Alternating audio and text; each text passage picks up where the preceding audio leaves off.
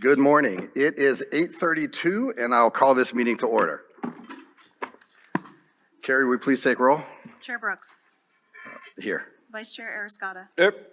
Regent Boylan. Regent Brager. Here. Regent Brown. Here. Regent Carvalho. Here. Regent Cruz Crawford. Here. Thank you. Regent Del Carlo. Here. Regent Downs. Here. Regent Goodman. Here. Regent McMichael. Here. Regent Perkins. Here. Regent Tarkanian. You have a quorum present. Thank you, Carrie. Please rise for the presentation of colors by the University Police Services Southern Command Honor Guard, and remain standing for the singing of the national anthem by CSN student Elizabeth Kearney.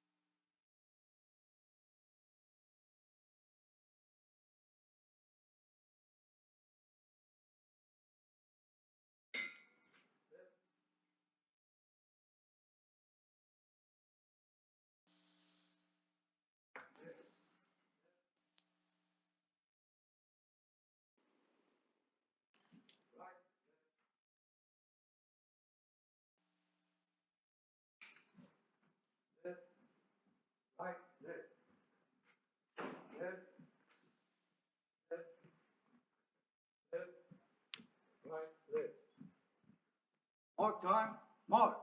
Left, detail, hold. Left, face.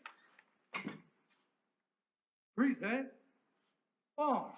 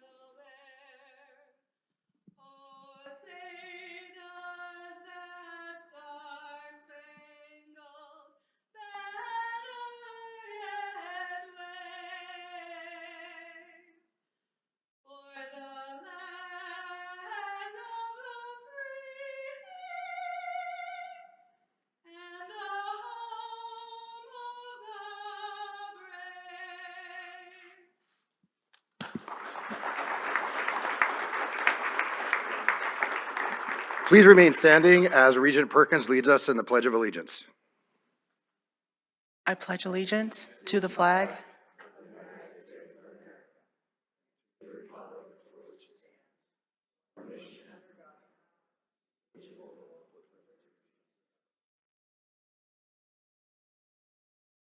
Post, colors.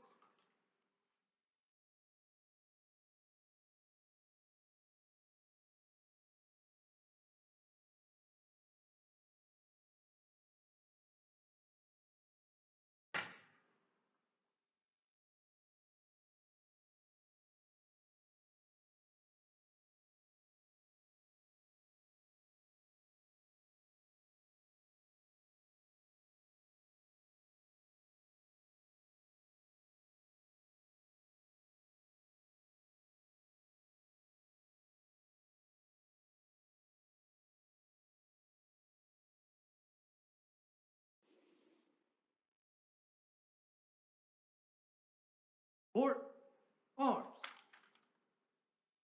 Right, face. Forward, march. Left, left, left, right, left. Really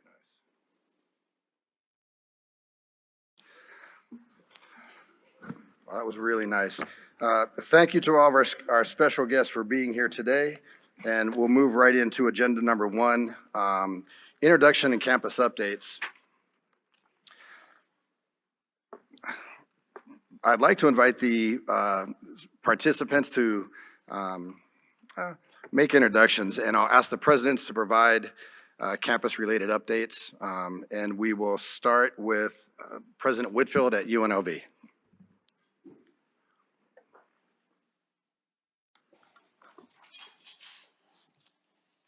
Thank you, Chair. And for the record, Keith Whitfield, President of UNLV. Well, good morning, everyone. Before I begin, I'd like to just give a quick shout out to some amazing UNLV campus leaders.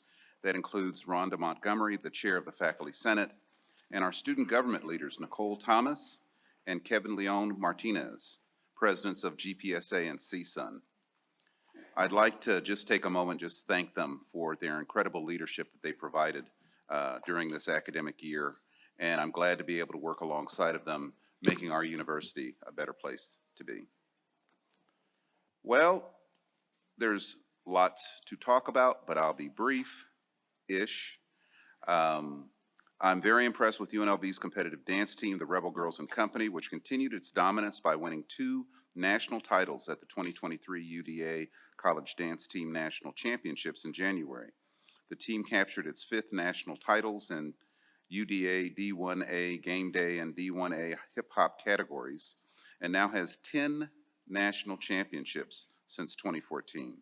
They're creating a real dance team dynasty at UNLV, but I will not be providing any dance moves for any of their future shows. Las Vegas is now officially on the clock as our city will host next year's Super Bowl at Allegiant Stadium. This is monumental for our community, for our university, and especially for a group of UNLV students who will be interns supporting the Las Vegas Super Bowl Host Committee organized through UNLV's Sports Innovation Initiative. Up to 50 students will gain real-world experience in sports management and be a part of arguably the biggest show on earth. Last week, I was proud to be a part of UNLV's 2nd annual MSI Student Success Summit.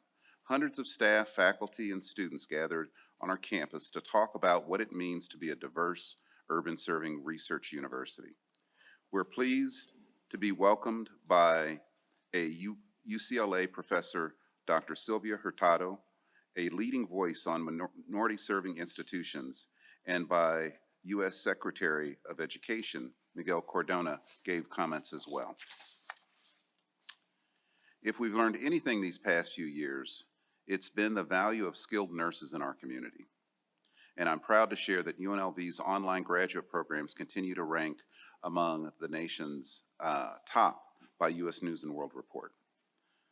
The nursing school ranked 10th overall for its online master's programs, 10th for its family nursing practitioner track, and its nurse education track ranked 11th. On the research front, I'm really excited by the work of engineering professor Jeremy Cho. He engaged in atmospheric weather harvesting, essentially pulling usable water out of the air around us. And I guess for our colleagues up north, you don't want to hear that, but down here, it's an imperative that that science be moving forward. It's incredible work, and Professor Cho and his team are able to achieve this feat even in arid climates like ours in Southern Nevada. His research has already been recognized by the National Science Foundation with a Career Award, and I look forward to sharing more about his incredible work in the future. Research driven by longtime chemistry professor Pardeep Bhumak is being commercialized in ways that will make lithium batteries similar to those used in electric vehicles and to make them safer. In terms of the community, later this month, UNLV will host the Nevada Science Olympiad on our campus, a nonprofit dedicated to advancing K-12 education The Olympiad encourages teamwork among students and collaboration among teachers and volunteers to create welcoming and supportive communities for everyone. The organization's goal is to expand and diversify the fields of science and engineering through hands-on activities and events like the Olympiad. I applaud the work of this group and everyone at UNLV and throughout the system who's working on growing opportunities in STEM fields. Nevada's future is based on tech-educated and science-literate workforce, so this is critically important, and it's going to take all of us working together to achieve that reality. And in closing, I'd just like to mention that while UNLV and our sister institution to the north, our men's basketball teams are no longer in the tournament, losing almost by the same amount, which was kind of interesting.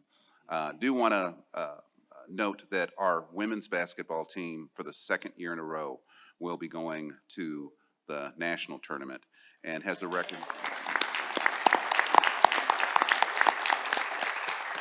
You didn't let me finish. They went undefeated in the conference. Absolutely incredible, and we appreciate your support. That's my report, Chair. Thank you very much. Thank you, President Whitfield. Look like President Sandoval's ready. Thank you, Mr. Chair, Mr. Vice Chair, members of the Board of Regents, Chancellor Urquiaga. For the record, Brian Sandoval, President of the University of Nevada, Reno. Thank you for this opportunity to provide the campus update. I suppose I'll start where my colleague left off, and I do want to congratulate the Runnin' Rebel women's team. I believe they were 29-2.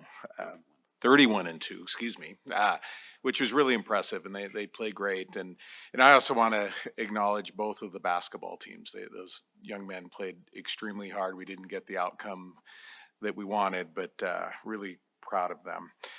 Before I get into the update remarks, I wanted to acknowledge the president of the Associated Students of the University of Nevada, Dionne Stanfill. It's my understanding it's her last meeting, and she's done just an extraordinary job for the students at the University of Nevada, Reno, as well as her representation here on behalf of all the campuses. So I want to acknowledge her and wish her the best. She's going to be a future leader in the state, and she's done an incredible job. And Ms. Chair, I'd also like to acknowledge, and I think you're aware that there is an epic winter up in northern Nevada. And with regard to our University of Nevada, Reno at Lake Tahoe, and I'm sure Regent Del Carlo can appreciate this, they are quickly approaching the most precipitation in the history of recorded precipitation up there. And that facilities team on that campus literally doesn't have anywhere to put the extra snow anymore. There are snow drifts of 10, 15, 20 feet up there, and they've just done an incredible job to make that campus safe and accessible for the students, faculty, and staff. And similarly, our facilities individuals on the Reno campus have done an amazing job as well. We've had some really wicked winter storms that have icy roads, icy sidewalks. They're out there at 4 o'clock in the morning clearing the snow and putting out the salt and in the sand to make sure that it's safe for everybody. So they really don't get a lot of acknowledgement, but they're out there in the dark doing their jobs and making sure it's safe. So I'm grateful for all of them.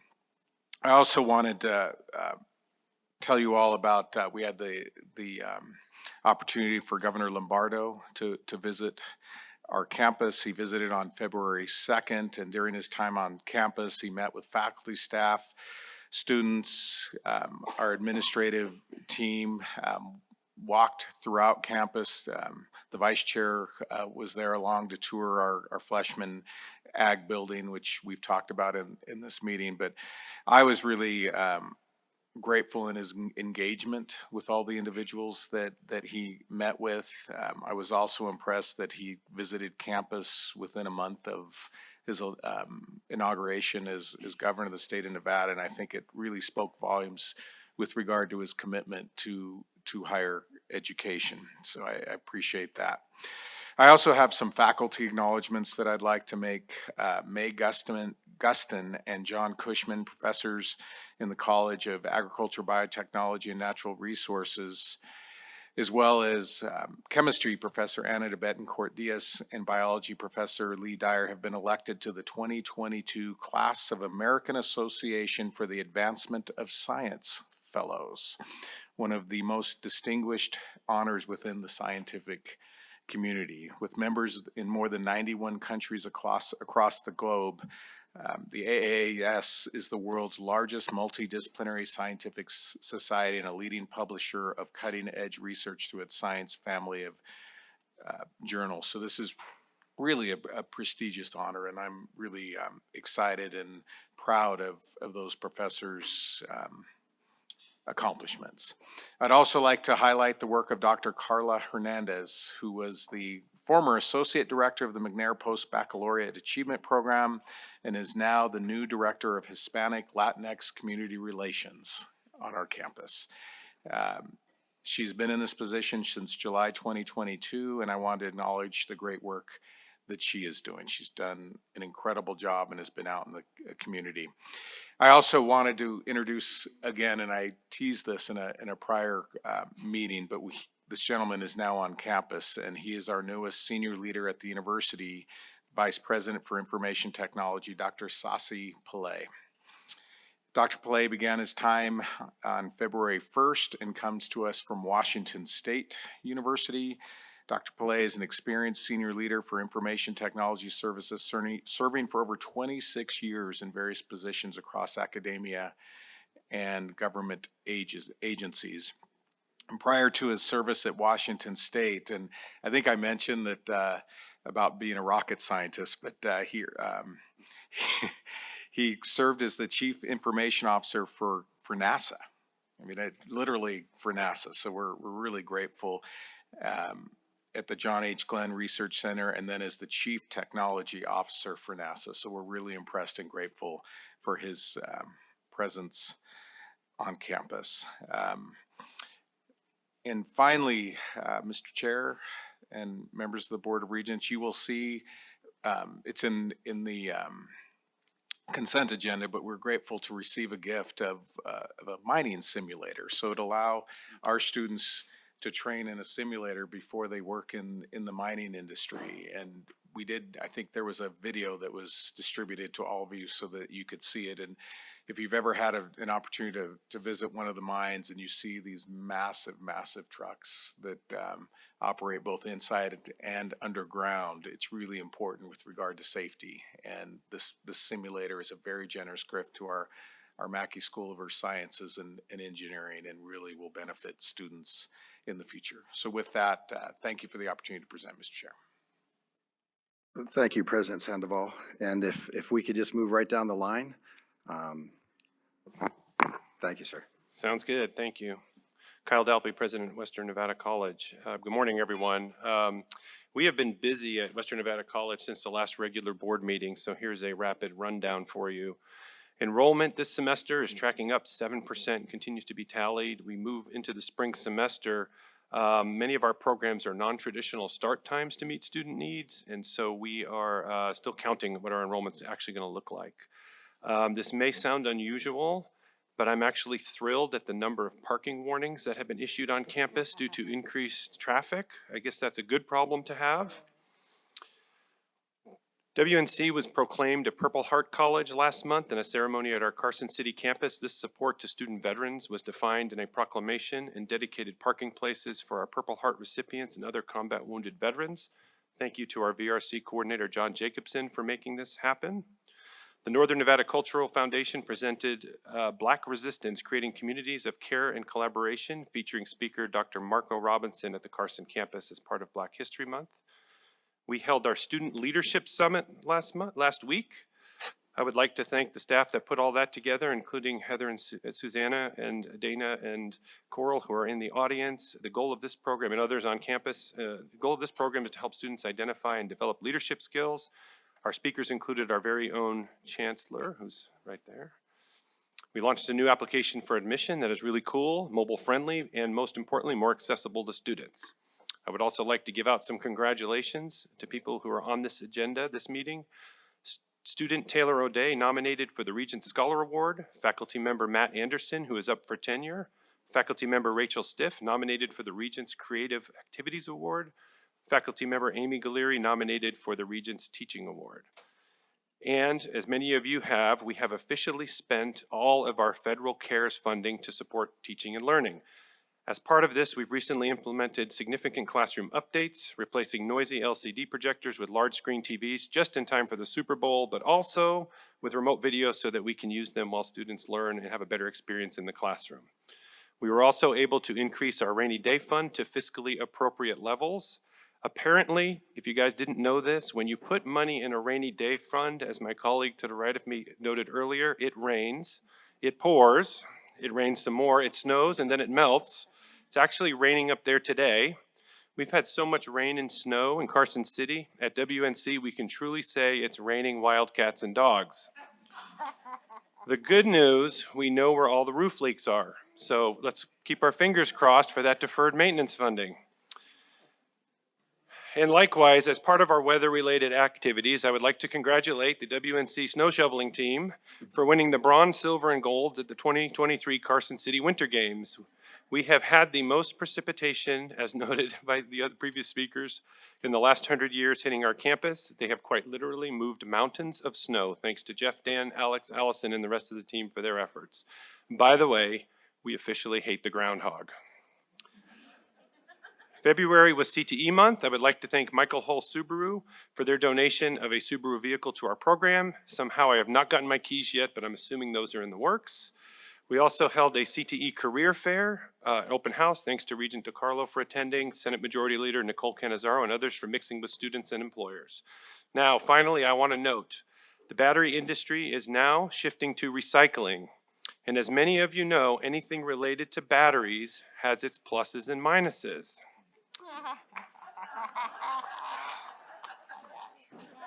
Staying positive, I would like to thank our new partner in this sector, Redwood Materials. Scaling up from this partnership, Western Nevada College fully intends to become the premier battery recycling training center in the region by creating programs to meet the needs of our partners. So with that and some somewhat lame jokes, that is what I have for now. Thank you all for your support. Thank you, President Dobry. We appreciate that. And if I heard it correctly, it sounds like if we need batteries, we should come see you? Okay. If you actually have batteries to drop off, they are collecting batteries from any nook and cranny you have in the house to put them into recycling. Yes, but I prefer not to have to check bags on the way back, but thank you. All right, thank you. Thank you. President Pollard? It's so hard to follow President Kyle because he's so funny. But I want to thank you, Mr. Chair, Regents, and Chancellor, for an opportunity to offer a few reports.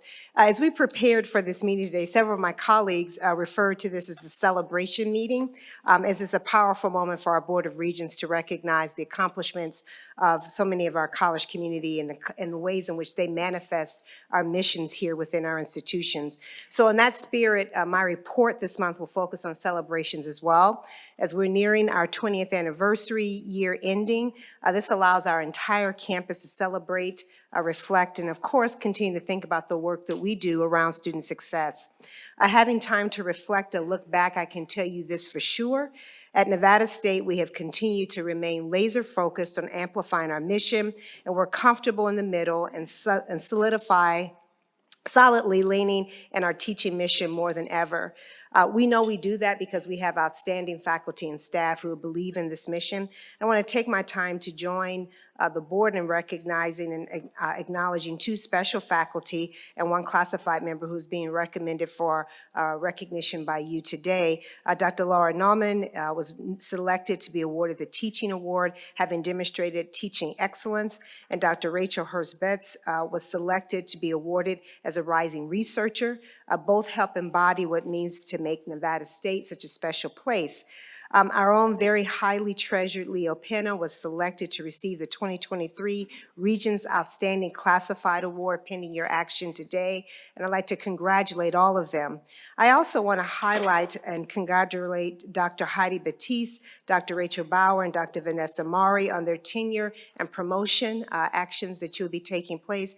As I shared with Regent Downs in one of our conversations this week, tenure is work. And to earn that, I think, is an important acknowledgement. I also want to congratulate Dr. Nauman, Dr. Sandeep Thanki, and Dr. Leila Pazagardi for their recent promotion to full professor. And of note, Dr. Nauman is one of 2% of full professors who are Latina nationwide. So it's important for us to amplify that. These awards, I believe, highlight skill, rigor, and unmatched dedication to the people we're lucky to serve as Scorpions. Our student excellence is showcased each and every day in and out of the classroom. I'd like to thank our student body president, Tessa Espinoza, for her leadership. I have seen her step in and grow, and while at the same time be very comfortable in articulating the experiences and needs of our students. And I will highlight a few more of those future Scorpions as part of my metrics later on today. Our legislative session, as you know, has started, and this is my first one. I've been able to provide testimony in some legislative hearings to answer a variety of questions about our college and about the things that we do there. With my work in these states as my reference point, I'm particularly impressed by the openness, accessibility, and thoughtfulness of various members after meeting with them individually. And I continue to do that. I have had the opportunity to meet with nearly all members of our Education Committee and plan to continue to do so in the upcoming hearings that stand before us. I look forward to also inviting our regents and the chancellor to join Nevada State March 21st and 22nd for our advocacy days in Carson City. The city of Henderson, they have been particularly excited and supportive of what we have been doing as we continue to think about our campus build-out. You heard yesterday from Mr. Marlon Greenwood about the exciting MG52 project, and we know that the city is an integral partner and plays a significant role in the institution's continued success. Finally, we're hosting a Roaring 20s event in April to celebrate our 20th anniversary that we would be delighted to have you all attend. You'll have invitations at your desk before the afternoon arrives. You'll be hearing more about Nevada State's metrics this afternoon and our master plan, so of course I'll keep my rest of my comments brief. I like to end doing the thing I like to do most by saying thank you. I want to thank our friends and colleagues here at CSN for their outstanding hospitality and warm spirits.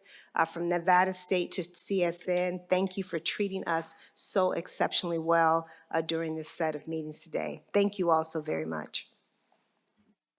Thank you, President Pollard. We appreciate your comments.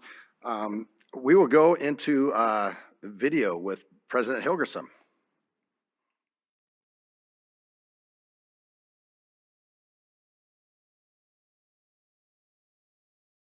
Hi, everyone. So good morning, Regents, Acting Chancellor Del Arqueaga. I hope my audio is coming in okay. It was a little spotty in the other direction, but I'm Dr. Karen Hilgersom for the record. First of all, I'd like to welcome recently appointed SGA President, Chanuka Bunta. Welcome. She's doing a great job, and we're happy that she's stepping in and serving.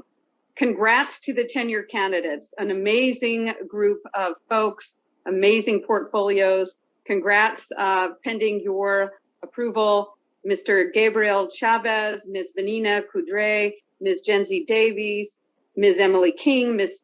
Stephanie Mead, Mr. Kofi Poku, and Ms. Carrie Custer. Truly remarkable tenured track faculty.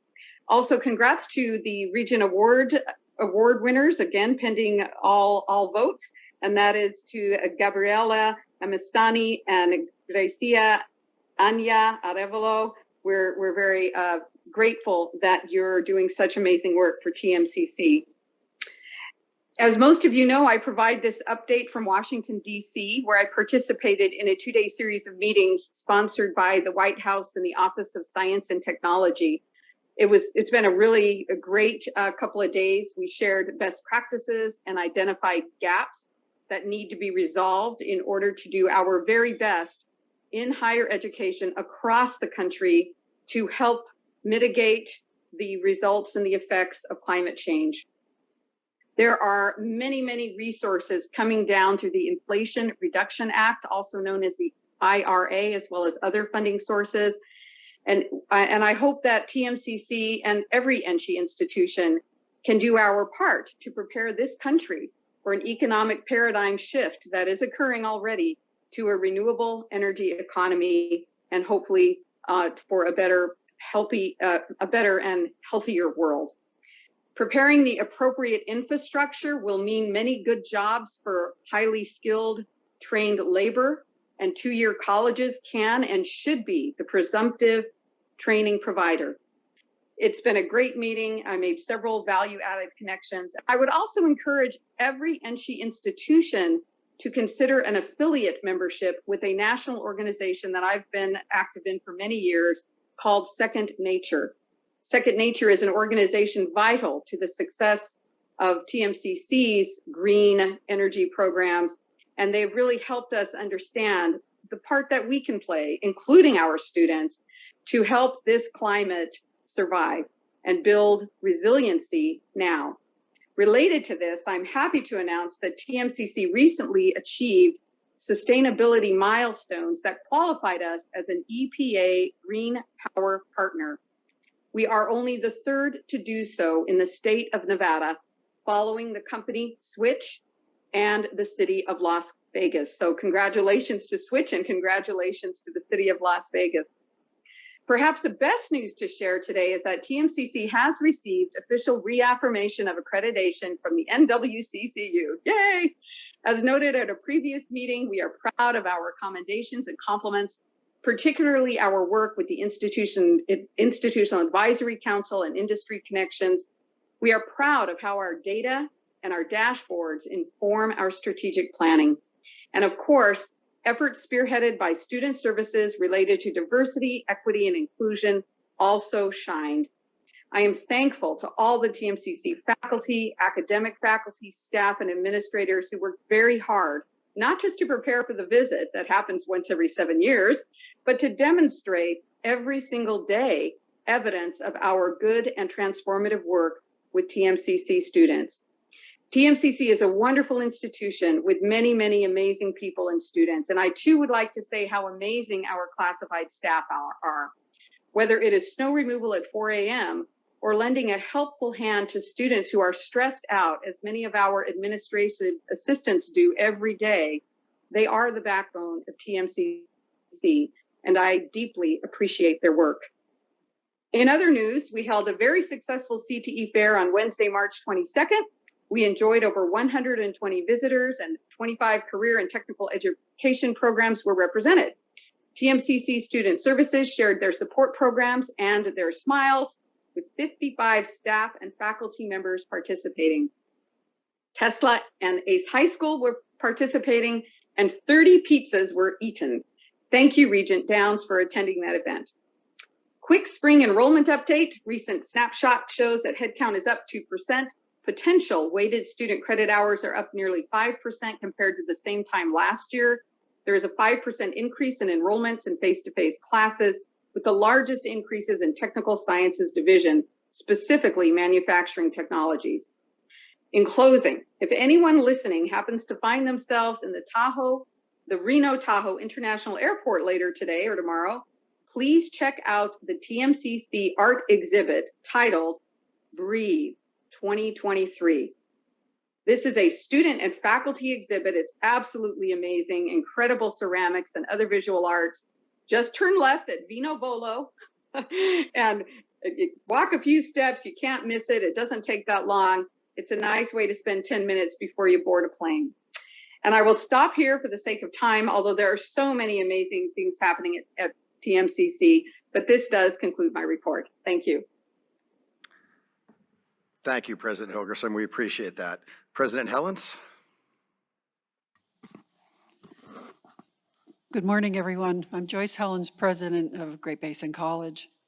I'd like to welcome Kevin Sipe, our electrical systems instructor, who's taken on another year as faculty senate chair, in addition to assisting Dr. Sam Spearing in the creation of the new mining center.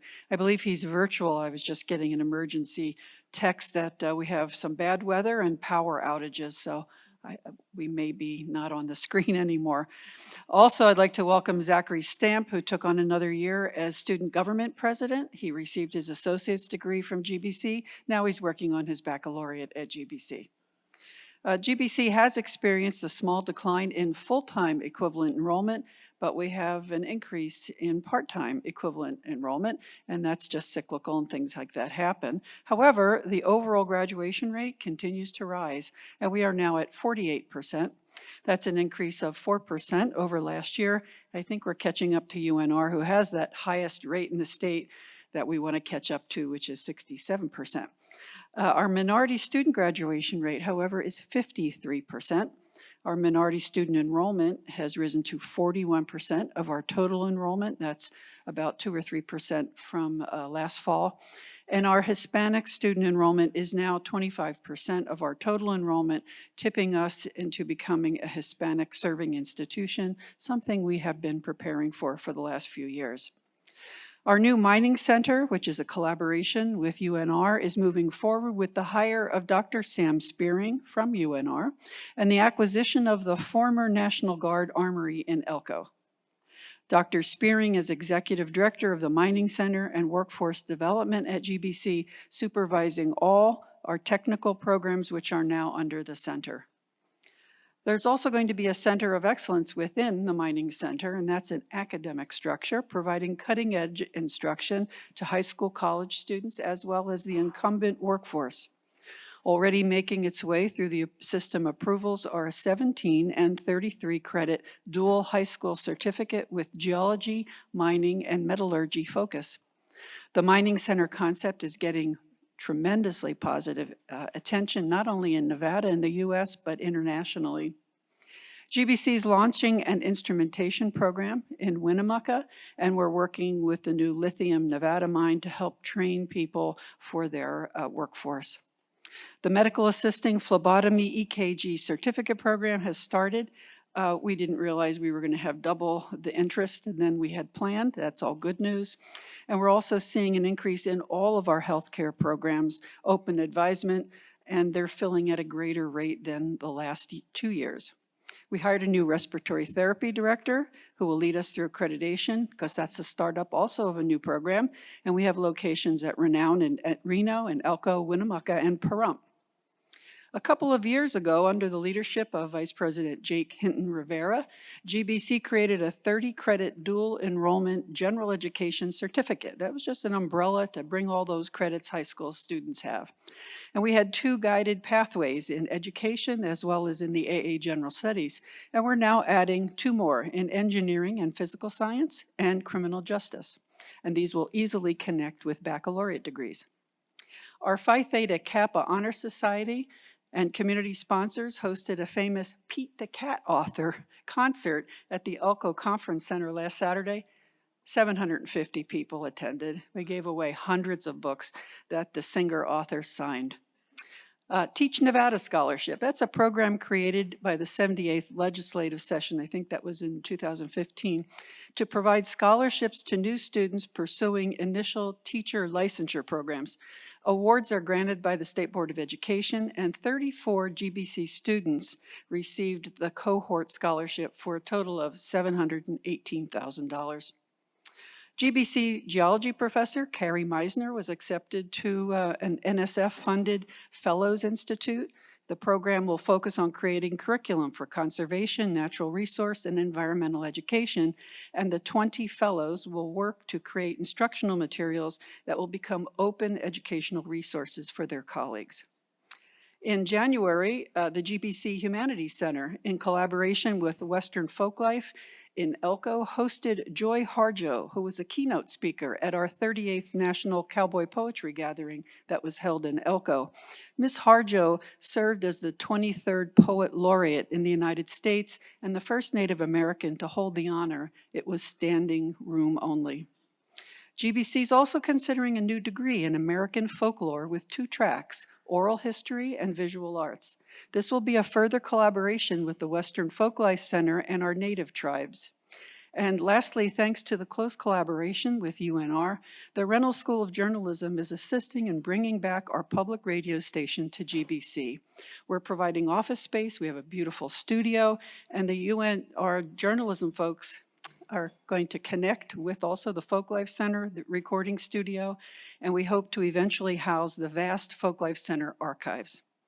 As you can see, the 100-year endless winter has not impeded our moving forward and serving our rural communities and students. Thank you. Thank you, President Helens. President Achara? Thank you, Chair, Regents, Chancellor, colleagues here. I'm pleased to share a few highlights since our December meeting. DRI has developed a new STEM co-lab, which is an educator training lab with 3D printers, engineering technology, and biological science supplies for teachers. This new project builds on DRI's successful Science Alive STEM program that was made possible by Congressional Lead Director Spenny. And this is a partnership between DRI and UNLV. High-performance computing is an area of growth for DRI, and we are excited to announce that our newest high-performance computing cluster has arrived in January. With the increasing demand for artificial intelligence, DRI is positioned to address this demand in the areas of weather forecasting, wildfire behavior and prediction, groundwater modeling, bioinformatics, and the list goes on and on. This is not the first SPCs as DRI. We have several others. Researchers from DRI, the Clark County Regional Flood Control District, and others examine Las Vegas's changing flood pattern. The results showed that flood intensity has increased since the mid-20th century, with an abrupt shift occurring in the mid-1990s. So climate change has also shifted flood seasonality, with the storms and floods occurring more frequently in winter than historically stronger summer monsoon season. That is of relevance to those of us who live in Las Vegas. For several years, DRI, in partnership with the Discovery Museum in Reno, has hosted an adult science storytelling series in Reno titled Science Distilled, which is very popular among the community members. Our next event will be held on March 16th at downtown Reno Library, and will focus on cloud seeding and its impact on drought. The more exciting one is we're starting a similar program in Las Vegas. This is a partnership with Springs Preserve here in Las Vegas. It's called DRI Science at the Springs. There'll be 4 events this year. DRI, we'll have speakers at Springs Preserves 4 times a year, telling stories about exciting research that's happening at DRI. This is a partnership, obviously, with Springs Preserve. Also, we will host our signature events as part of the Northern Nevada and Las Vegas Science and Technology Festivals. Our Reno event will be held on April 27.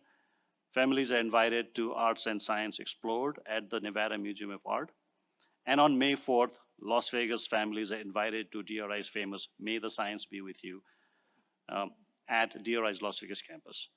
Finally, I'd like to give a big shout out and congratulations to DRI's Christine Albano for winning Rising Researcher Award. And also, I'd like to give a shout out to our facilities folks in Reno campus for keeping our campus up to date during these massive storms, one after the other. That concludes my report, Chair. Thank you. Thank you, President. We appreciate that. And last but certainly not least, and the President who was kind enough to host us for the last couple of days, and we greatly appreciate your hospitality, and I know that we enjoyed the event last night and seeing some of the great facilities that you have here at CSN. So now I will leave it up to you, President Zaragoza. Thank you, Mr. Chairman, Mr. Vice Chair, Regents, Chancellor, colleagues, and guests. For the record, I am Federico Zaragoza, President of the College of Southern Nevada, and it is my honor to welcome you to the CSN North of Vegas campus And thanks to those of you that attended our reception last night. We hope that you got a little flavor for CSN hospitality. I want to take this time to very quickly acknowledge several CSN stakeholders and administrators present in today's meeting. Our two dynamic ASCSN student body leaders, President Yvette Machado and Vice President Jackie Veloso are with us today. CSN Faculty Senate Chair Tracy Sherman, Ted Shattuck, NFA CSN Chapter President, and Alexandra Miguel Ruiz, President of our Classified Council.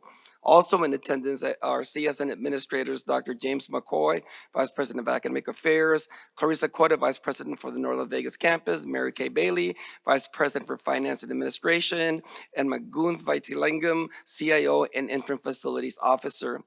I also want to just acknowledge and congratulate and recognize the 15 CSN faculty members that are being recommended for tenure later on in today's meetings. Regents, I'm also pleased to report that on February 27th, 2023, CSN received its official reaffirmation of our accreditation letter from the Northwest Commission on Colleges and Universities. Per my testimony at the commission's meeting, the commission's findings were consistent with our own self-study, and CSN received 4 recommendations, 3 commendations, no warnings, and determined to be in full compliance with previous commission recommendations. The 3 commendations that CSN received were in the highly important areas of mission fulfillment, community engagement, and student success. Regents, on my first day at CSN, actually my first convocation at CSN, I challenged the institution to be a student-first institution. So I'm pleased that the commission commended CSN, and I quote, "for making students first, words to live by in every position, service, and action it takes." This focus is helping to create a student-focused culture at CSN. We think that's an important recognition of the work currently going on at CSN. Secondly, as a large urban community college, CSN can best succeed when we have strong support from our diverse communities and institutional partners. Our work in this space was also acknowledged by the commission. CSN was commended for its strong relationships with the community, including business, industry, and universities, and the secondary educational system. And finally, the commission commended CSN on our student success efforts to meet students where they are in preparation for a core requisite learning environment. The commission cited CSN for the exceptional work and many long hours offered in support of students during the transition away from developmental education. And as a reminder, this work was further acknowledged by the commission by awarding CSN the 2021 Beacon Award. On the enrollment front, CSN is trending upward for the first time since the pandemic. We project a modest but important 2 to 3% enrollment increase over the spring 2022 semester. I'm also pleased to report that CSN has received approximately $5.23 million in grants and contracts during just this reporting period. CSN was awarded a $2.5 million Internet for All federal grant initiative through the Connecting Minority Communities pilot program.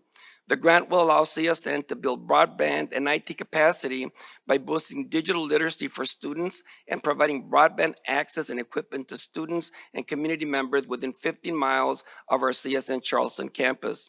In order to have the most significant impact, and especially to reach the 8% of CSN students with little or no internet access, the grant is primarily targeted to low-income students and economically vulnerable, underserved communities.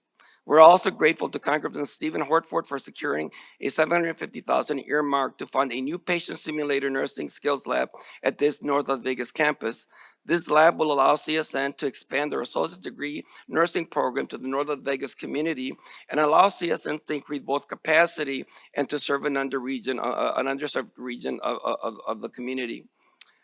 As I reported during the Business and Finance Facility Committee yesterday, the City of Henderson provided CSN with actually a $2 million, not 2.5. I had my grants kind of upside down, but they did provide a $2 million grant to CSN to purchase equipment for the Advanced Manufacturing Center of Excellence. This additional infusion of funds ensures that the Center of Excellence will contain the latest state-of-the-art advanced manufacturing equipment and labs. We expect to launch an initial incumbent worker training cohort this summer, with the full program launch scheduled for fall 2023. We will be working with the city of Henderson to secure a timeline for the Advanced Manufacturing Center of Excellence grand opening ceremony sometime late summer, early fall. More to come in the near future.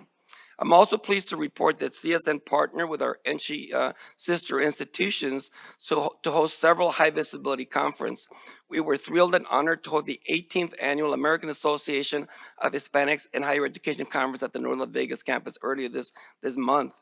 More than 300 educators from throughout the country attended the conference, and kudos to Clarissa Cota, North Las Vegas campus vice president, and Dr. Edith Fernandez, vice president of culture planning and policy at Nevada State College, for bringing this national conference to Southern Nevada. As reported by Regent Townsend yesterday, the CSN Math Department hosted the NSHE Math Co-Requisite Conference on February 23rd and 24th at the CSN Charleston campus. Math faculty from across the NSHE institutions gathered at CSN for this conference, where they spent 2 days presenting on best practices in teaching within the co-requisite math environment. Almost 100 participants attended the Math Co-Requisite Conference that included 18 presenters representing every NSHE institution. The conference highlighted early lessons learned from NSHE's scaled implementation of co-requisite math. Many thanks to Alok Pandey, our CSN Math Department Chair, and NSHE for helping to make this conference such a success. And I will just make a few brief closing remarks. CSN, in collaboration with the Vegas My Brother's Keeper Alliance, hosted the second annual Harlem Nights Black History Month event last month. Harlem Nights celebrates the many contributions of African Americans to American culture and society. Approximately 100 persons attended, including Regent McMichaels, Pamela Brown, Mayor of the City of North Las Vegas City Councilman Cedric Trier, and also 50 CSN students, and they're always at the core of our activities. CSN continues to grow our international programs. We were just awarded a second U.S. Department of Education 100 Strong in American grant. This program will allow faculty and staff exchanges between CSN and partner institutions in Costa Rica and Peru.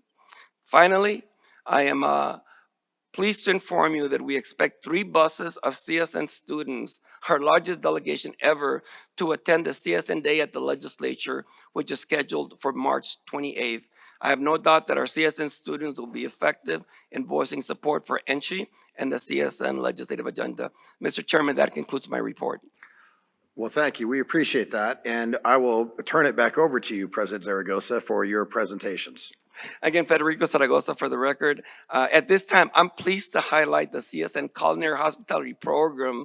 And this program has been ranked amongst the top in the country by the American Culinary Federation, and has had a 21-year run of being designated exemplary by the and it's the American Culinary Federation Accrediting Commission. So this exemplary rating allows our graduates to be certified as culinarians without taking the practical and written exam. So there's some real recognition of the curriculum, the rigor of the work that's done here.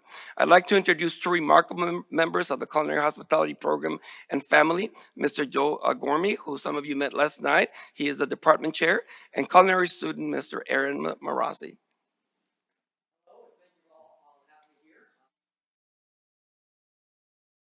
There we go. Now we're on. Okay. Nice to see all Board of Regents and presidents. Nice to see you all again. A lot of you I saw last night at the reception. I hope you had a good time. We have had a remarkable year in hospitality management, and I'm proud to be the chair.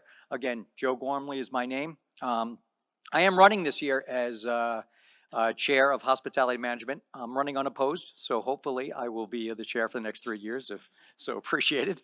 But I would like to talk a little bit about our hospitality management program along the way. So, gotta figure out how this works.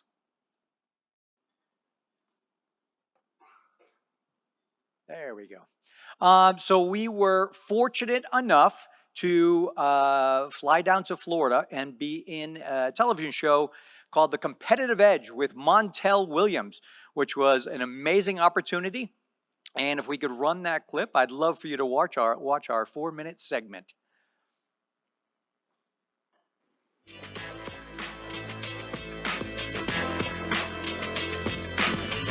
Welcome to another edition of Competitive Edge. I'm your host, Montel Williams, and on today's show, we'll learn more about cryptocurrency and what the hype is all about.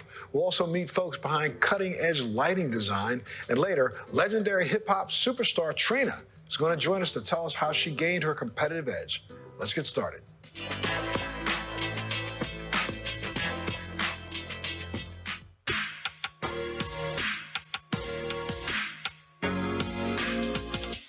Today, we're kicking off the show inside the kitchen. Joining me is Mr. Joe Gormley. Thank you much, sir. He's the chair of hospitality management at the College of Southern Nevada. He's also joined by Mr. Aaron Marazi. Thank you, sir, for being here. Thank you, sir. He's also a recent graduate of the program. He's currently working on his bachelor's degree in food service operations. You're also working on something right here for us to eat, correct? Yes, sir. What is it? Working on a Sicilian pesto. Classic dish, super zesty, lots of cheese. Wow, great. Look, sounds great. Can't wait to try it. Joe, look, you have been in the industry for a long time, but now you decided to give something back, right? Yes, I have 26 years of experience in the hospitality industry before I got back into education. And the College of Southern Nevada has one of the best culinary arts programs in the United States. We have award-winning chefs. We have a restaurant, in-house restaurant, that allows students to get that experience in both front of the house and back of the house operations. That's incredible. That's incredible. How do you prepare students to enter the marketplace in such a really competitive industry? It is amazing watching these students go from knowing virtually nothing about the kitchen, and we take them all the way to a student like Aaron, where they are working in a strip casino restaurant because they have the knowledge and the know-how to really be successful out there. So we give them all the training that the industry asks for. Well, Aaron, look, you're a graduate, and this is starting to look really good. It looks really good, the finished product. But tell me about your experience and how was it, attending the college, and what's your journey been since? Well, attending the college has really been a blessing. Hospitality is something that just really comes from within. It's very natural to me. So having an administration and having a staff like Joe to work with, who's really puts their heart and soul into what they do and allows us to translate that to our real world experience, has really allowed me to grow. And has really helped me move from where I started, which was, fast food, making little pizzas, to where I'm at now in fine dining. That's incredible. And Joe, you also have an impressive number of international students enrolled in your program, correct? Yes, CSN is one of the most diverse colleges in the United States of America. We have students from all over the world coming to join us and study in Las Vegas, Nevada. We have over 180 degrees and certificates that they can choose from to be successful in life. And our goal is so that they can get that degree and achieve, succeed, and prosper. I think a lot of people only know Las Vegas because of the gaming, but I'm telling you, you could step off the strip and there's restaurants on top of restaurants on top of restaurants. And it is amazing the level of restaurants that we have. Aaron himself works at a 5-star restaurant that is just amazing. So these students, they can come and from all over the world, and the services that we have at the College of Southern Nevada, it will help them adjust, and it'll help them to achieve, succeed, and prosper. Well, it looks like you're finishing up there. And let's talk a little about what you made. I'm really dying to try it. Absolutely. This is a very classic dish. All throughout Italy, they have very different types of pestos that they make. The main denominator making this one a Sicilian pesto is going to be the pistachios. Here we are. It's cheesy, zesty. I like to think healthy, but maybe more just healthy for the soul. Can we take a little taste? Absolutely. Put a little more fresh cheese on there for you. I've got Parmigiano Reggiano here. Sure. We are sharp and salty. And Joe, if people wanted more information about the school, where would they go to learn more? So sure, we're looking for any prospective student that wants to come, as well as people who just want to see what we want to do. Please go to csn.edu and then search hospitality management or culinary arts.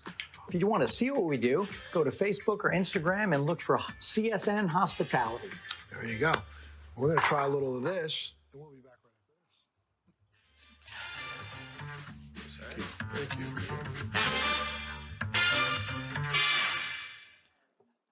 Thank you very much. Yeah, there you go. So Montel Williams was in the show, but I would really like to introduce you to the true star of the show, and a little explanation from Aaron Marazi, our star student here.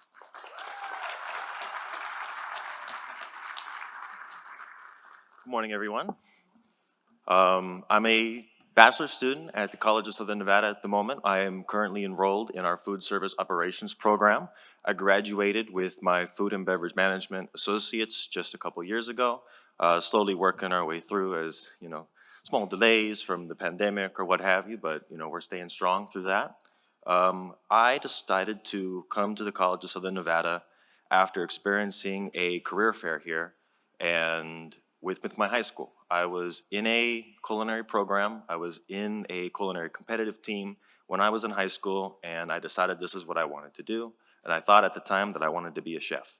So I worked through fast food to hospitals and healthcare, senior homes, as well as private dining and catering for big events.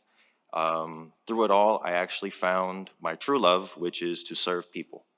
My true love is to make people happy, to make someone smile on their anniversary or on their birthday. And I decided to make the switch to front of house, to operations, and to management. Little did I know that moving from that would, one, completely change my life, completely change my mindset and what I think about every time I wake up and get ready for work, but also would change my school career. I was working really long hours, I was putting in lots of time, and I decided I wanted to change. Switching to the food and beverage program, switching to the management program, meeting people like Joe, meeting people like Andrew Finisi, Eileen Metcalf, all of my professors who are absolute experts, absolute professors to the T, has absolutely made the biggest impact on my life, more than any class can. Their insight, the time they take for us, the personal experiences that they share, owners of businesses, leaders of very expensive and very fine restaurants, as well as directors of entire casino hotels.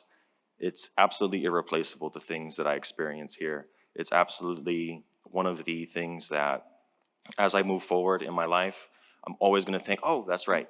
Joe told me this one time in class, that's how he handled that situation, or he had a difficult client, or he had a situation with a vendor, and all of those little stories have really been the number one thing that I've been able to gain from the College of Southern Nevada.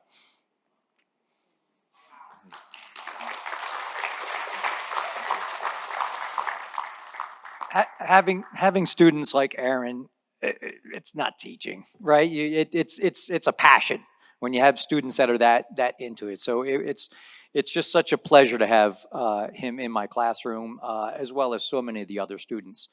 So let me tell you a little bit more about our entire program. We are more than just culinary arts. We are also pastry arts and food and beverage management and tourism, convention, event planning, hotel management, and casino management. So we're that whole range of hospitality. This is the perfect city to have it, and we're just expanding it as we go. We were recently awarded, thank you all, for allowing us to start our 4-year bachelor degrees. And these programs are starting to move forward nicely. So I'd like to talk about a little of them as we go, but let's talk about the stackable credentials that we have.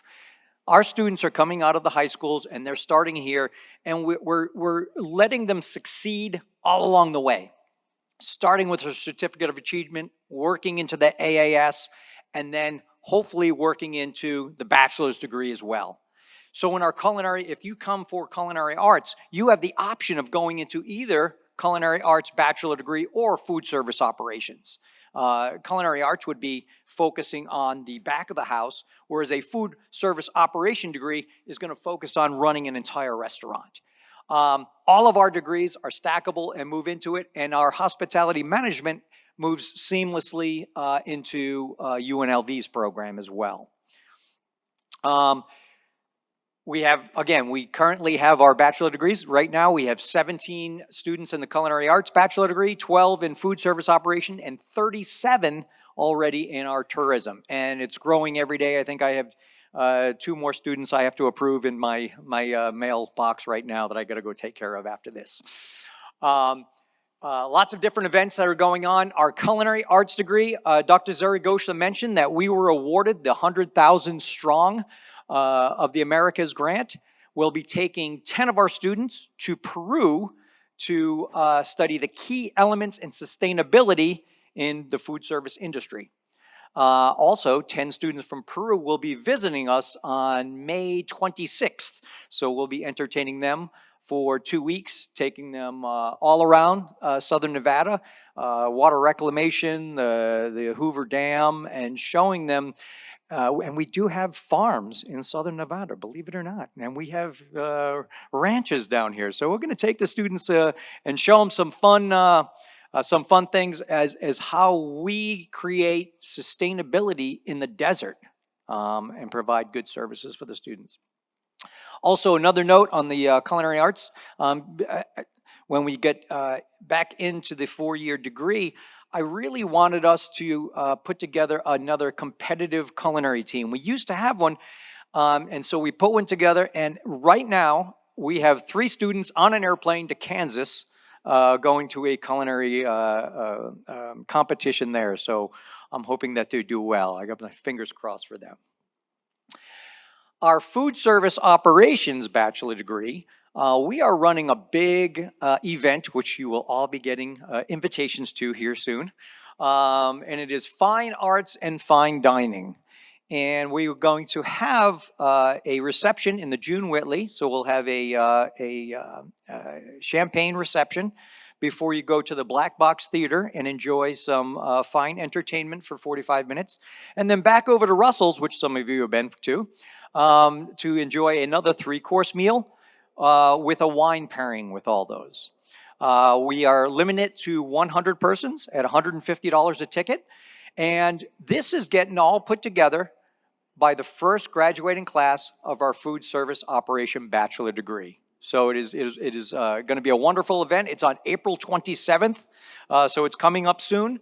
And yeah, these students have worked hard, and they will be the first ones that walk out with their bachelor degrees in the hospitality management from the College of Southern Nevada. So I'm very excited for that.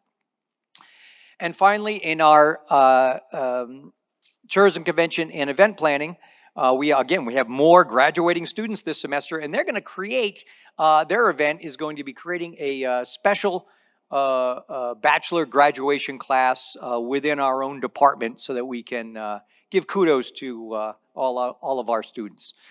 So it's been a great transition from that 2-year degree into the 4-year degree. A lot of exciting students getting into it. And we're aggressively marketing the program throughout the country because the way we've set it up, any student that gets a associate's degree from an ACF, the American Culinary Federation accredited college, can seamlessly articulate into our bachelor program. So the idea is to market them and bring them out here. TMCC, I know, has a great culinary program. They'll be able to come to CSN and finish their bachelor degree without actually leaving the state and not being around all that nasty snow that you guys have up there. I'm also presently working with local high schools. I'm scheduling meetings to meet with all the culinary programs to get them over here, as well as working with the Nevada Restaurant Association to work with those culinary programs in the high school so that we can get a college credit so that they can be steps forward when they come here and they'll all have college credit in their pocket. So we have a lot going on here to try to keep our students here in the Valley and bring more students to Nevada and to the College of Southern Nevada. So thank you for your time, and if you have any questions, I'd love to answer anything. Thank you very much for that presentation. It was fantastic. I think we all enjoyed that video. We're certainly wondering if he'll be setting up the food for us today. It's amazing. I love setting up. I love all these events that we do. Yeah, it's fantastic. I'll open the floor up to Regents if there's any questions. Mr. Chair. Yeah, Regent Borland. Thank you, sir. Thanks for your great food and hospitality yesterday. No I was just wondering if We're in need of food tasters. That's the beauty of this job, and somehow I've managed to stay somewhat fit because Right. every time I walk through the class, I'll get the students saying, "Oh, Joe, come try my dessert. Joe, come try this. Come try this." And it's it's tough. So I need some extra tasters. Come on down. Regent Perkins? Thank you. A question and a comment. I love when you said seamlessly transfer. I mean, that's something that this board has been saying and over again that is what we'd like to see. So I'm so happy that these programs do that very well. And also, what was the name of that 5-star restaurant? He works at Bouchon at the Venetian. So Thank you. I'll go impressive. visit. Any other questions or comments? Thank you very much. We Again. greatly appreciate your time. Yes, and thank you all. It was a Aaron, pleasure thank seeing you. you all last night. Thank you. Thank you. And with that, we will move right into public comment. Is there any public comment in Elko? No public comment in Elko. I didn't hear that. Thank you. There is no public comment in Elko. Okay, great. Go ahead.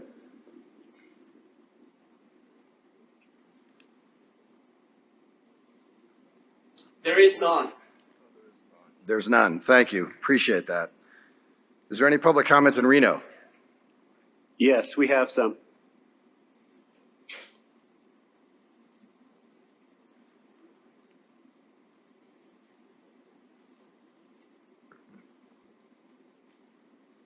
Good morning. For the record, Dana Trimble, TRIMBLE, DRI Diversity Officer and NSHE Idea Council Chair.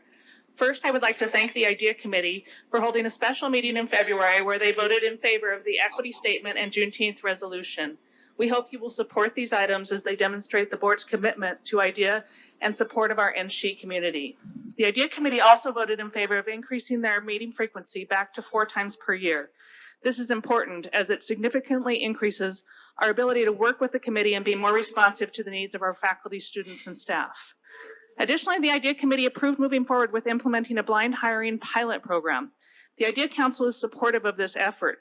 Blind hiring is not a new concept and a common recruitment tool for many companies. The classic example is the Boston Symphony Orchestra, where in 1952, they began using blind auditions. Since then, the number of female musicians in orchestras has increased up to 50%. While I understand we are not typically interviewing for a symphony orchestra in NSHE, the concept of screening candidates based strictly on their skills and abilities still applies.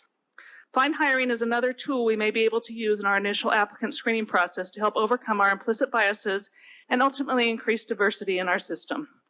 This is critical to the future of our majority-minority system, and this pilot program will help determine the tools and resources that are needed for this implementation.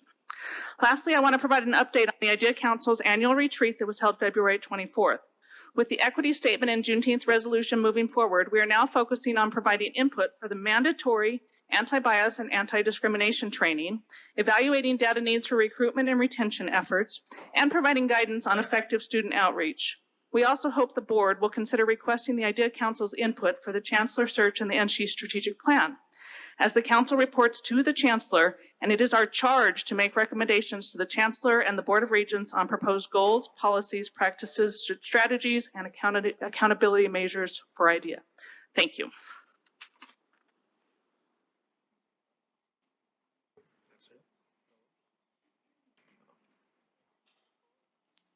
Good morning, Chairman Brooks, Vice Chairman Arascata, Chancellor Urquiaga, distinguished regents, and NSHE officers. My name is Jim New, N-E-W. I'm a faculty member at TMCC and president of the TMCC chapter of the NFA. In my 25 years at TMCC, I have worked in multiple roles, including as a faculty member, department chair, associate dean, dean, and vice president. I returned to faculty in 2021.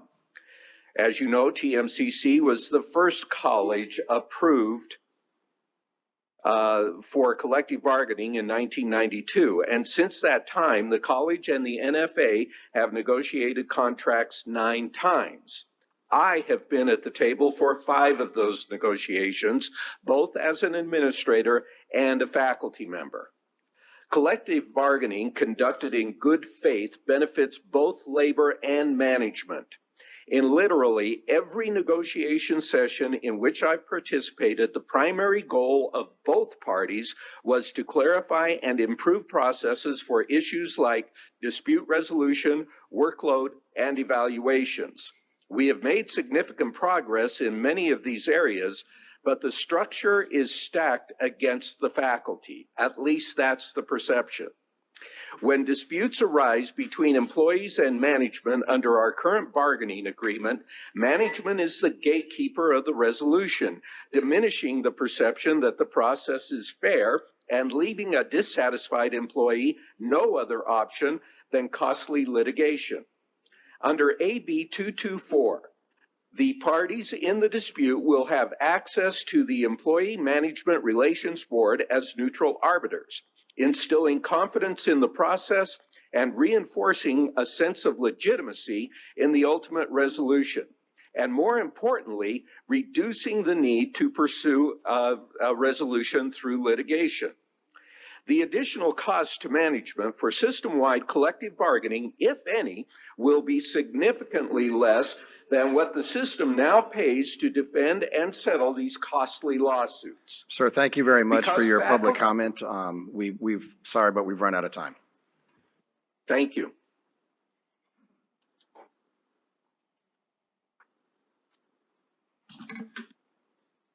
Good morning, Jeff Sudich for the record. I am the Executive Director of the Northern Nevada Development Authority, and we would like to give our support for Dr. Kyle Dalpy and the appointment for president. We represent economic and business development efforts in the Sierra region of Nevada, which encompasses Carson City, Douglas County, Story County, Lyon County, and Mineral County. We have worked very closely with WNC for many years and are very pleased with all the support Dr. Dalpy has provided to our nonprofit organization and workforce development in our region in the time he has been interim president. He consistently is meeting with constituents throughout the region, even all the way out to Hawthorne in Mineral County, to hear their needs and work towards supporting them. His progress and hard work in creating a battery technology workforce program with redwood materials is par to none. With less than a week's notice, Dr. Dalpy stepped in and put together a proposal for a lithium extraction program that helped the company in Fernley get awarded a $50 million grant through the U.S. Department of Energy. These are just some of the recent accomplishments that testify to his great work ethics, his willingness to provide solutions and help businesses and students, and his hard work and integrity in the role he is carrying as the interim director. Dr. Dalpy is a huge asset to WNC and the Northern Nevada region, and we fully support him, his leadership, and his ability to successfully lead this organization as president of WNC and create a prosperous community. Thank you.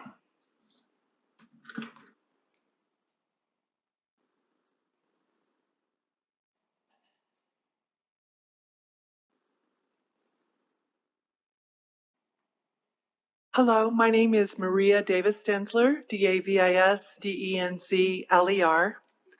I currently sit as a trustee on the Western Nevada College Foundation and have been a member for 2 years.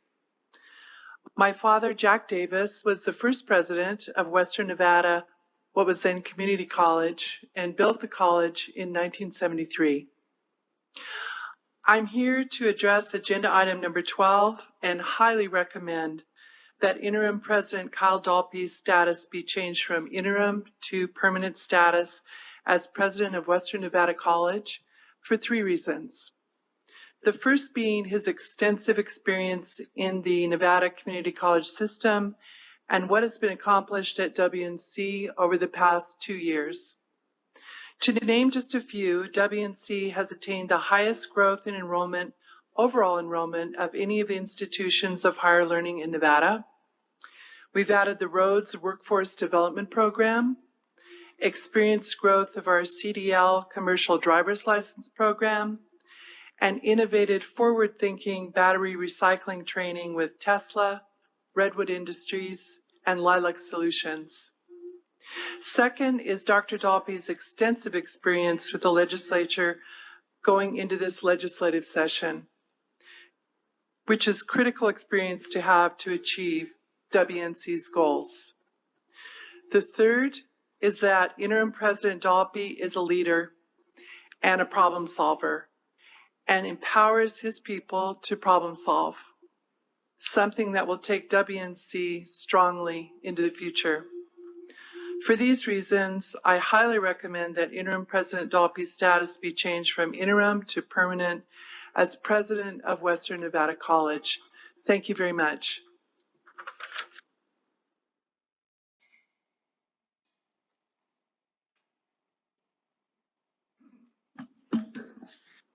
And Urban Nevada Faculty Alliance.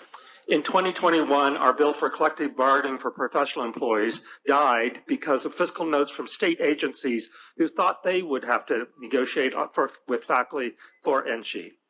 During the interim, we engaged with those agencies to address that.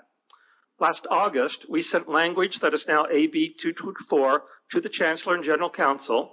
We made multiple unsuccessful attempts to reach out to them for discussion.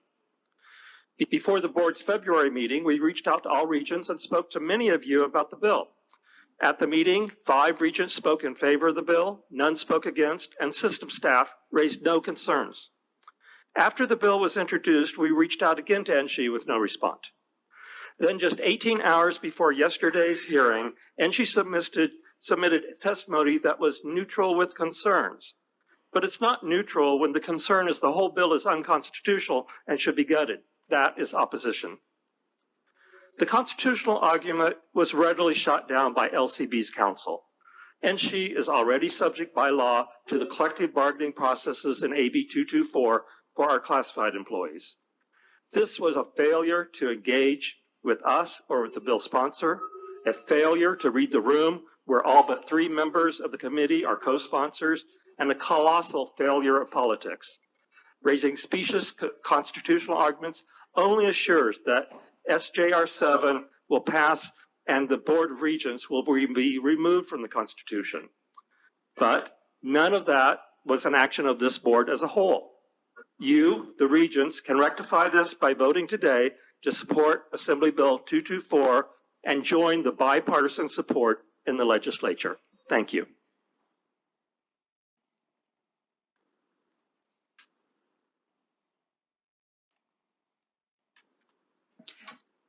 Good morning, Miranda Hoover for the record.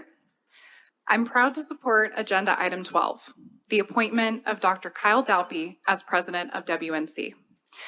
I have worked with Kyle since 2019, and over the course of the last 4 years, I feel honored to have seen his perseverance, dedication, and execution of action plans to better the educational opportunities of his students and attract and retain high-quality personnel.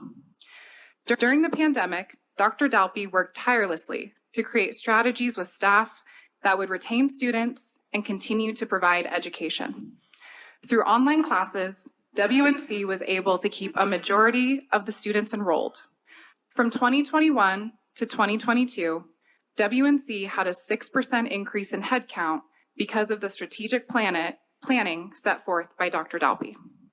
It is because of these reasons and many, many more that I have full confidence that Kyle will continue to take WNC higher and work to serve our state by providing support, education, and career readiness opportunities for our students. Thank you for your consideration, and I hope there will be unanimous support for Agenda Item 12.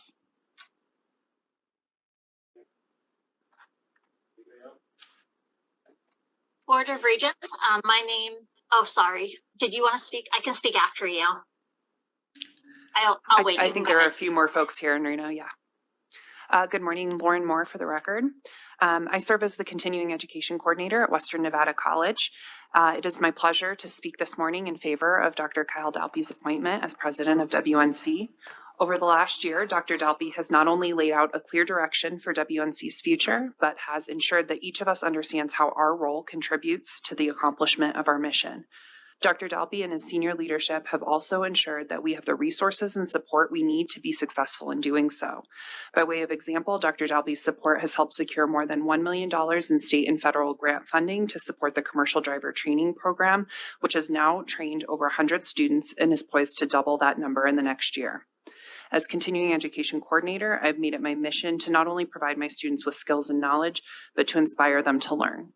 Similarly, Dr. Dalby not only supplies us with the tools we need to succeed, but inspires us to serve our students and our community.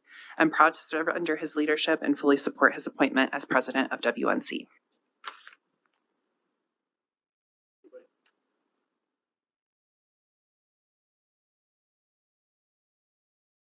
Good morning, Regents.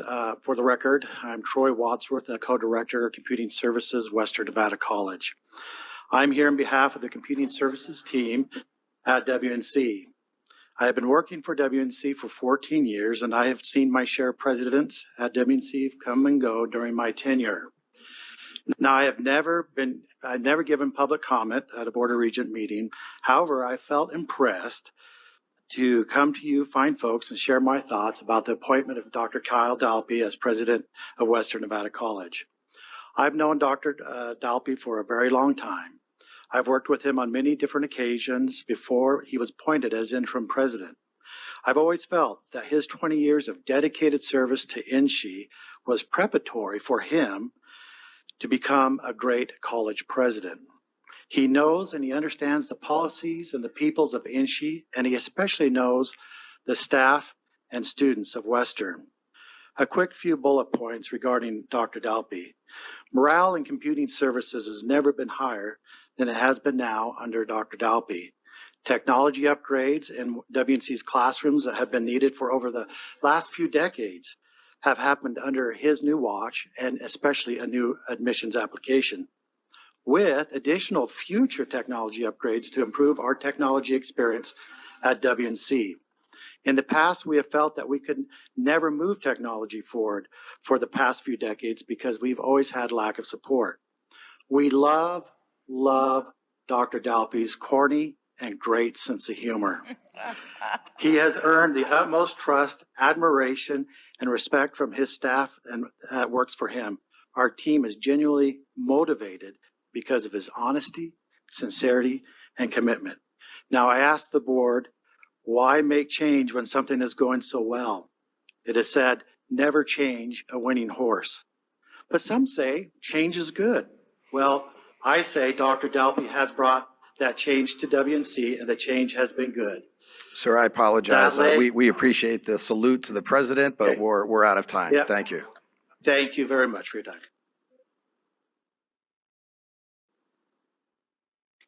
Good morning. My name is Kathy Fulkerson, Fulkerson. I am Director of Institutional Research and Effectiveness at Western Nevada College. I'm here to speak in support of Dr. Kyle Dalby's appointment as president of the college. During my 29 years in higher education, I have worked under 10 different presidents. As WNC's interim president over the last year, Dr. Dalby has been the best of the lot. Dr. Dalby communicates regularly and effectively with students, faculty, and staff, provides clear leadership and vision, and harnesses shared governance to advance the institution. Strategic initiatives are identified in collaboration with interested parties and then are given resources to succeed. For example, Dr. Dalby restructured our enrollment committee to include both academic and administrative faculty, charged us with identifying and prioritizing initiatives based on estimated impacts, then provided funds to implement those initiatives. As a result, WNC's enrollment is very strong, even though enrollment in higher education nationally continues to be challenged, especially at the community college level. Under Dr. Dalby's leadership, WNC is not only a viable and economically sound institution, it is a vibrant place to work, teach, and learn. Thank you.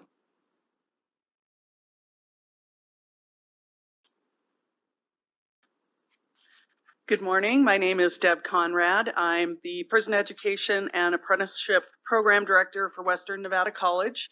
I also have oversight of the Veterans Resource Center. There are many reasons that Dr. Dalby is a good fit for president for Western Nevada College, and I'm not going to repeat what my colleagues have already said. I do want to say that Dr. Dalby excels at setting direction with appropriate supports, and then he lets our team do what we do best, which is do great things for our students and our community. I really hope that you all support approval of Dr. Dalby as president for Western Nevada College. Thank you.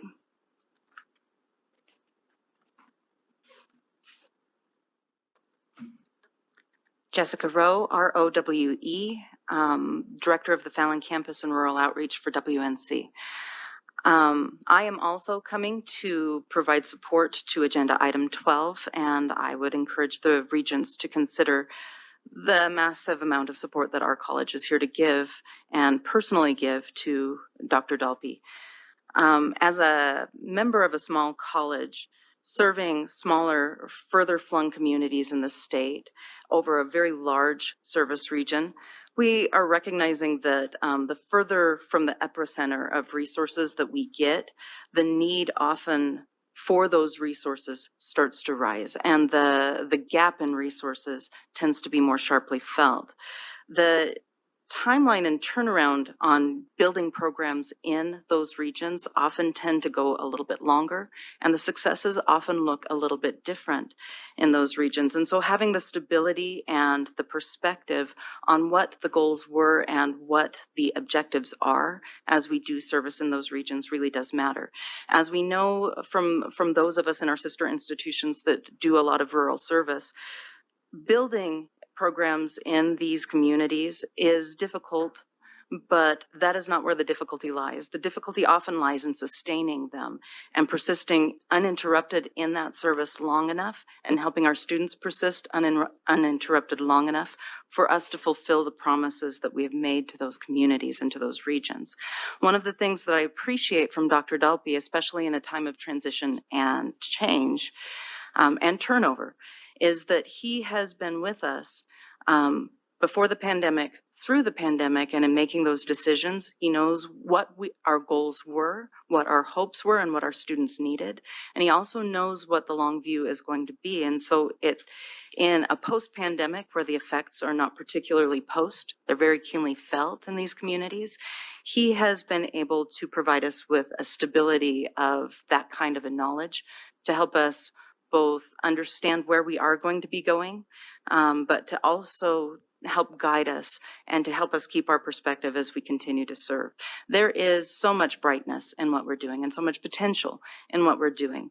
And we, in this college and in this community, Ma'am, thank you so much for, again, another salute to the president, but we're out of time. Thank you. Anybody else? That's all the comments here in Reno. Thank you. We will move to public comment here in North Las Vegas. Beautiful. Good morning, Regents, Chair, Mr. Chancellor. Great to see you, Carrie. I am Cedric Creer, and before I was a Las Vegas City Councilman for Ward 5, I served for almost 12 years on the Board of Regents for the Nevada System of Higher Education. And as a trustee for all of our 8 Nevada public higher education institutions, I gained considerable insight into the educational needs of communities across Nevada, as well as certificate degrees, training programs we offer to address those needs. These needs have continued to evolve in our state, and a third university is an important step forward toward the ultimate goal of providing the best post-secondary educational opportunities for everyone. While serving as a regent, I was pleased to serve as chair of our Culture, Diversity, and Equity Committee. And as chair, I laid out the groundwork for greater inclusion of our campuses, including pipelines for both students and faculty to pursue advancement opportunities within our system of higher education. Nevada State has fully embraced this mission of inclusion and is the forefront for striving for equity in our workforce development, education systems. The demographics of the student body tells the rest of the story. More than half of the population is Hispanic. Nevada State, in other words, is a destination for those seeking to grow and learn a cultural diversity. Changing the name from Nevada State College to Nevada University will not change its mission or its commitment to serving all Nevadans. As Nevada continues to reinvest itself, we must continue to address inequities and disparities in our state. I fully support the change from Nevada State College to Nevada State University, and I hope you all do the same. I applaud Dr. Pollard in all of her efforts to lead this charge, as well as former President Bart Patterson. And in addition, I just want to publicly thank and congratulate Dr. Linda Young on her being honoree degree at CSN, and also Jan Jones on her honorary UNLV doctor degree. And I fully support Dr. Dalpy in his quest to become the permanent president of the University of WSU. Thank you, sir. Pleasure and congratulations to you. Have a fantastic day.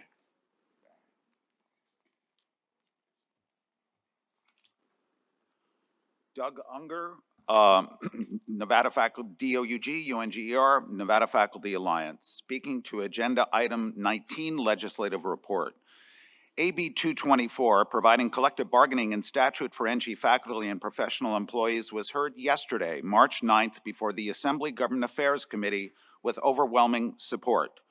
NSHE's official position letter claims AB 224 is unconstitutional. Then it misreads the bill and what it means. NSHE's response is an embarrassment. Counsel Kevin Powers, top litigator for the Legislative Counsel Bureau, eviscerated NSHE's position, citing 2 Nevada Supreme Court decisions and other precedents that firmly established the bill's constitutionality. My sympathies to the Regents, because worse, the acting chancellor's statement amplifies concerns about, to quote testimony, a fourth branch of government, unquote. An effect like hanging a neon sign for the proposed SJR 7 amendment that imperils the very existence of the Board of Regents in its current form. Constitutionality? We have a fix for that, one powerful leader said and laughed.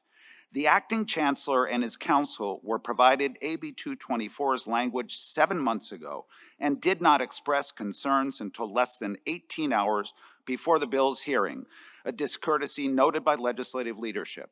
Even more impolitic, neither the acting chancellor nor NSHE's legal counsel reached out to Northern Majority Leader of the Assembly, Sarah Peters, the bill's sponsor, along with 29 bipartisan co-sponsors. Another embarrassing discourtesy. AB 224 would further empower faculty, not take power away. The bill would also further empower the system by opening pathways to originate its own legislation. I would be happy to answer questions about the bill if called upon to do so. It deserves a fair and truthful presentation for the Regents. Thank you.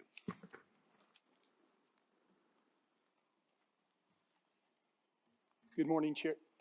Good morning, Chair, Vice Chair, and Regents. My name is Dr. Ryan Juden, for the record, Juden. I'm the City Manager with the City of North Las Vegas. I'm here on behalf of the Council and Mayor. I don't usually say doctor because my kids say I'm not a real doctor because they don't help people. But with all these PhDs in the room, I figure I can use that term and be okay. I'm here in support of changing the name of Nevada State University. You know, lots of times mayor and council have difficult decisions that they make also. And one of the things that I advise them as managers to take a sheet of paper and just draw a line right down it. And do pros and cons, yeses and nos, of what are the reasons for it. After listening to Councilman Creer, I realize there's lots of people that are going to be giving pros and cons on why the name should be changed. And I think you're not always going to sit in those chairs as regents. And one day you could look over, whether you're talking to a grandkid, a great-grandkid, or even yourself, and you can look at that institution and you can know that you either fought to keep it the same or you were part of action that changed it. It reminds me of a quote from Socrates that says that change is you can either fight to keep it the same or you can fight to build something new. As city manager of North Las Vegas, I inherited a city that was in dire straits. We had economic challenges, horrible bond rating, all kinds of different problems. I remember actually talking to Governor Sandoval at the time about the need to make changes in North Las Vegas, and it's something that we had to do because the state had limited tools. Although I thought it was funny you left out the 2 wins that UNLV had against the Wolfpack, but I'll leave that. And it was true, we had to make those changes, and I learned a very valuable lesson at that time, is that there is risk and that there's cost to change. But the risk and cost to inaction is far greater. So I stand and urge you to change the name to reflect the efforts that Dr. Pollard and her team are doing. And thank you for all your efforts to lift and build the institutions of higher education in the state of Nevada. Thank you.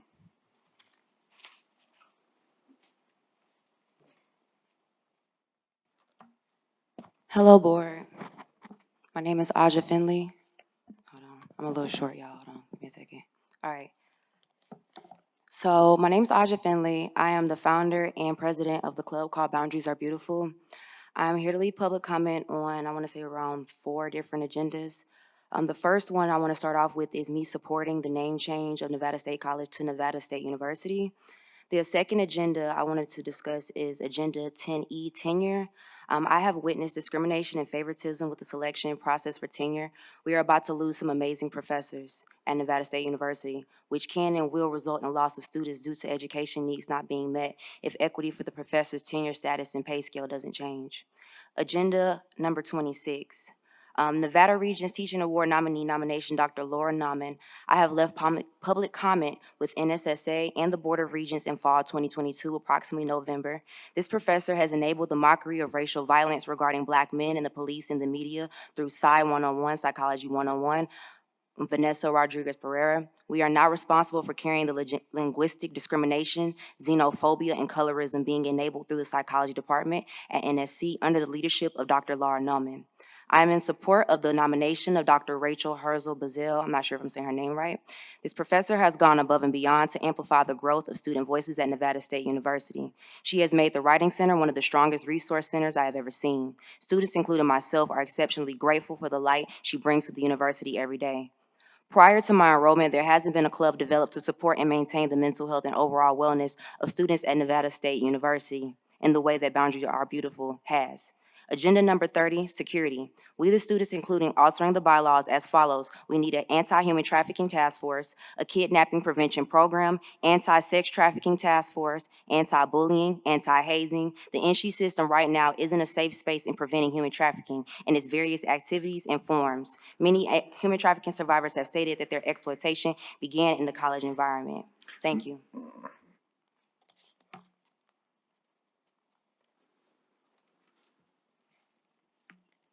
Hello. Hi, and thank you for your time. My name is Stacy Walters. I'm CSN faculty, an NFA member, and a negotiator for CSN's current collective bargaining agreement. I'm here to address salary equity at the community college level on the heels of recent salary studies completed by NSHE and CSN. Some facts. Faculty at CSN were removed from a step system years ago. There is no step system and no built-in base salary increases. Raises were stagnant for over a decade and have increased less than 3% over the past 5 years. Faculty look toward the Regents to uphold NSHE handbook regulations around completing regularly scheduled salary equity studies. The most recent NSHE system study on community college faculty was deemed inconclusive, even while administrators received large increases. The most recent CSN salary equity study had major data flaws, and faculty were steamrolled when they brought up questions and concerns. It's been over a year since the study was completed, and many faculty have outstanding appeals. We're currently supposed to be amidst an NSHE-mandated CSN-ran salary equity study.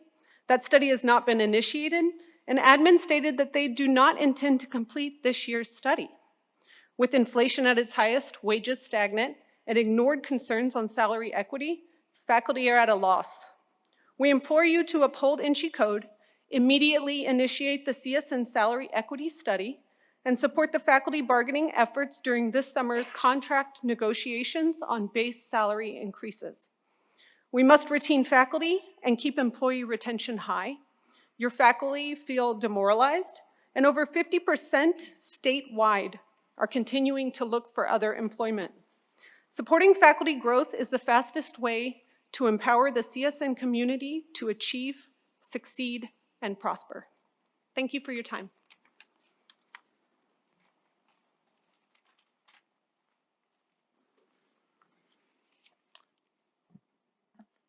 Ted Chodok, CSN faculty and president of the CSN chapter of the Nevada Faculty Alliance. Chairman Brooks, Vice Chair Arskada, Chancellor Urquiaga, and all the presidents of the institutions.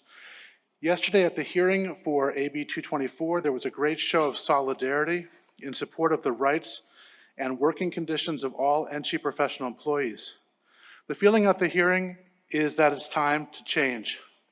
Ask Me, the AFL-CIO, the Culinary Union, the Professional Firefighters Union, several police unions, and the International Alliance of Theatrical Stage Employees spoke in support of the basic principle that all of us should have the same labor rights in the state of Nevada. Last Friday, March 3rd, CSN's Faculty Senate also expressed its support for AB 224, overwhelmingly voting in favor of this statement. The CSN Faculty Senate emphatically supports AB 224, known as the Collective Bargaining for NSHE Professional Employees Bill.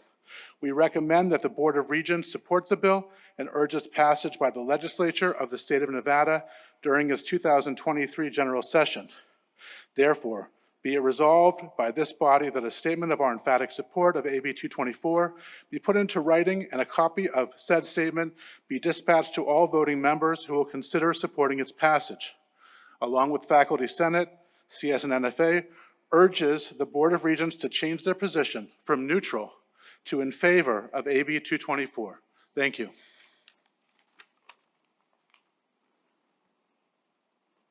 Good morning, Board of Regents. My name is Felicia Ortiz. I am the president of the State Board of Education, originally appointed by Governor Sandoval back in 2016. So thank you, and Chancellor Urquiaga, you were part of that decision. I appreciate it. I'm here today in support of item number 18, changing the name of Nevada State College to Nevada State University. I was lucky enough to be part of the Community Advisory Board under President Patterson, and I fell in love with the institution. It reminded me so much of the school that I went to in New Mexico. My alma mater is New Mexico Highlands University. I'm from the other Vegas, if you guys didn't know where that was. And it just reminded me so much of home. Ms. Ortiz, I went there. Yeah, it's a great little school, but Nevada State has quickly surpassed that over 100-year university to become the fastest growing institution in our state. And I fell in love with the institution because of its culture and its open arms and how it is diverse and embraces that diversity. So much so that it is actually in my will. So Nevada State College will get money from me when I die. I love it that much. And so I think that it's time to show that we value the asset that it brings to this community and how much it's doing for our kids and our community. Most importantly, how many teachers it's producing, because that's my personal passion right now. And so I'm looking forward to you all supporting the name change to Nevada State University. I've been using it already because I just can't help it. I think it's going to be a no-brainer to make this change and help the university to grow and become the next great thing. Thank you.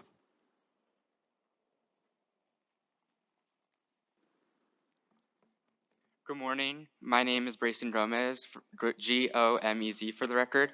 I am the Vice President of the Student Government Association at Truckee Meadows Community College, and I stand before you today in support of agenda item number 18 as well, renaming Nevada State College. I wanted to use this time to address two main points that merit emphasizing as you consider your vote on this matter. First, Nevada is severely underrepresented in terms of education, ranking almost last within the U.S. This puts Nevada at a dire need for more students to attend higher education, specifically universities, once leaving K through 12. Nevada State College provides both bachelor's and master's degrees, making it by definition a university even under Carnegie classifications. Second, by keeping Nevada State College's name, you can fundamentally impact both the college itself, but more importantly, the students and alumni. By changing Nevada State College to Nevada State University, you are allowing the campus to grow and expand its capabilities, impacting how many students it can serve. Without support, it shows that higher education isn't a priority to Nevada, solidifying a stigma believed by millions. Additionally, universities tend to hold more weight compared to colleges. By changing Nevada State College's name, students and alumni are more likely to receive better job opportunities and pay when the term university is used. By keeping the name Nevada State College, you are impacting thousands of students from the past, present, and future. Thank you for your time as I offered you these remarks, and I hope that you vote in support of agenda item number 18, renaming Nevada State College. Thank you.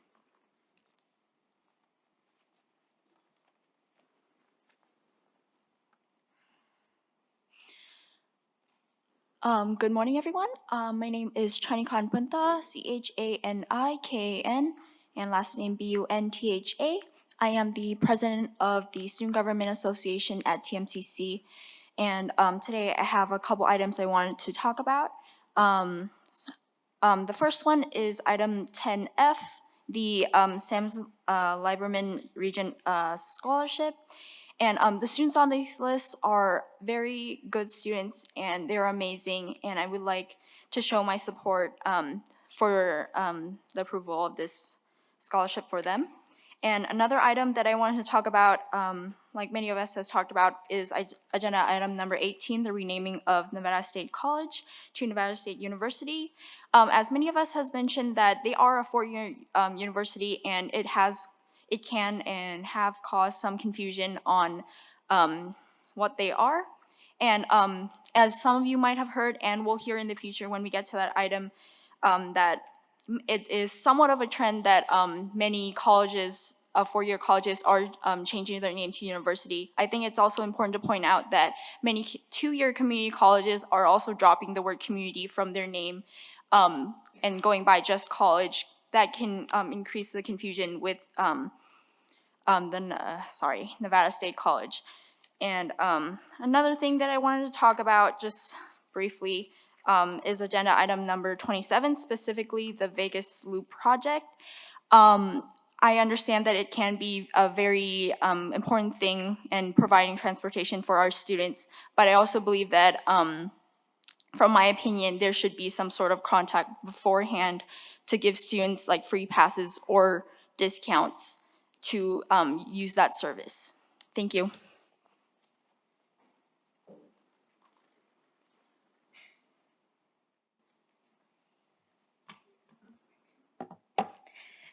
Good morning, Regents. My name is Tessa Espinosa, Espinosa. I would like to provide support of Agenda Item 18 for the Nevada State name change. Today, I am here to speak on behalf of students who were just like me and didn't believe that they were good enough for an education, let alone higher education at a university level, because of the lack of care I had for education growing up. Without my friend letting me know that Nevada State College was a four-year institution, I wouldn't be here today. And I can't imagine how many other students believe the same idea that Nevada State College can't provide what they need, which comes from the lack of preparation from our school districts. Nevada State College is a school for students who have the potential but didn't see it at first.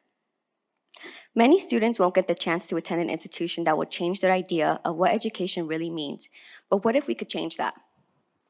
Changing the name to university would open the doors for students who believed higher education was out of reach to those who believed and sometimes even told that they were not good enough to attend college. Board of Regents, I ask you to please consider the students who you will change the trajectory of their life because of a term from college to university. If there was any way to provide a brighter future for Nevada education, this would be the beginning. Thank you for your attention and time.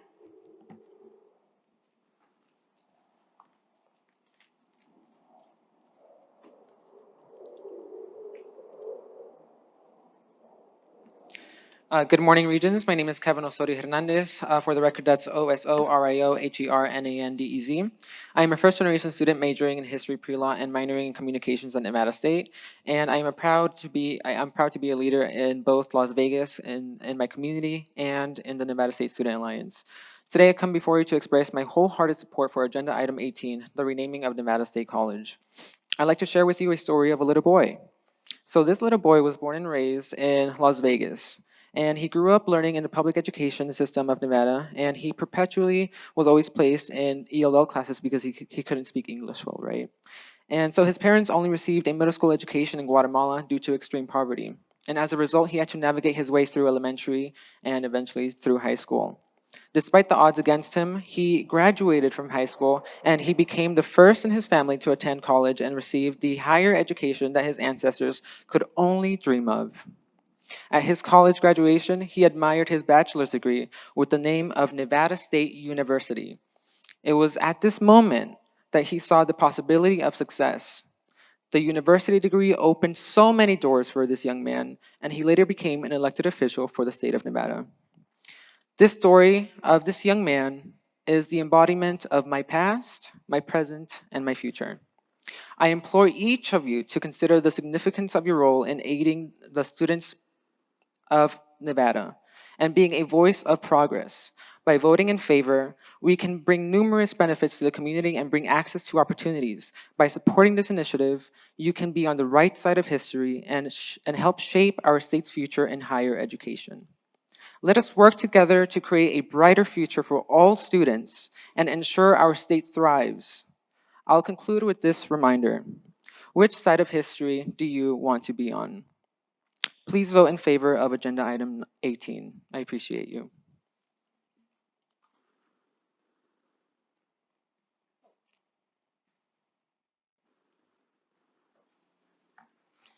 Good morning, all. My name is Alexia Rivera, Alexiarivera, and I am a current student at Nevada State College and hold the position of senator within the Nevada State Student Alliance. I am here today to express my support for agenda item 18. As a STEM major, I have witnessed the exceptional research opportunities available at our institution. Our faculty members are experts in their respective fields, and their ongoing research is pioneering innovative discoveries that have the potential to impact the world. This includes the studying of fruit flies as models for human cancer genes, CRISPR gene editing, and the use of electrocatalytic reactions as alternatives to fossil fuels. However, the current name of our institution does not accurately reflect the level of research excellence and the expertise that we possess. Renaming our college to a university will effectively convey our institutional capabilities, drawing increased funding and research opportunities and propelling the growth of our institution.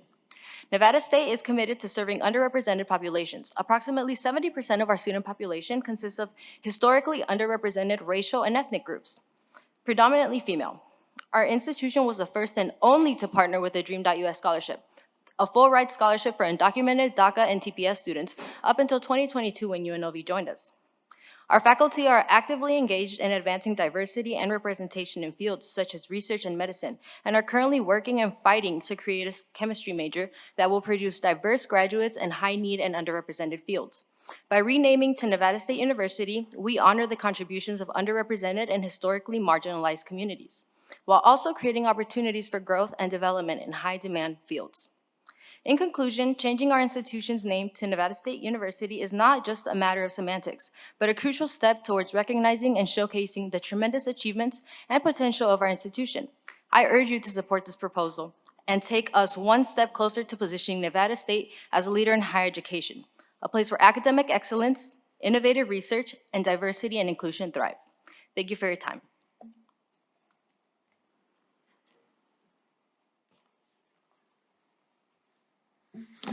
Hello, Regents. It's good to see you all here on this early morning.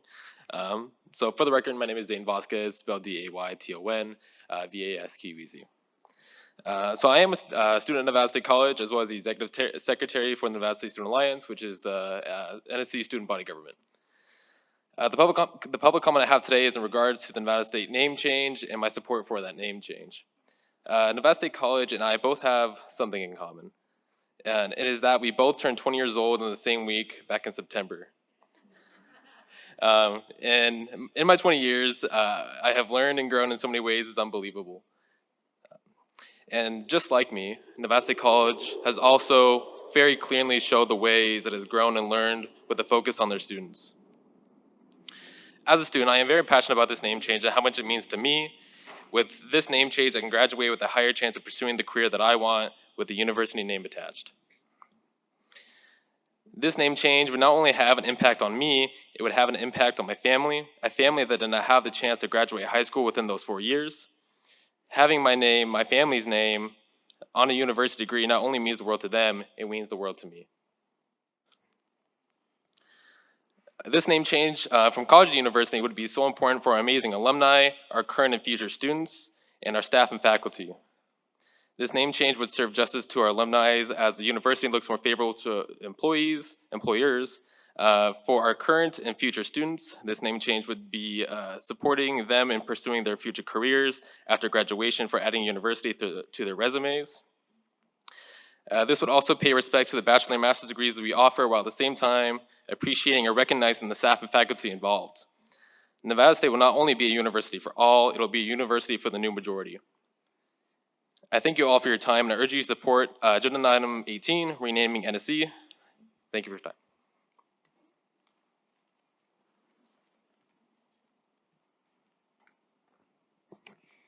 Hello, I am here in favor of the NSC renaming. My name is Yvette Machado, and I am the student body president and chair of the legislative committee for the College of Southern Nevada. I am also a mentor for the Nevada Promise Scholarship, a nationally recognized scholar with Phi Theta Kappa, a 4.0 GPA trio student, and the Sam Lieberman Scholarship nominee for CSN. I begin with proudly sharing my designations because you learn so much about me in such a short time through these titles, because names are distinguishing and important. These titles allow you to recognize my academic rigor, my commitment to public service, and the trust that students have placed in me as their academic leader.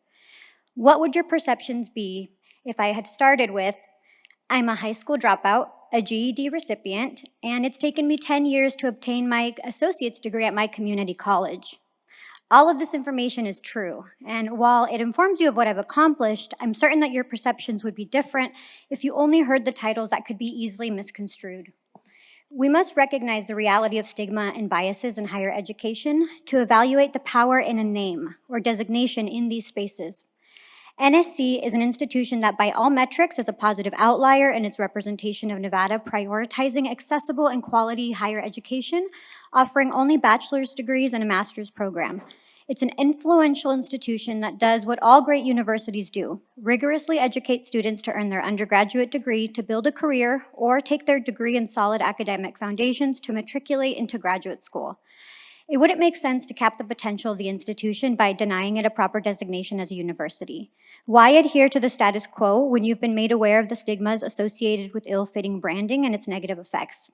You'll hear many students share stories on stigmas and barriers. Folks on the opposition may gaslight and question the validity of these experiences, but I challenge you to ask yourselves, what are those opposing this item protecting? And what exactly are student and community leaders asking for? Proper representation and due credit where it's been earned. That's all. Thank you.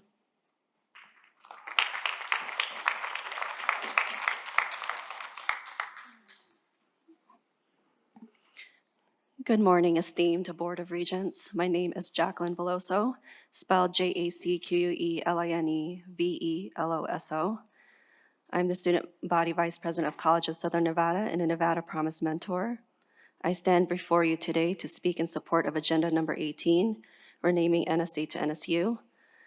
I am a proud CSN student, and I also have children. I would like to give myself and my children the option to choose a four-year university here in our home city of Las Vegas.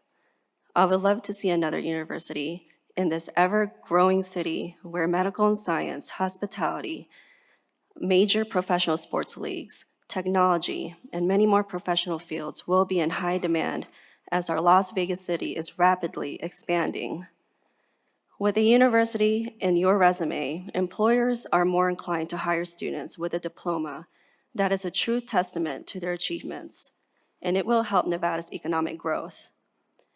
NSC is a four-year university that also offers, NSC is a four-year institution that also offers a master's degree. It is a university in many ways, yet it continues to be perceived as a two-year community college. The name change will help reflect their devotion to excellence in teaching, learning, and research, and to developing leaders who make a difference globally. I would like you all to reflect the intentions of those opposing this item, especially from those who have no direct relationship or stake in NSU's success of educational outcomes. I am hopeful you all vote in favor of the NSC renaming. The future is now. A change today will bring opportunities tomorrow. Thank you.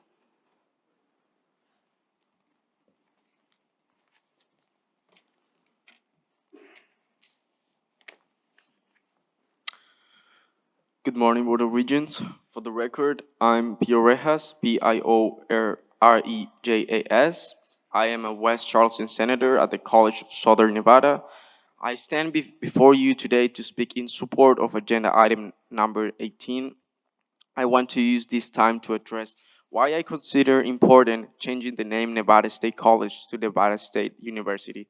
As you may know, Nevada State College is currently a university in every way. It's a four-year institution like UNR or UNLV, and this change will give Nevada State College students the validation and accreditation in their future professional life, giving more opportunities with the degree name of a university. I will also help to stop the confusion of Nevada State College being a 2-year community college. Thank you for your time. I offer you this remark, and I just want to remind again, please, I ask you that you vote in support of agenda item number 18. Thank you.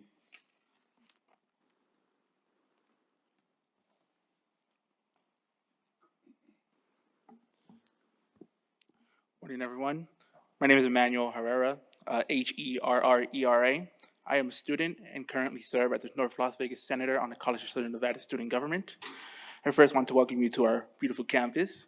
I'm here to voice my support for agenda item number 18, renaming Nevada State College to Nevada State University.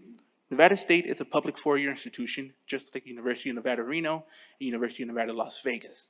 Yet, it can be overlooked because of the simple word having college in its name. When high school juniors and seniors start to look at furthering their education, they tend to lean to schools with university in its name.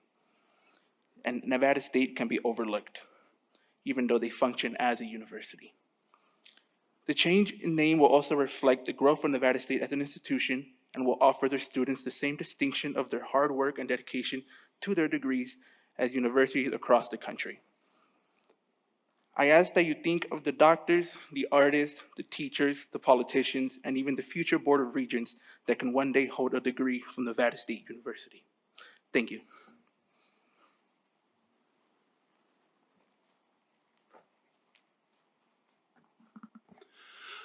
Good morning, Chair, Vice Chair, Regents. My name is Damon Schilling, and I am a proud product of several NSHE schools here. I earned my paramedic at CSN back in 2006, and I am a proud alumni of Nevada State in 2018. Like you, I'm a policy changer, and I'm a decision maker. And a lot of that came from my education at Nevada State. When you call 911, you don't want a Boy Scout who just got their first aid merit badge. You want a paramedic because education matters. And as a graduate, you don't want your education questioned. And that's what happens a lot of times when I tell them I'm a Nevada State College graduate and not a Nevada State University graduate. So make no mistake, when you make your decision today, you are going to be on one side of history. You are going to make history today. I encourage you to be a proud Nevadan and do what all Nevadans do and make progress and not keep the status quo. I leave you with this. In the words, I should say it this way. I am a proud Nevadan. I am a proud Scorpion. And in the words of my favorite local band otherwise, we are coming for the throne. Thank you.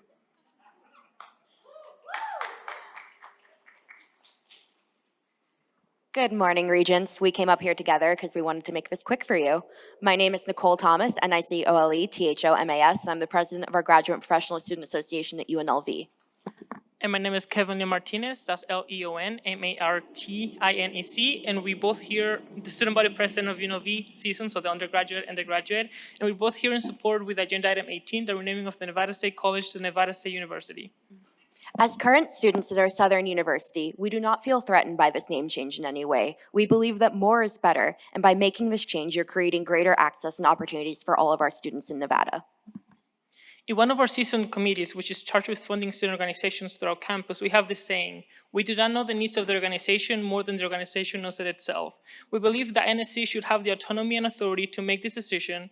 If the institution and students feel this change is necessary, then it's our responsibility to take their voices into account. We should not be gatekeeping the name of university if by doing so we're negatively impacting the fellow students. We ask that you vote yea on this agenda item, and we hope that the voice of bureaucracy does not silence that voice of the students. Thank you all. Have a good day. Thank you.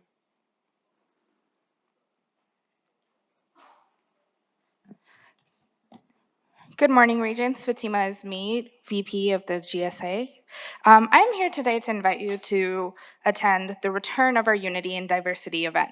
We have been unable to hold this event in the past on a grand scale because of the pandemic, and we're so excited for its return. We, the Graduate Student Association at UNR, would be honored if you could join us Saturday, April 22nd from 12 to 5 p.m. at UNR. We'll be bringing over 30 local vendors. In addition, we will have local nonprofits, community organizations, and UNR clubs and organizations. We're looking forward to showcasing the impact they have all in promoting equity and diversity in our community. And we would be honored if you attended. And please, bring your friends and family. It is a big day. We are looking to show you some wonderful performances and local artists. I also have personalized invitations for everybody. I will be attempting to give them to you throughout the breaks, so sorry if I'm hunting you down. Thank you so much. And this is mainly because of our appreciation for what the board has done. We were worried that you did not listen to us and when we showed up at UNR last year, and clearly you have, so thank you so much for your time. Thank you. Okay. It is 10:41. We are going to take a 10-minute administrative break, and then we will come back and continue. Thank you. Okay, we're going to move on to agenda item number 4. And I'm going to open up the floor to members of the board, and I know that Regent Downs is prepared to say something. Go ahead, Regent Downs. Thank you, Chair Brooks. Regent Downs for the record. Just want to make a little statement. It's been just over 2 months since assuming office. This has been a great experience.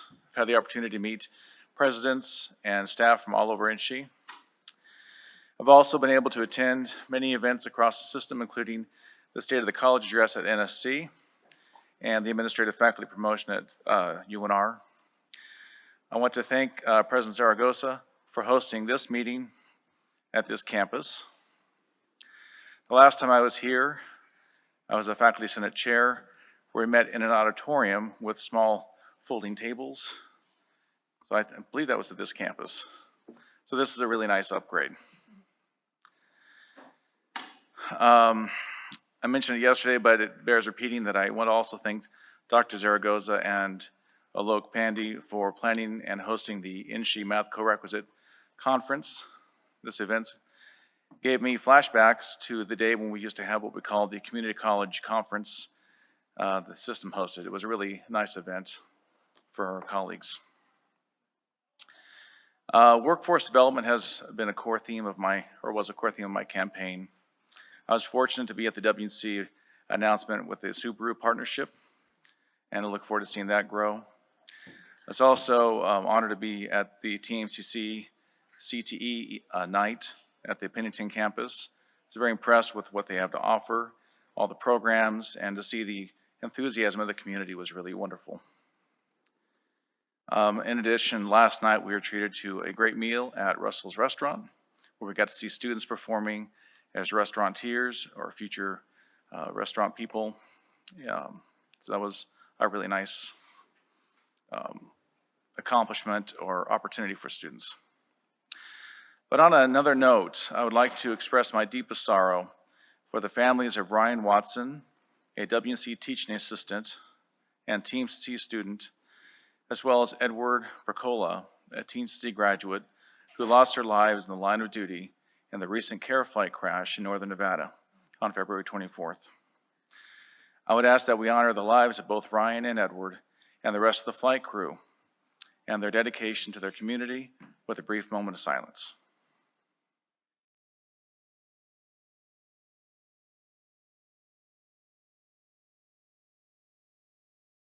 Thank you. Regent Perkins. Thank you, Mr. Chair. First of all, let me thank Dr. Zaragoza and the crew who put this fantastic hosting together. Really appreciate it. And furthermore, I attended the, I'd like to thank Dr. Zaragoza and the whole crew for Future Cities is a youth consortium, I guess, in a contest where 6th through 12th graders build cities out of natural materials, and each year they have a different theme. So it's like the future engineers and planners and technicians for Nevada, and Dr. Zaragoza was gracious enough to host them again this year at the Horn Theater, and I really, really appreciate that. It makes a difference in the lives of children. The Rebel Recharge was amazing. It was in anthropology, and it was really amazing and very good topics and a great service. I particularly from UNLV, the essentially, Ellington Regional Jazz Festival was phenomenal and amazing. It brings students from all over the Valley and Southern California to Nevada on the campus of UNLV with jazz greats that perpetuate and give a new appreciation to the next generation of jazz artists. That was pretty impressive. I wish you all had been there. It was, my mouth dropped, and I don't even like jazz, but my mouth dropped, and it was amazing. The talent and it was really, really good.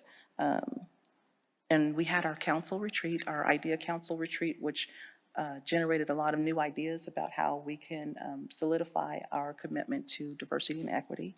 And last, the 4-H Capital Day is on March 23rd, which is the same day as the DRI Capital Day up in legislature. And I don't know if you know, but 4-H is a program that UNR through Cooperative Extension is responsible for. And come on up to the Carson and support those two entities. Thank you. Thank you. Regent Carvalho? Thank you, Mr. Chairman. Thank you, President Zaragoza, Clarissa Coda, and the whole CSN team for hosting the system at this meeting. The reception, entertainment, and dinner were wonderful. I'm very proud to be a graduate of this fine institution. On the heels of International Women's Day, I want to recognize our female majority board of regents. I'm honored to serve beside these professional and passionate advocates for higher education. Our system is a female majority, both in employee and student demographics, and I am very proud that this board reflects that. During the last quarter, I attended UNLV's winter commencement, visited Nevada State, CSN, and UNLV events. I also attended the ACCT Community College Legislative Summit in Washington, D.C., along with Regents McMichael and ACCT's board member, Regent Del Carlo. We were very fortunate to meet with all of our federal delegation, except for one who was unable to meet face-to-face, but allowed us to meet with their staff members. Additionally, as a member of the AGB Council of Finance Chairs, I participated in a very informative meeting with national experts about the benefit, impact, and somewhat unclear future of collegiate athletics. It's been a busy quarter filled with learning more about our grade 8, but also building relationships with some of my colleagues on the board and advocacy work, both with our state, nationally, and locally on behalf of our system. Finally, I want to personally congratulate our students who earned the Sam Lieberman Regent Scholarship, Leonore Pena from Nevada State, the Regent's Outstanding Classified Staff Award recipient, and all the faculty members who will earn tenure this morning. I know how much earning tenure means to those in academia. Your commitment to our students and the future of Nevada is recognized and appreciated. Thank you. Regent Del Carlo. Thank you, Chair. I also want to congratulate all of our new tenured faculty. Those aren't gifts, those are you work really hard to get them, and it's not a given. So I also want to congratulate all of our Regent scholars and our distinguished Nevadans, which we'll be talking about soon. I also attended the ACC Summit, but I did stop in Puxatawny, Pennsylvania on my way and saw the groundhog, and that was quite an experience. And yeah, 6 more weeks of winter, and boy, we're getting at the lake. And it's cost me not being able to even come down the hill. And Wednesday, I came down in an absolute blizzard. It was horrible, but hopefully we're going to have this behind us, but we got a lot of water. We're happy about that. At the Legislative Summit, we always go up to the hill, and as Regent Carvalho said, we met with all of our representatives. And last year, for the first time since I've been on the board, this is my 7th year, we took students, and it's completely a different experience with students. And to our community college for presidents, make sure you're there and make sure we have some students. I know it conflicted with the legislative opening this year, but the students make all the difference coming to that. And also, our CEO of ACCT is Ji-Hang Lee. He was out in Las Vegas here last year. We're having our ACCT Leadership Congress here in Las Vegas at the ARIA from October 9th through the 12th. I urge all my colleagues, especially the 5 new regents, to please come to this. There's going to be 120 different seminars. I attended in 2017, the first time it came to Las Vegas, and I learned so much, and I haven't missed a Congress since. I didn't come into this job with a higher ed background or even an education background, so I have just developed my knowledge going to conferences, so that's really helpful. And also, we can participate and give seminars, and I would hope all 4 of our community colleges would come, and our trustees, regents, we have to participate in those, so it's really great. Also, I'm on the Nevada Advisory Committee, the U.S. Civil Rights Commission. Our next project, we're doing one on the teacher shortage in Nevada and the effect on students, especially our marginalized students. And we're going to be having public hearings April 6th and April 12th. And I will send my colleagues more because we have public comment at that. And then lastly but not least, my deep appreciation to Dr. Zaragoza, Clarissa Coda, and what a great, amazing staff. They hosted us last week for Jihang Lee. We ate in Russell's Roost last week, got to do it again last night, and it's just an amazing program. And they're going to be our co-host for the ACCT Legislative Summit because they are here in Las Vegas, and I know they're going to have the mariachis, and they're going to really showcase their students. So I urge everybody to come to the Congress. Thank you very much. Regent Brown. Thank you. Regent Brown for the record. So just over 2 months ago, I was sworn in as a new regent, and I took this new responsibility seriously, and I did my homework. I visited 7 of the 8 campuses, and I've engaged in fruitful discussions with the respected presidents, provosts, and vice presidents from many different departments. I've made a concerted effort to establish connections with student government representatives. I recognize their vital role in shaping the educational and campus experience of their peers. In my first 65 days, I've tried to immerse myself in the unique cultures of each campus and learn as much as possible from each institution. At UNR, their student government is organized and thoughtful. They had over 40 attendees at their lobby day, and they really care about creating an inclusive campus community. At TMCC, their student government is made up entirely of high school students, all enrolled in dual enrollment. And I met with their dental hygiene students, and they have a world-class facility and so much energy. At WNC, their student government runs a food pantry, and they have a whole whiteboard of activities for their peers. They really stretch their budget, and they put on some quality programming. At DRI, I was able to visit the southern campus, but the historic snow interrupted our northern campus tour. But we've rescheduled for the coming week, and I'm excited to see the ice cores. I've promised President Helens that I will make it out to GBC later this spring, after the snow disappears. At Nevada State, I spent some time in the student union. I attended a club fair, and I plan to go to the next student government meeting. At UNLV, I spoke with the First Generation Student Organization about their campus support efforts. I spoke at a few student organization meetings, and I've invited the Rebel Venture Fund students to participate in some startup ecosystem events. And just last night, our gracious host, CSN, showcased some of their amazing programs. Their culinary and hospitality students dazzled us at dinner. I've learned about the inner workings of a slot machine, and I even gave the paint simulator a try, which was a cool use of VR training, and I appreciate the professor for his patience with me. So these are just a few highlights from my campus tours, but overall I have gained a newfound appreciation for the exceptional quality of education that our institutions provide, as well as their unwavering commitment to serving the needs of our communities. I'm inspired by the vision that each president has for their institution. I appreciate the time and dedication that has been shown to me, whether it's during my campus visits or over the phone.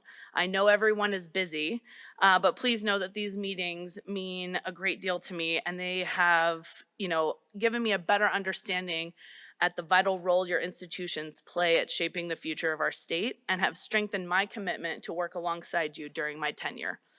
Last thing I'll say, I want to piggyback on what Dr. Whitfield said earlier. Since there isn't a specific agenda item highlighting Women's History Month, I want to once again recognize the UNLV Lady Rebels who made program history this week. They ended their season with the second most wins of any team in the country. They were undefeated in conference play. They have a 22-game winning streak, and now they're back-to-back Mountain West Conference champions. I want to thank and congratulate Coach LaRoche and players once again for making the NCAA tournament. Go Rebels.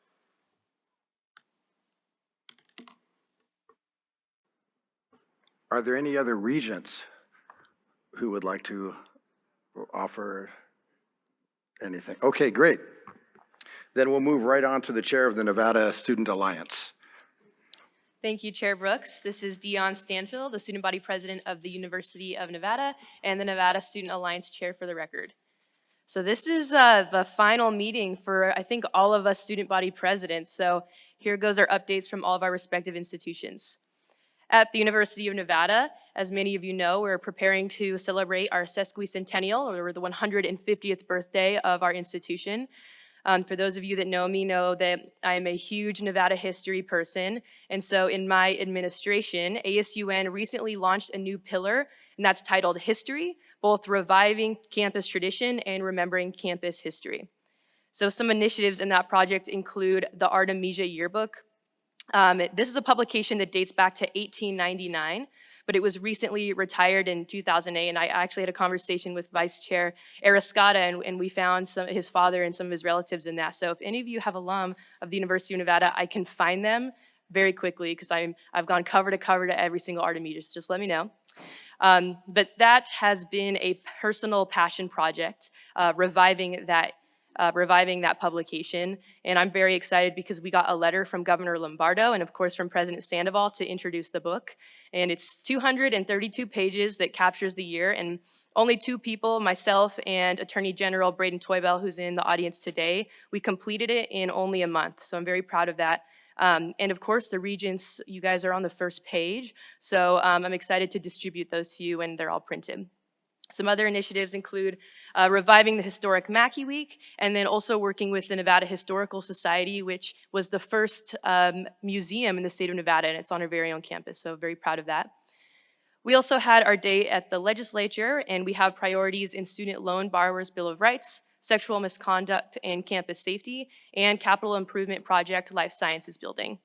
As the president of UNR's undergraduate population, I want to take this opportunity to thank Governor Lombardo for his robust commitments to higher education in the way of the budget restoration. These restorations will allow higher education institutions to offer the best quality education and services to students, further helping shape our great state.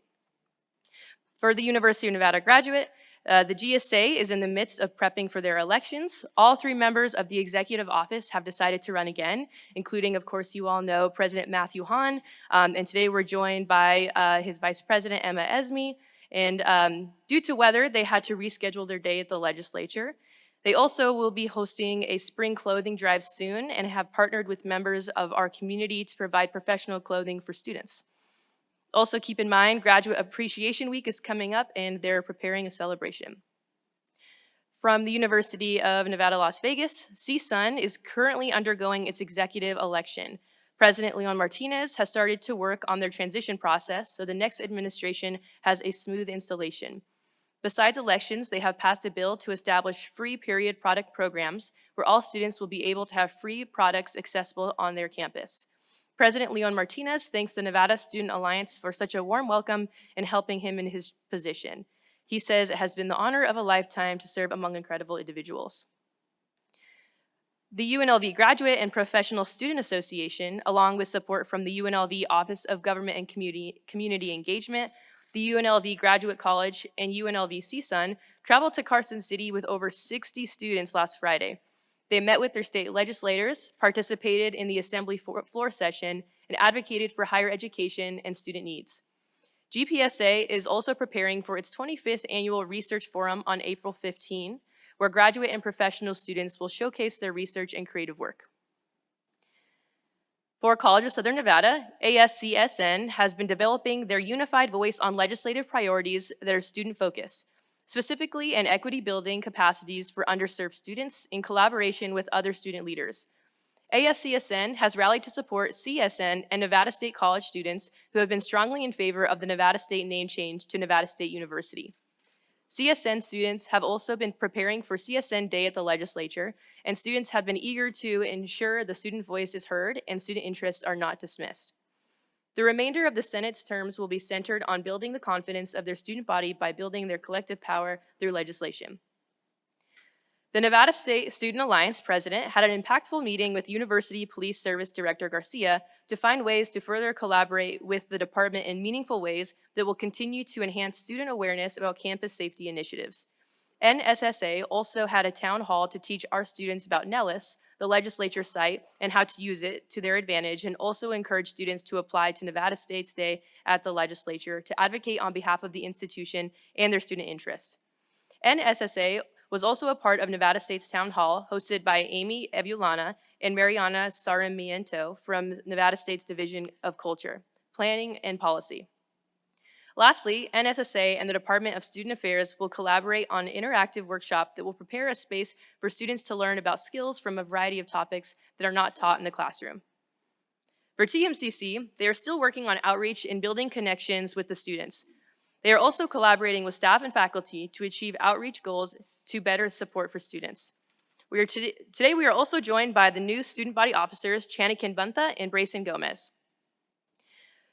At Western Nevada College, for ASWN, the Northern Nevada Cultural Foundation hosted the second annual Capital City Black History Program on February 9 at the WNC Carson campus. ASWN hosted Pizza with the Police with University Police Services and the Carson Sheriff's Office. On March 3rd, they held the annual WNC Student Leadership Summit. The Chancellor presented at a breakout session, and Regent Downs attended as a guest. ASWN is looking forward to representing WNC at the legislature on April 4 and April 11. So that's it for the Nevada Student Alliance report. On the record, I just wanted to take time to thank this body. This year, I believe that the Nevada Student Alliance has been particularly involved, and I'm very proud of the student body officers who I have beside me and all the work that we've done. I also wanted to state for the record, thank you to the Regents for involving the students. Having a seat at this table and even having something on the agenda was a really big deal to me, and I have undescribable words in gratefulness for everything that I've learned this year and for your passion for the state of Nevada and higher education. So thank you very much. Thank you, we appreciate that. Thank you for the time that you spent into service of the institution, and thank you for your comments. We'll now hear a report from the president of NSHE's Classified Council. Good morning. I wanted to take a moment to thank you for taking the time to listen to what we have to say. And I want to thank you for the opportunity to speak on behalf of all NSHE classified councils. Here are some of our concerns. One, we wanted to keep pushing the wage opportunities. We are thankful for what the governor has looked at and is trying to up our wages so that we can keep competitive with jobs outside of the state. We do continue to ask your support in this ongoing. Second, staffing at our institutions is another issue that we share clear across the board. Institutions have been stretched thin with classified leaving for better paying jobs. Thirdly, we would like to see that classified are offered the same benefits at all NSHE colleges. For example, grant aid, awards, and paid family leave, just to name a few that are not consistent at all colleges. And lastly, we would like to give congratulations to all of the classified associates who were nominated for Regents Classified Employee of the Year. They would be Victoria Dunsford for CSN, Roberto Galvez for JBC, Leonore Pina from NSC, Tina May for TMCC, Heather Nipa from UNLV, Jill Smith for UNR, and Dan Smith for WNC. If you have any questions, please reach out to the council, and thank you again. Thank you. We appreciate that report. And now we'll move right into a report from the Council of Faculty Senate Chairs. Hello, everyone. I'm Tracy Sherman, the chair of the Faculty Senate Chairs. Welcome to my beloved CSN. My faculty is thrilled to host you. On behalf of the Nevada System of Higher Education Faculty Senate Chairs, I present the following thoughts. We were encouraged to see that Governor Lombardo's proposed budget included proposals for things like cost of living allowances and retention incentives, funding for institutional deferred maintenance, budget restoration, and workforce development. We are sure the Regents are supportive of all these potential gains for the system. And we would like to remind you that we have many soft-funded positions. Some institutions have enough reserves to cover their portion of the permanent budget increases to support the salary increases, but not every institution, program, or unit is so fortunate. Indeed, some non-state funded positions, such as those self-funded by student fees or grants, may be stretched thin to meet their obligation due to the funding sources. It may not be possible to adjust their budgets to meet the new salary demands. We only ask that the board make appropriate allowances for these circumstances. We report that through various means, we have determined that there is, in general, faculty support for the NFA bill, AB 224, and support varies among institutions, and therefore we can report nothing more than this blank statement. We were excited to see that the board is beginning the conduction of periodic institutional presidential evaluations, that it's on track with established schedule. We applaud the post-pandemic resumption of these critical opportunities to evaluate our leadership. Our faculty look forward to participating in these processes. And speaking of leadership, we want to thank you for the collegial meetings yesterday. It was a pleasant day. We'd like to remind you, as we have before, that Board of Regents infighting affects us all. We want you to continue to work collaboratively. State officials are watching your every move, as evidenced by legislative bill drafts.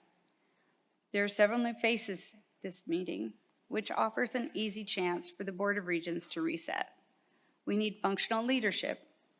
This board and the system have wonderful aspirations, but we often see you getting bogged down with internal procedure and disputes.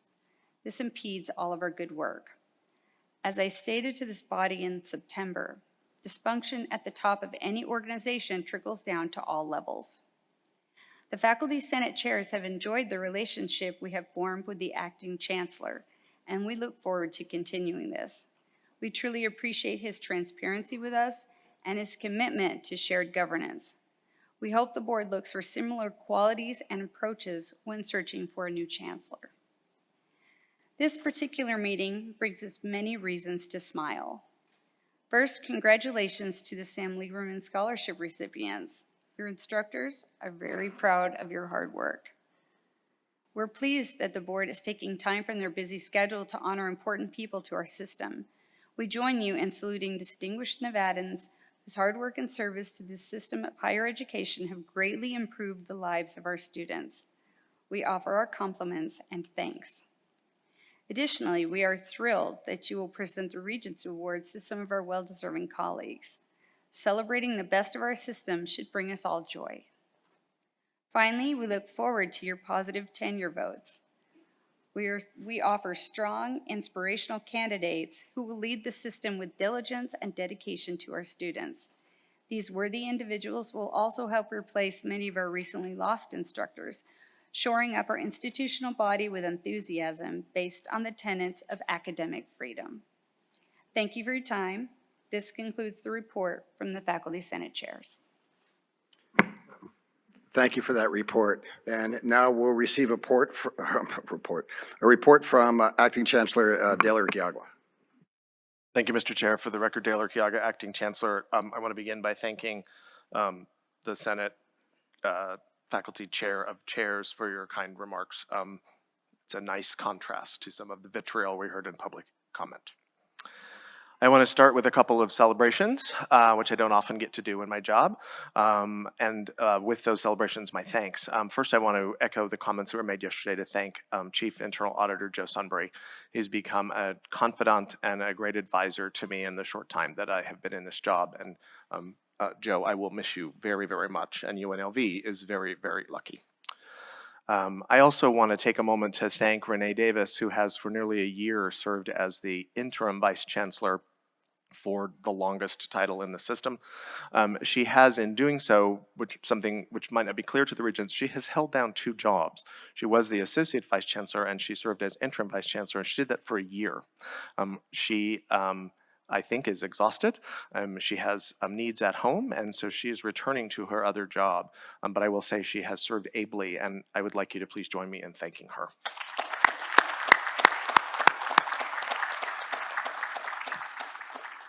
We are very fortunate that Patty Charlton, who was previously the vice president and provost at one of the CSN campuses, has agreed to fill in with us for about a 6-month stint as you find your new chancellor, and that individual picks his or her vice chancellor for this very important side of our business. So she will start with us in April, and I know Renee will welcome that, as will I, and she will also be in place should the funding formula study pass. She has a great depth of experience that could help the system launch that process through an RFP or whatever the governor ultimately determines. So we're very fortunate for all those individuals. I'll give you just 3 quick updates on the work, and then later today I will speak with you about the legislative session. As you all probably have read in the newspaper, and I think I have mentioned before, Governor Lombardo issued an executive order requiring return to work at pre-pandemic conditions by July 1. And the Council of Presidents and your general counsels at the institutions, as well as the general counsel in the Chancellor's office, have been working through what that looks like for us. As I reported to you in writing last fall, those of you who are on the board, your limitation on remote work was instituted in June of 2021. You were owed a report in 2022, and I reported to you last fall that we have sort of 9 different approaches across the system. And so the president and I are working to standardize that approach. It will not eliminate remote or hybrid work, but it will more standardize it and restrict it in a manner that we think will comply with the executive order of the governor and return us to pre-pandemic work as much as possible in today's environment. Flexible work is a retention issue. We all recognize that, and I will represent to the board again, as I have in previous meetings. Your Council of Presidents has listened to the employees. You've heard some today. You've heard some at many meetings. You've heard in public testimony. You've heard employee concerns about salary level, about equity and compression, about the need for the return of a long-term disability benefit, which was removed by PEB, remote work, I mean, a host, childcare, a host of issues have been brought to you and to the presidents. And I am very proud of the presidents that they began a conversation with me about recruitment, hiring, and retention. And this week we met for many hours on Wednesday, and I'm very impressed with the leaders who will serve with you after I'm gone. They are working to elevate that conversation so that we don't just piecemeal a response to these talent development and retention challenges. We could say to you, well, do this policy and then that policy and then this policy.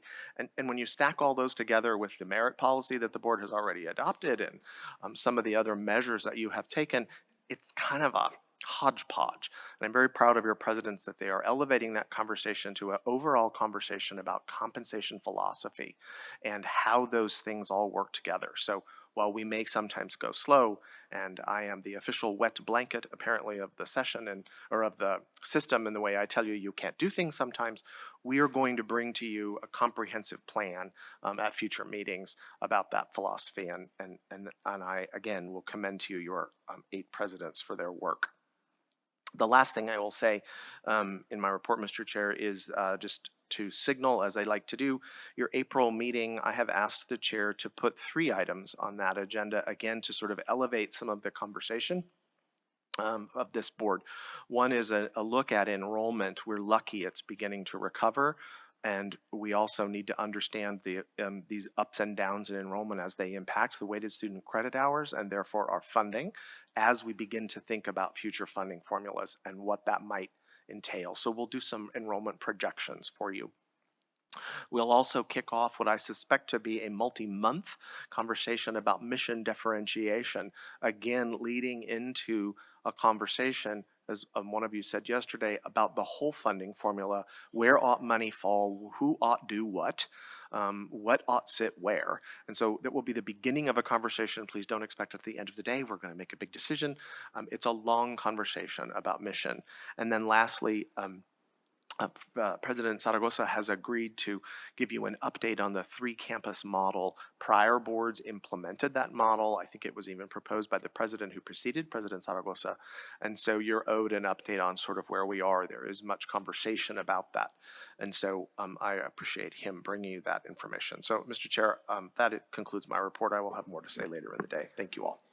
Thank you. We appreciate the report, and we appreciate the timeliness of the report.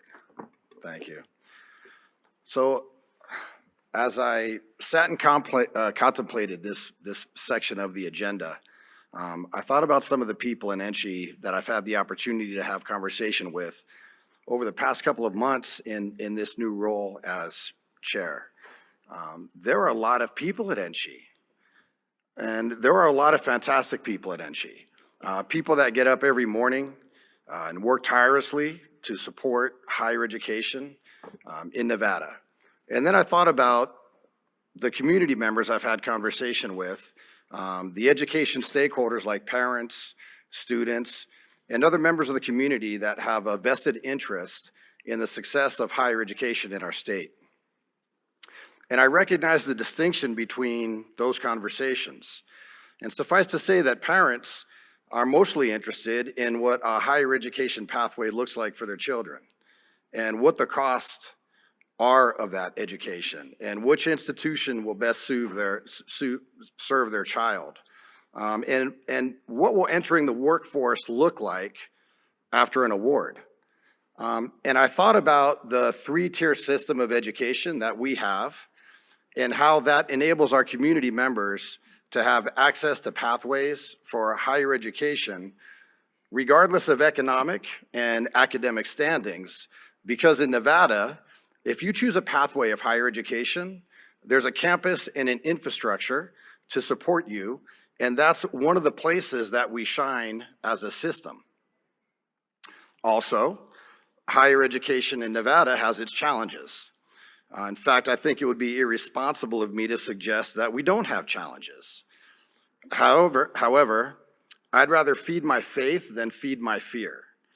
And I would rather speak about the faith I have in collectively generating greatness than feed my fears regarding the challenges we collectively face. And we have the opportunity to change the process, change the narrative, raise the bar for collaboration and communication throughout the entire system of higher education, and ensure the right questions pertaining to higher education are being asked. And I've shared with the board and the system office and staff and presidents a direction of intentional focus we should be engaged in that directly relates to student success, experience, and campus growth. And perhaps one of the right questions to pose is, how do we collectively as a system enhance student access, student success, the student experience on campus, and campus growth as it relates to community? And perhaps equal to that is, how do we become better at a unified system and increase each institution's ability to work in unison to support a collective goal of ensuring Nevada is highly sought after for education? Now, we can achieve some success while working independently in the system, but the greatest accomplishments that we'll experience will be brought from a collective process by which we promote intellectual freedoms while at the same time depoliticizing the seat of learning to ensure that in Nevada, our system of higher education centers on the pursuit of excellence and truth. And this system that we're a part of can strengthen the ability of our community members to have access in receiving an education that they desire, on a campus built for their success. The ability that we collectively share is greater than any one individual in this room. And it's greater than any collective body that exists under the umbrella of higher education, because when we talk about generating success for others, their success becomes larger than those who enable it. And that type of success in education belongs to those whom we serve. And it is merely our responsibility and our obligation to create the most efficient pathways possible that lead to higher education success. We have outstanding institutions, and we have outstanding individuals throughout the entire system of higher education. Let's take a look at collectively accelerating the process of enhancing higher education success for all those who are seeking it, while removing the barriers that are preventing it in a manner that demonstrates Nevada has a blueprint for what this process can look like. In closing, I have faith that small measures of change will lead to greater measures of success. And I have faith in this board, in our system leadership, in campus leadership, and everyone involved in enriching the lives of students through education. Thank you, and I appreciate your time. In recognition of those who have served and those who we are honoring through various different ways, I thought it would be most appropriate to call attention to a couple of folks who have been with the system over 20 years. And I will ask Juliana to help me out. Thank you. And I'm going to ask that Angela Palmer, Special Assistant and Coordinator, please come up here. Yep. We love you, but we're on a time clock. Come on. And certainly we want to acknowledge our Chief of Staff, Carrie Nikolajewski, who has been with the system for 21 years. Angela has been with the system for 23 years. And on behalf of the board, we want to be able to acknowledge the amount of work and appreciation that the board has for the things that they have done. So it's my pleasure on behalf of the board to present, what's that? Yep, to present this certificate of appreciation. Angela, thank you very much.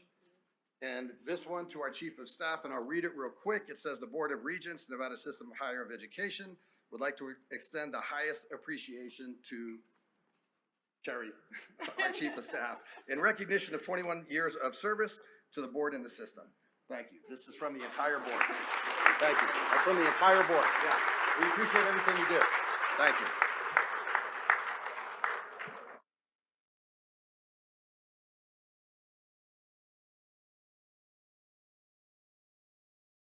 Sorry about that. Now we're going to move quickly into consent items.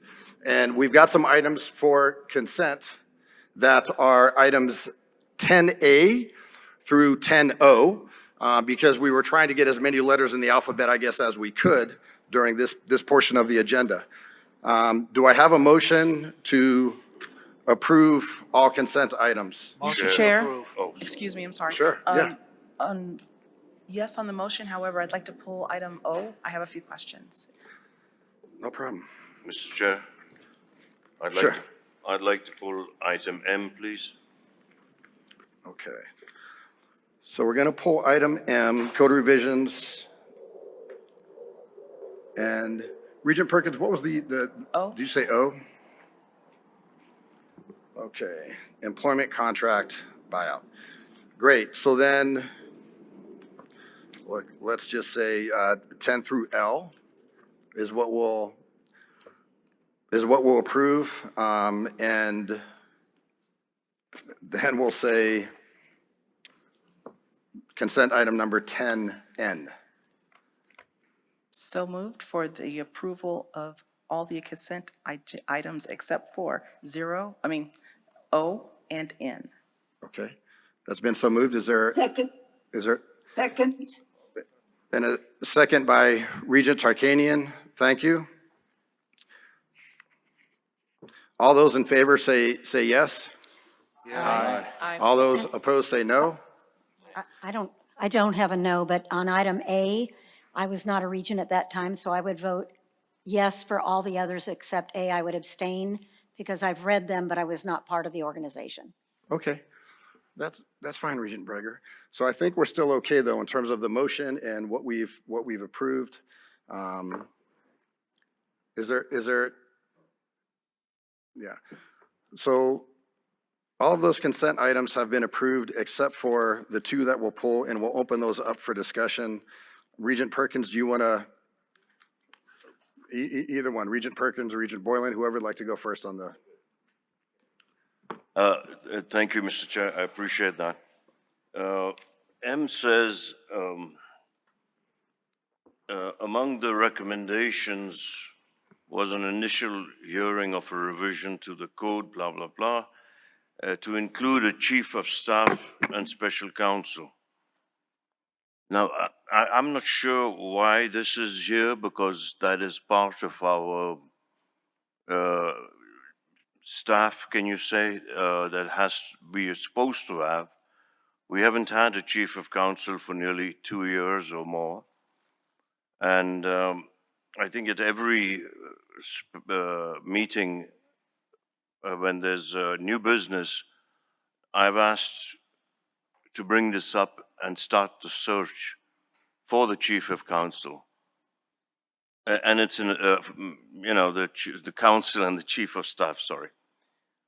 It's an important position. We've been flipping and flopping like fish out of water since we haven't had our own legal guidance. And I'm not sure why that's happening. It's really strange to me that we don't have something that is so important. In my mind, it's more important than having a PIO or having any other position that the board should have. And the mistakes we're making and the guidance we're getting, whether in emails or verbally, is not helping this board. So I'd like some discussion or some understanding of why this has not been done yet. Not even a search. We haven't even started searching for a position that we haven't filled for over 2 years. Thank you, sir. Anybody can. Regent Breger.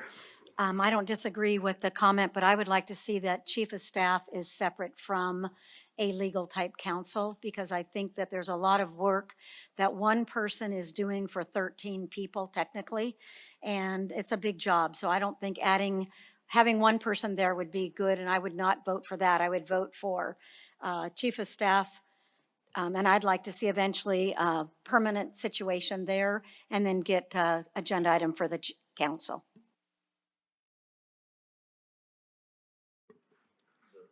Can I say something? Now, are you saying that we don't need a council through you to Regent Breger? That we don't have? No, sir, I said I agreed with that part, but that I don't agree it being one person. I don't want I want a chief of staff, and a council would be fine. Oh, I see. Thank you, ma'am. Thank you, sir. Is there any other discussion on this item? Regent Brown? I'd also like to echo, I do think that Mr. Martinez's office is quite busy, and we should have a legal counsel for just the regents themselves, whatever fashion that looks like, separate or either. I'm supportive of whatever the body wants. So.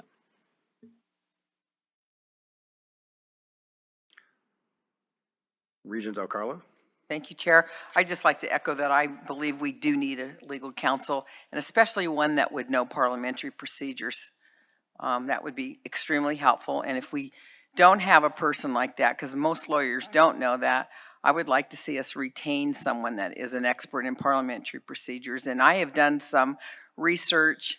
I know we used the ACCT, a nationally ranked parliamentarian, for our training in January. I've been on the phone with her, not her, but through ACCT, and she has given me names of 2 people here in the Las Vegas area that are nationally ranked parliamentarians and qualified. So it would be really helpful, because questions have come up, and I have to tell you, we don't know who to even ask.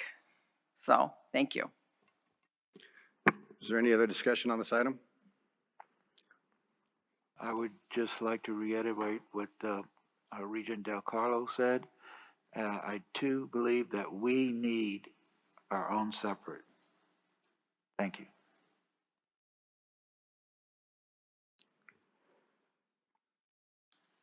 Any other regent? So we can look at this as perhaps a. The chair, I'm sorry if I may interrupt. Attorney James Martinez for the record. I'd just like to clarify what agenda item this conversation is related to, and if it's not related to one of the agenda items that were pulled that I believe we're talking about, then it should be going on new business. I'm just a little confused. I want to get some clarification. So if you don't mind, Mr. Martinez, what exactly did you say just now, sir? Just help me. I apologize. I'm trying to determine that this current conversation about the special counsel position is related to one of the agenda items that were pulled from consent, and which one, just so that the record is clear, because I don't want us to get too far off base with the conversation. Oh, that sir is M like in mother. Got it. Mr. Chair. Yes. This is Dale Urquiaga, Acting Chancellor for the record. So I want to be clear with the board. This agenda item comes from the committee that discussed the roles and responsibilities of the Chancellor. You heard it as an informational item in December, and it is before you today because, quite honestly, during those discussions, folks couldn't remember how many direct reports the board had. And so the position of Chief of Staff and Special Counsel is created elsewhere in the handbook, as is the position of Chief Internal Auditor and the position of Chancellor. So what this agenda item does is puts in one place the three folks who you have as direct reports. It is not a discussion of what that job is. That job exists elsewhere in statute. So by approving this measure today, you are simply conforming your own existing handbook so that it's clearer for you all to understand. A conversation about the role would be a new business item. I'm not your lawyer, but you have a couple who could probably explain that to you. Mr. Chair. Regent Borland. Thank you. To the Chancellor, I think one of the main points I'm making here is it's already a role that's supposed to be there. And like you said, I know that. I'm wondering why we don't have it. Why has it not been filled? This is a role that's important. And so, we should have had it 2 years. So, Mr. Martinez, Mr. Chair, I would ask that the Deputy Attorney General rule whether or not this conversation about a job that's already in the handbook is appropriate for this item. I was about to chime in. Thank you very much, Chair Archiaga. I believe the question posed as to why the position hasn't been filled is not within the scope of the agenda item and should be brought up separately as new business for a different meeting. Right now, let's stick to what's on the page. Thank you. Thank you. Appreciate it. Does that clarify what this consent item is? It sure does, and it scares me. Whenever the Attorney General speaks, I get trembling in my boots. Okay. So, Regent Del Carlo. Thank you, Chair Brooks. I'll make a motion to approve item 10M as written. Second. So the motion was to approve 10M as written. It was seconded by Regent Perkins. We'll move right into some quick discussion before we take a vote. Was there any additional discussion on this item? No, sir. All those in favor? Aye. Aye. Aye. Sorry, Vice Chair Arriscata was actually interjecting as we were taking that, so I'm gonna allow Chair Arriscata to make a comment. Thank you. In regards to item letter N as in Neptune, the procedures, guideline manuals, revision, preparation. I just want to get a quick oh my goodness, I'm sorry. Ignore this. Okay. So we're still moved with the motion and the second, and so all those in favor say aye or yes. Aye. Aye. All those opposed say no. Consent item passes. Regent Perkins, there was another item that you brought up for, Yes, O as an octopus. Thank you. Okay, the contract buyout report, in the effort of transparency, or in the name of transparency, this probably should be an item that stands alone so that we all can see it, very clearly and very intentionally, so that it'll be very clear and out there in the public and not just on consent. My question is, for the system admin, number 2, there's a slew of questions, but I'll start with the first one. On the system admin number 2, who was able to authorize more than our policy dictated?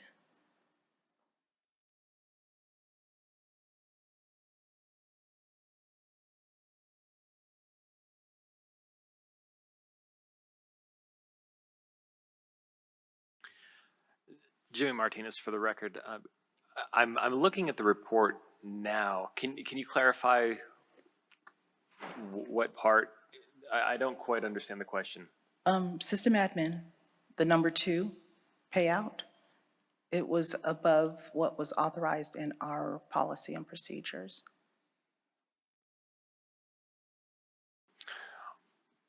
Off of the top of my head, I don't recall the details for that. What I would say is the reason why the report appears as it does without a lot more information than this is because our code does make that confidential personnel information.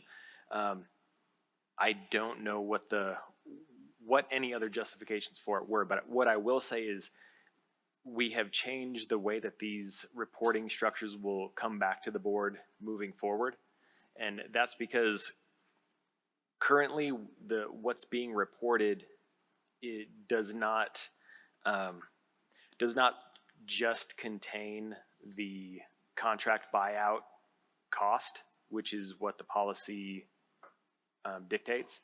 So what that means is if somebody had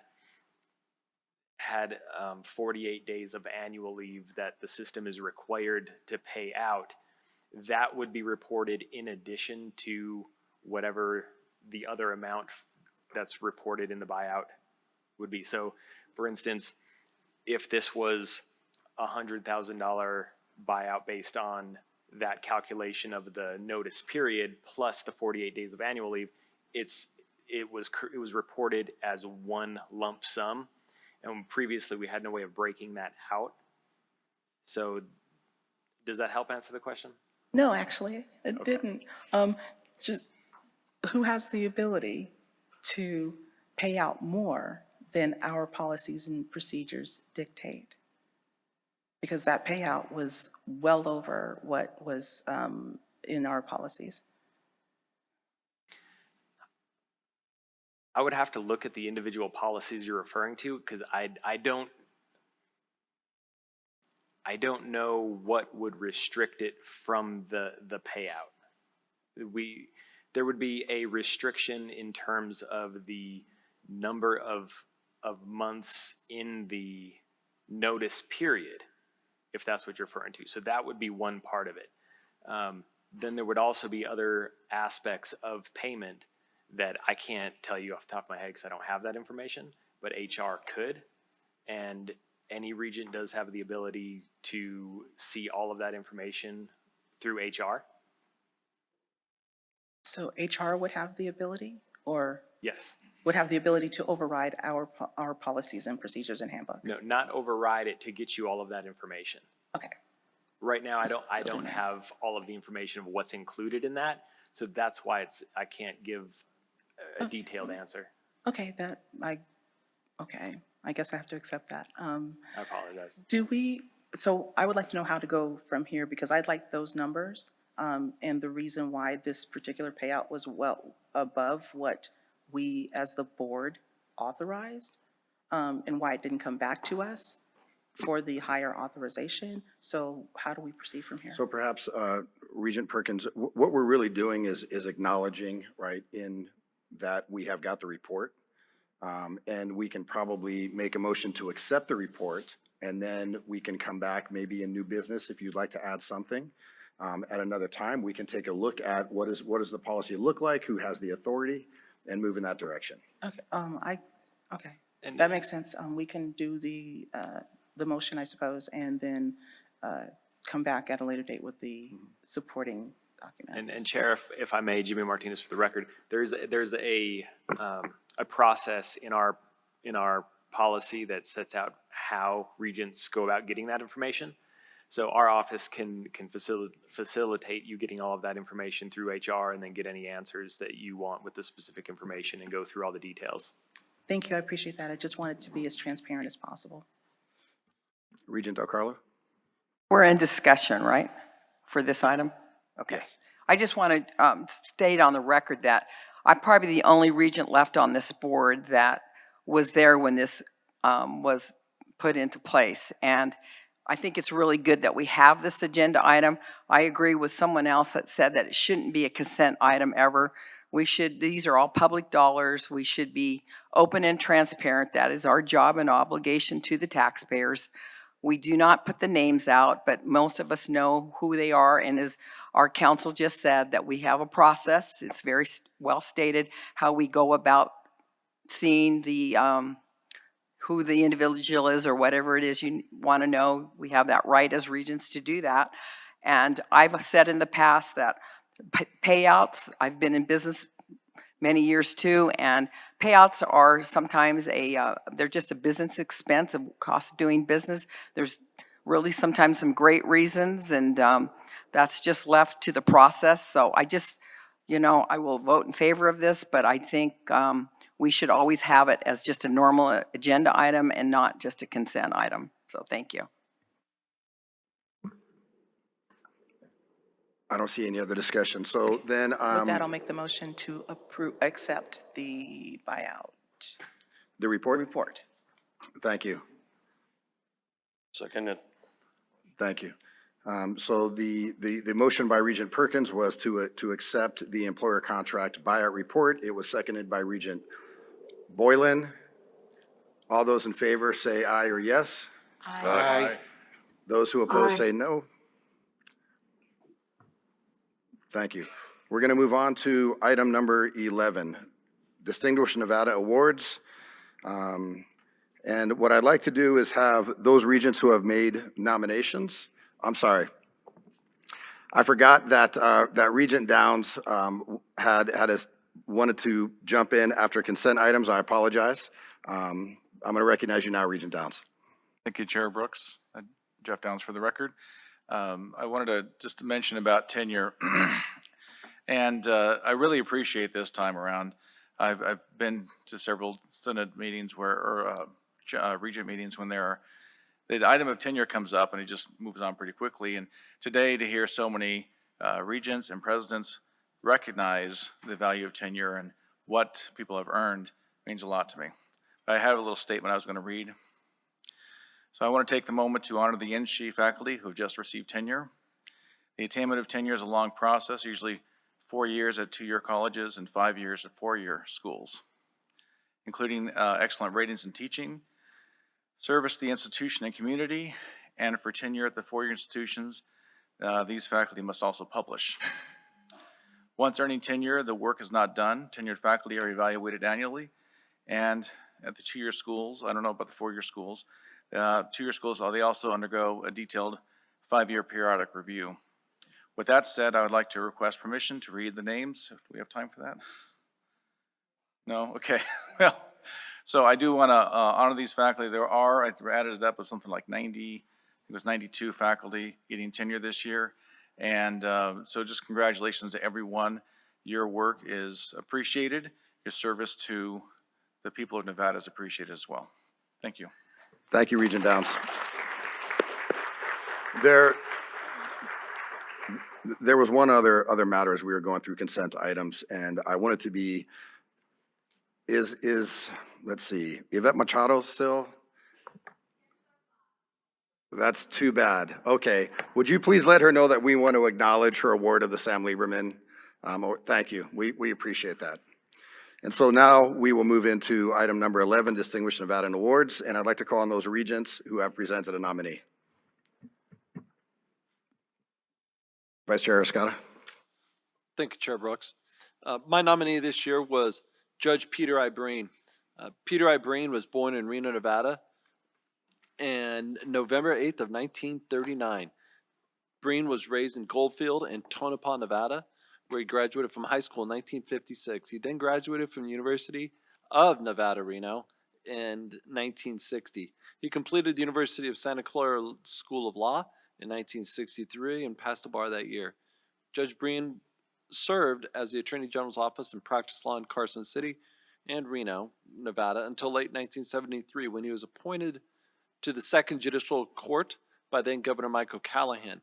He served in Department 7 at the district until February 2006, having been elected 6 times to the post without opposition. And he served as senior district judge since his retirement. In July 1995, under Judge Breen's tutelage, the Second Judicial District Court established a felony adult drug court in which Judge Breen presided. Starting with just 4 people, the movement in the Second Judicial District has grown to include Drug Court, Division Court, Mental Health Court, Felony DUI Court, Veterans Court, and Prison Reentry Court. Judge Breen is unquestionably a distinguished Nevada, a true Nevadan, born, raised, educated, and resided in Nevada. His 45 years of public service includes not only his 32-year tenure as a district judge, but also as senior judge. Judge Breen's devotion to the state of Nevada judicial process has enabled the courts to be furthered and access to justice to be expanded for citizens of the state of Nevada. Judge Breen truly is a distinguished Nevada, and I thank you for the opportunity to nominate Judge Breen as a distinguished Nevada. Thank you, Vice Chair Escada. Regent Carvalho. Thank you, Mr. Chairman. I invited Astrid Silva, my nominee, here today. She wasn't able to attend, but in her absence, we have Daniela Munatan from Ms. Silva's office here today with us. So welcome. Thank you for being here. Astrid is the personification of what this system means, and I think what it means to be a distinguished Nevadan.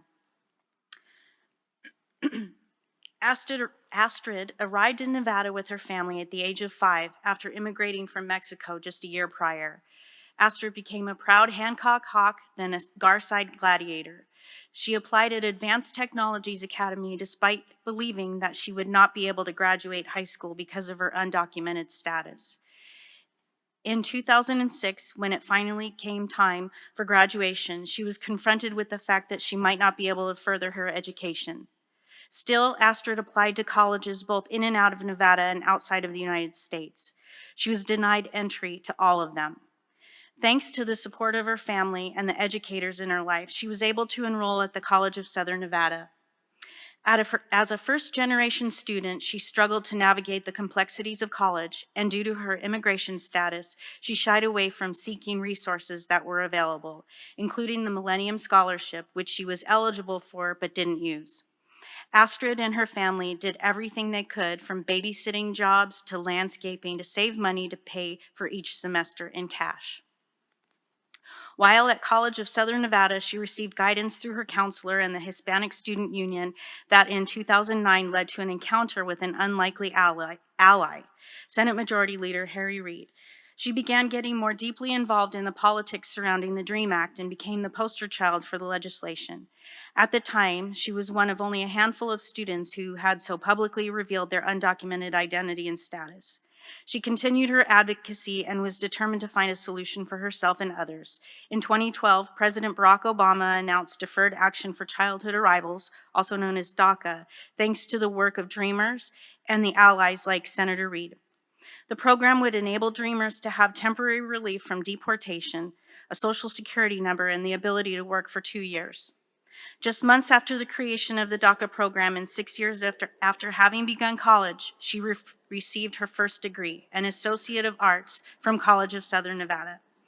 Having DACA enabled Astrid to expand her advocacy, and she and a small group of dedicated dreamers and allies formed Dream Big Vegas, a club that aimed to educate the community about issues facing dreamers and their families, particularly in access to higher education.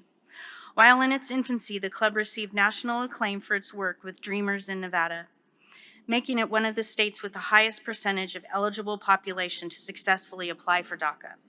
At the state level in her advocacy work, she pushed for laws that helped immigrants like her parents and others receive driver authorization cards, something that held back many of her fellow students. Astrid yet again applied to university where she faced the same hurdles because of her immigration status. At the suggestion of a friend who was a college recruiter, she applied to Nevada State College, where she was immediately accepted for the fall of 2013. At Nevada State, Astrid found a home on campus where she could be safe and be like every other student wanting to learn. During this time, she was made aware that because of all the credits she earned in her years at College of Southern Nevada, she was to be awarded an Associate of General Studies and an Associate of Science. While advocating for Dreamers, Astrid met the team at the Dream.US, a scholarship for DACA recipients that awarded full rides to college. Nevada was not eligible for the grant at the time. She shared her love of Nevada State with the team, in particular Don Graham, their founder. Don encouraged her to apply for the scholarship even though she was in her last semester.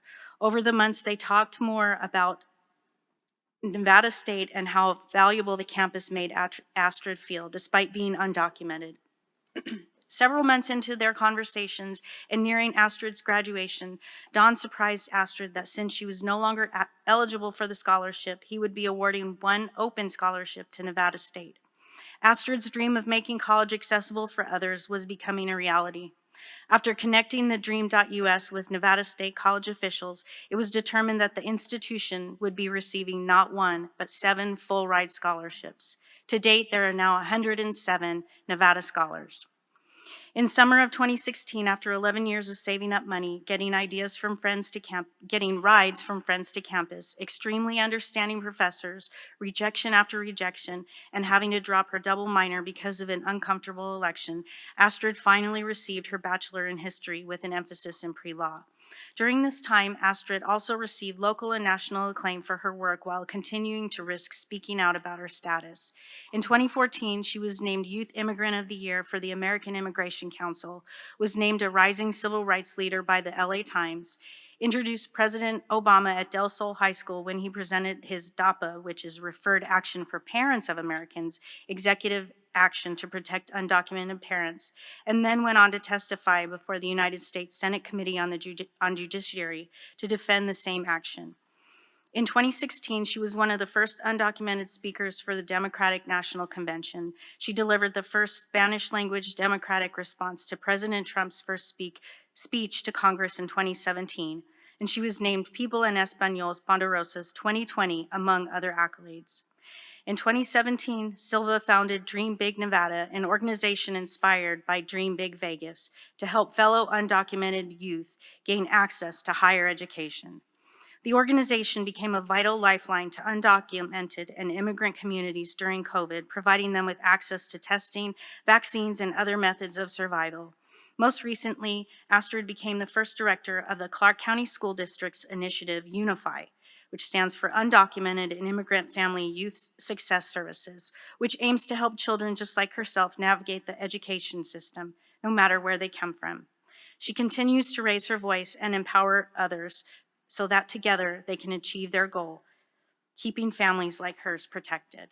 And in addition, I would say also reaching for her goals in higher education and being a real advocate for education for all in Nevada. Thank you. Thank you, Regent Carvalho. Regent Perkins. Thank you, Mr. Chair. I would like to nominate Anthony Nino Galloway. He's an everyday person that doing extraordinary things and encouraging others to do the same. He's, as you can see, it's really short, so let's go for this. He's an entrepreneur. He served in North Las Vegas Fire Department for 29 years. During that time, he did marketing, social media, public relations, business consulting, fundraiser, and a public speaker. He started bringing speakers to speak to children in, students and children in underrepresented areas in the valley. He also is a firefighter for the Southern Nevada Burn Foundation, which supports burn victims and their families by sending them to camp where they can be normal children for a summer. He works with Give Tribe since 2017. They are responsible for the backpack drive that goes every year, once again, to youths that need the most attention. And in Southern Nevada, the toy drive. He does the firefighter toy drive every year for the last about 25 years. And with help with Monday's Dark, which is a social, supports local charities via their fundraising events. In Northern Nevada, he is responsible for the Firefighter Memorial, and he supports that Firefighter Memorial through fundraising and campaigning and advocacy for fallen firefighters. And that is it. Yeah, that is it. Well, 29 years. And he's still young enough to still continue his work. So thank you. Thank you, Regent Perkins. Vice Chair Escada will present to the board two nominees that are, do you know what? I apologize. Regent Del Carlo. Thank you. I did put that one in for the full board. Susan Desmond Hellman, medical doctor, 82, and master of public health, grew up in Reno, Nevada as one of 7 children. Her father worked as a pharmacist and her mother was an English teacher. She earned a Bachelor of Science degree in pre-medicine and a medical degree from the University of Nevada, Reno, and received her residency training at University of California, San Francisco, where she served as chief resident. She is board certified in internal medicine and medical oncology and also holds a master's degree in public health from the University of California, Berkeley School of Public Health.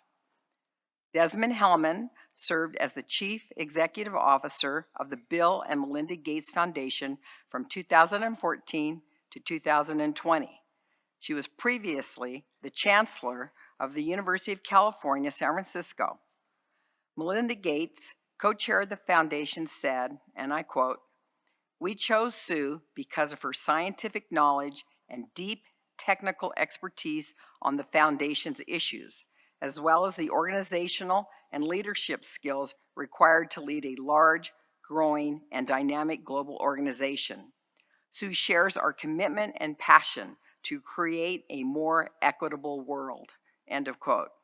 Bill Gates, co-chair of the foundation, stated, and I quote, "Sue's background in public health policy, research and development, and higher education make her an exceptional fit for this role.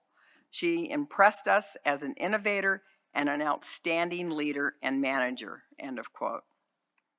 An oncologist by training, Desmond Hellman is a recognized leader on issues of higher education, public health, drug development, regulatory innovation, and health policy. She led UCSF since August 2009, where she became the first woman to serve as the university's chancellor, overseeing all aspects of the university and medical center's strategy, academic programs, and operations. She has extensive experience in product development and a deep understanding of how to bridge applied research to delivery of product. Prior to her tenure at UCSF, she was president of product development at Genentech, where she led the development and introduction of 2 of the first gene-targeted therapies for cancer, Avastin and Herceptin. That's really remarkable. Desmond Hellman also served as a member of Genentech's executive committee beginning in 1996. She served on the boards of directors of Procter & Gamble and Facebook, and was a member of the Federal Reserve Bank of San Francisco's Economic Advisory Council. She was also the University of Nevada, Reno Foundation's banquet speaker in 2019, and I had the privilege of meeting her then. In 2021, Desmond Hellman was appointed by President Joe Biden to the Council's President of Advisors on Science and Technology. Sue Desmond Hellman has contributed significantly to the scientific and economic advancement of Nevada, the United States, and the world. And I'm hoping she's listening because she wasn't able to be here today. Thank you. Thank you, Regent Del Carlo. And now the Vice Chair Escada will present another nominee to the board. As a full board elected, Justice James Hardesty, who graduated from the University of Nevada, Reno with a Bachelor of Science degree in accounting in 1970. While an undergrad student, Justice Hardesty was elected president of the student body and named Outstanding Senior Graduate. Justice Hardesty graduated from the University of Pacific McGeorge School of Law in 75 and immediately returned to the Reno Sparks area to enter private practice. He remained in private practice until practice from 75 to 1998.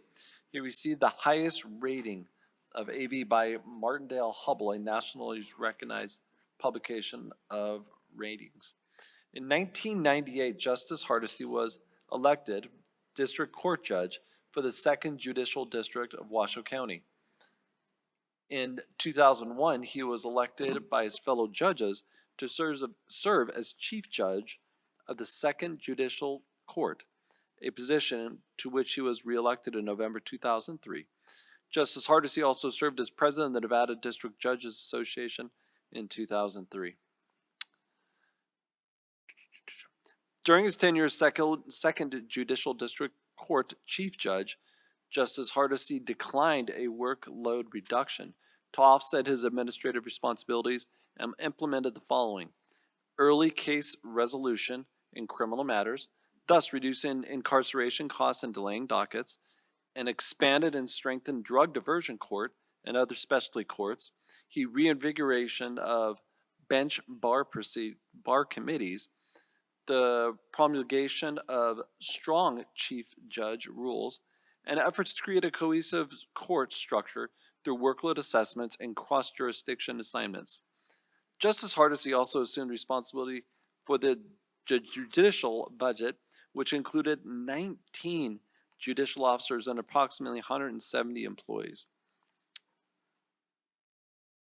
In 2004, Justice Hardesty was elected to the Nevada Supreme Court and was reelected to the court without opposition in 2010 and 2016. He served as Chief Justice of the Nevada Supreme Court in 2009, 2015, and in 2021. In June of 2013, Justice Hardesty was unanimously nominated by his colleagues in the Supreme Court for the William H. Rehnquist Award for Judicial Excellence, a nomination that was also supported by the Chief Justices for the 2nd and 8th Judicial Court District Courts.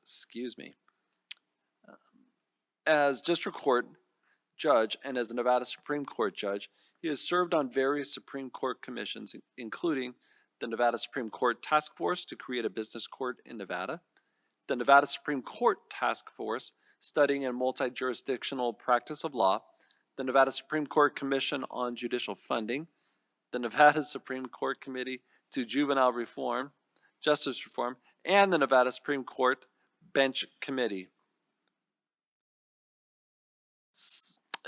Justice Hardesty was born and raised in Reno, Nevada. And I think these next few sentences are where you really and truly hear of a person who is a distinguished Nevadan. He has been married for 51 years to his wife, Sandy, and together they have 2 children and 5 grandchildren. From 1978 to 1991, Justice Hardesty coached Bobby Sock softball that included his daughters. In 1991, his team won the National Fast Pitch Championship. He has been active with the Foster Grandparents Program, served on the Nevada State Board of Education, and is past president of the Rotary Club of Sparks. That is what makes a true distinctive Nevadan. Thank you very much, Chair, for providing me the opportunity to read those two. Thank you, Vice Chair Escada. So what I'd like to do now is see if we can get a motion to approve all of the following nominations for the 2023 Distinguished Nevadan. I'm sorry, Regent. I was making a motion. Oh, you are Second. quick on it. Okay, I great. wanted to make the let me finish motion. thank you, Regent Del Carlo. Let me finish the sentence and then please, And I'll second that. go ahead and create the motion. So what I'm looking for is a motion for the board to approve all of the following nominations for the 2023 Distinguished Nevadan Awards. So moved, Chair. Second? Second. Who's fighting over the second? Regent? Second. Oh, we've got lots of seconds. So the motion, the motion was made by Regent Del Carlo. It was seconded by Regent McMichael. All in favor, please say aye or yes. Aye. Those who oppose say no or nay. Thank you. We're going to take a 5-minute administrative break. It's 12:16. I'll see you in 5 minutes. Thank you. Okay, we're gonna get moving again. There was obviously a couple of administrative things that we wanted to take care of. We're gonna move into agenda item number 12. And there is some policy regarding this agenda that before we really get into it, that we invite a couple of speakers. So it's part of our policy that we would do this. And the first person that I'd like to invite to speak on this agenda is Jim Strange, Faculty Senate Chair. Thank you, Mr. Chair, Board. I just want to reiterate what you heard during public comment amongst the faculty at WNC. Interim President Dalby enjoys a lot of confidence. He is extremely competent. He is well versed in all the operations of the college. We very much enjoy his affable and open door management style. And we recognize that his appointment as permanent president will represent the potential to have some stability in this office for years to come. So thank you, Interim President Dalby, for the work you've done. And I encourage the board to support his appointment to the permanent position. Thank you very much. Thank you for your comments. The next person that I'd like to bring forward and offer a comment and statement would be Susanna Stankute, Student Body President. Thank you. Good morning, Susanna Stankute for the record, President of the Associated Students of Western Nevada. The Associated Students of Western Nevada overwhelmingly supports the appointment of Dr. Dalby to the permanent position of President of Western Nevada College. Dr. Dalby is well connected within our institution and our community. From the students' perspective, it's important that we have a leader who is student-centered, available, and willing to listen to our voices. As you heard during public comment, Dr. Dalby embraces all of that and more. He has shown me and the students of WNC that he is here for us and he wants to make a difference in our institution. So we fully support the appointment of Dr. Dalby as president of Western Nevada College. Thank you. Thank you for your comments. The final person we'd like to hear from before moving in is Natasha Anderson, Classified Council President. Hello, the classified employees of Western Nevada College wish to express our strong support for Dr. Kyle Dalby as the permanent president of our institution. We have seen firsthand the positive impact that Dr. Dalby has had on this college, its faculty and staff, and the students. He has given us the stability and consistency that we have needed to endure hardships that have faced higher education over the last few years. Under Dr. Dalby's leadership, WNC has undergone significant improvements, including the expansion of degree programs and course offerings, the renovation of multiple campus facilities, and the implementation of new technologies to enhance student learning experiences. These changes have made a significant impact on the quality of education that WNC provides, making it a more competitive and attractive option for students. In addition, Dr. Dalby has shown his unwavering commitment to the success of the college and its students. Through his proactive versus reactive approach, he has implemented initiatives that have supported students from all backgrounds, including increased access to financial aid, student support services, and resources to help students succeed academically and personally. during unprecedented times. He sees the growth opportunities for WNC and the community and has demonstrated his support of Nevada's workforce development initiatives by creating partnerships with local businesses and organizations to provide students with opportunities to gain valuable work experience and build connections in various fields. Dr. Dalfi has been an inspiring leader to both staff and the students of WNC. With his strong and effective leadership, the college has become a more inclusive, supportive, and welcoming environment for all students and employees. With Dr. Dalfi as our permanent president, we believe that this upward trajectory will continue. We greatly value the continued consistent leadership of Dr. Dalfi at Western Nevada College. The vision he has put in place for the college has already made significant improvements, and we feel strongly that he will continue to lead Western Nevada College towards a bright and successful future. Thank you for your time. Respectfully, all classified staff of Western Nevada College. Thank you for your comments. We appreciate them. I'd also like to offer our acting chancellor a few moments to make comments. Thank you, Mr. Chair. For the record, Dale Urquiaga, Acting Chancellor. I'm not a wet blanket. For once, I get to do something super positive. To refresh the board about your own policies, some of you are new. Dr. Dalpi was named interim president by the previous chancellor and this board by vote in 2022, and he has a contract that runs through, I think, the end of this year. But under board policy, you can, during that interim period, conduct a search, or after 1 year, name a president to the job in a permanent status. And so when I went through Dr. Dalpi's annual review with him at the end of the year, we discussed his current status and his successes. And I had a conversation with the new chair when he took office. And then I consulted with the constituency groups at WNC, some of whom you have already heard from. I did calls with a number of people. And I will say, rarely, perhaps never in my career, have I had every type of employee classification and every level within the organization and every length of time in an organization say such positive things about a leader. It was really rewarding to hear, because I will say my own experience with Dr. Dalpi has been incredibly positive, as I have worked with him both as an individual and as a member of the Council of Presidents. And so it is my job and my great pleasure to recommend to this body that you appoint Dr. Dalpi to this position. You have a proposed contract. I will talk more about presidential salaries when we get to item 13, but Dr. Dalpi starts at the minimum amount of the salary schedule. He's at the lowest level possible in the salary schedule as approved last year, and that is not a reflection of his talents. It is where we start him on as a new hire on that schedule, and that's where we tend to we use that schedule for initial placement for a new hire. And in this sense, he is a new hire.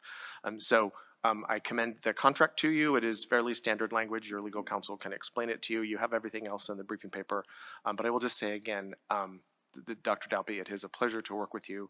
I am amazed at the level of support you have on your campus, and I commend you to this board without reservation. Thank you, Acting Chancellor. We appreciate those comments.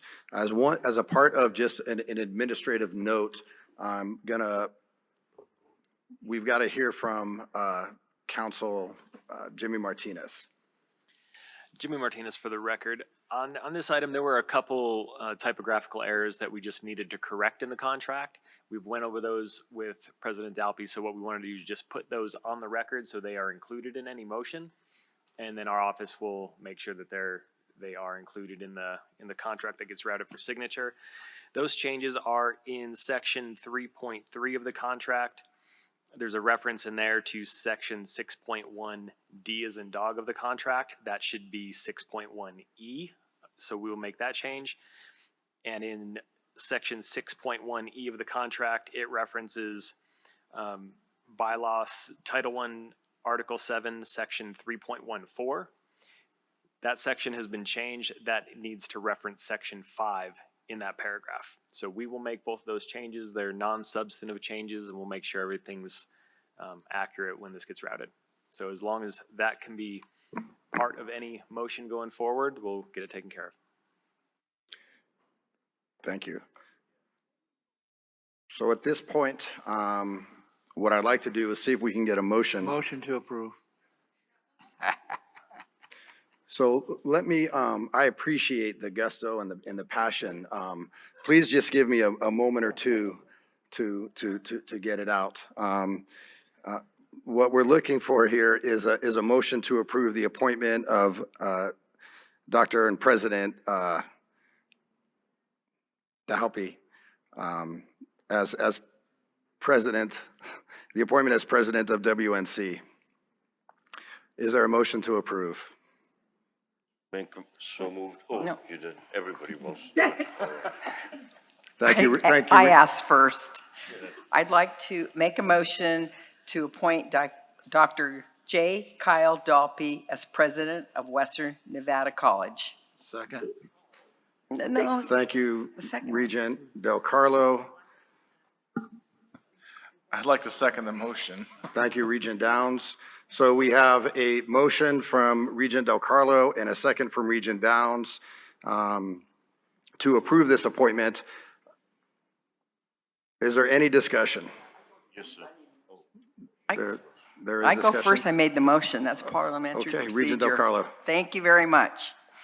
It is my honor and privilege as the regent where Western Nevada College is located to make the motion to appoint Dr. J. Kyle Dalpy, the permanent president of Western Nevada College. His CV list of accomplishments is impressive, and he's been the interim president of the college. So I don't think it's necessary to go over all of his wonderful accomplishments. You've heard so many people today. And to say what the chancellor had said, I'd made my remarks last night. I was the vice chair of the board when we interviewed the stakeholders after the prior president left. All the constituents, especially the faculty and staff at WNC, made it very clear they were looking for stability at their institution. He was the unanimous choice then, and he remains the unanimous choice now. In the last year, when I've been on campus, and I'm up there quite a bit, faculty members, staff, and especially our students all express their support for him and their desire for him to be their permanent president. And I'm all about character, and I want to just talk a little bit about my interactions with Dr. Dalpy. In 2018, most of you on the board, well, you weren't on the board, I was. I was on the chancellor, or I was on the search committee for the president, and this was after we had an opening.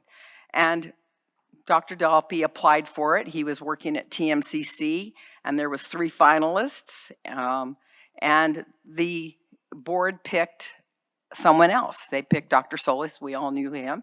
And Kyle was very gracious, and we went out to lunch later, and I talked to him about what I gave him some of my thoughts, and so he continued just to do his job with absolute hard work, a smile on his face, just total wonderful character. And Dr. Solis comes in, and what do you know? He reaches out to Dr. Dalpy, offers him a position at WNC, and this is to me really, it's such deep character that both of those men, one, they had competed against each other, and now they're going to work together and learn from each other. And I think that is really beautiful. And I think more than anything, Kyle, that means so much to me. It really did. What I'd like to say too, you are just a terrific leader. You truly have passion for your work, is reflected in your focus on our students, especially you've increased your enrollment this semester. You're always upbeat and full of life, and I know you like to jog and all that, and it shows. You set a very positive tone every day on that campus, and you can see that. As the chancellor said, there's not one person, there's not one person that can even find anything not to say great about you. You're considered a subject matter expert in workforce development. You truly embrace the mission of the community college. The announcement of your partnership last year with Redwood Materials was a first for Western Nevada College, and it's going to be a game changer for you. We all saw this morning, you have a great sense of humor, and it just brings nice levity to sometimes our discussions.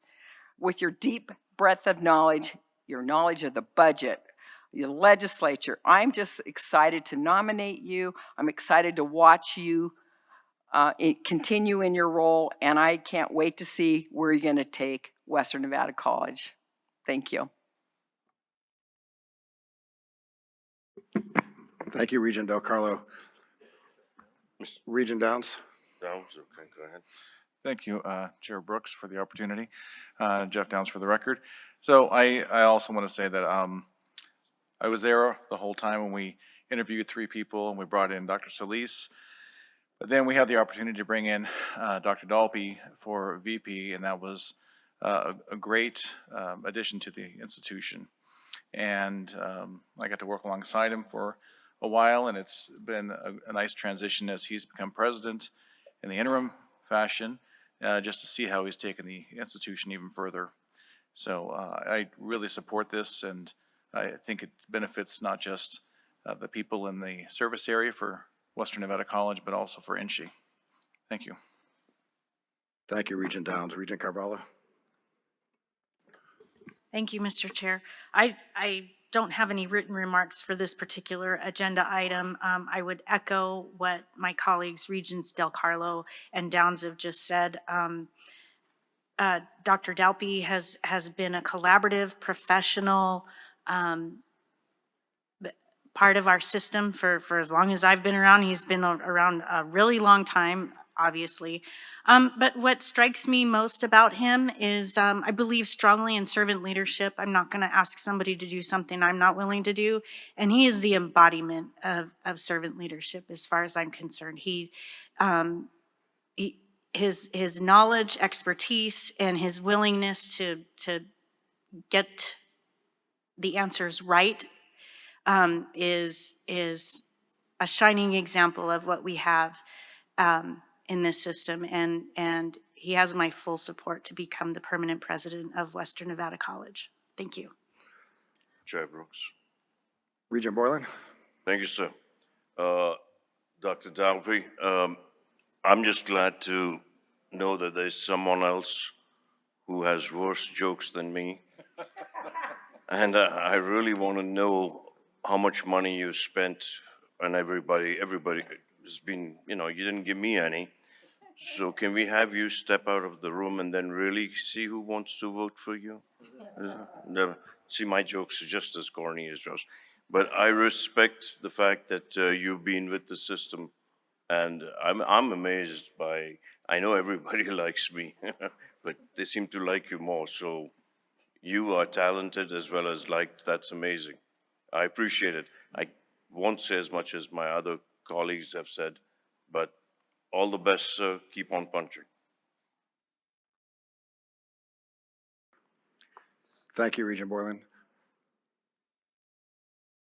Deputy Attorney General Joel Becker for the record.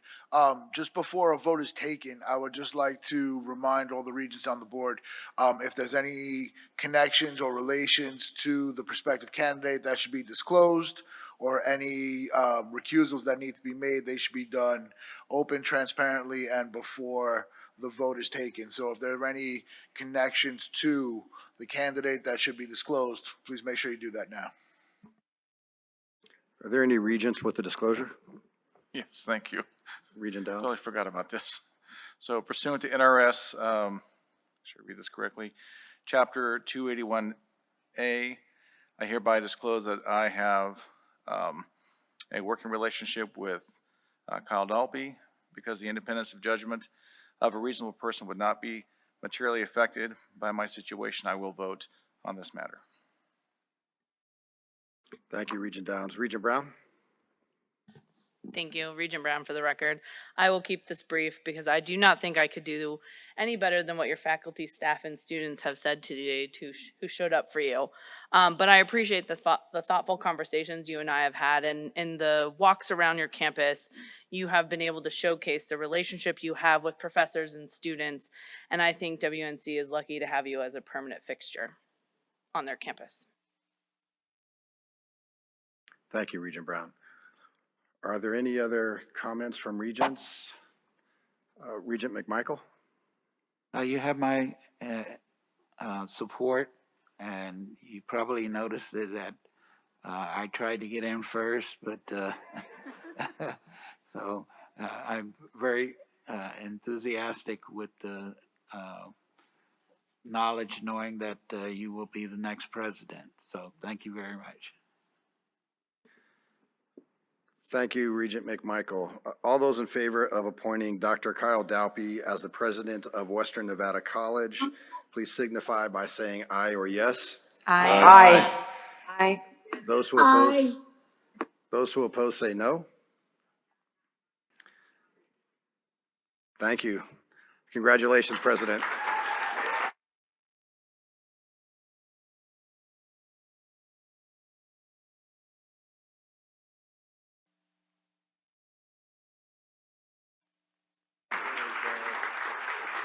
Okay, we'll stand up for him.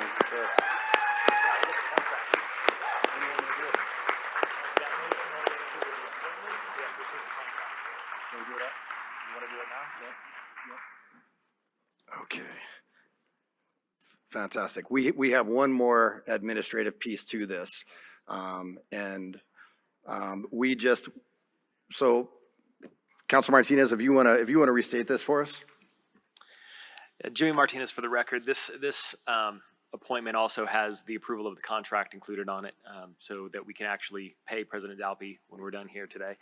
And I would just ask that also include the administrative amendments that I had previously stated on the record to change those two sections.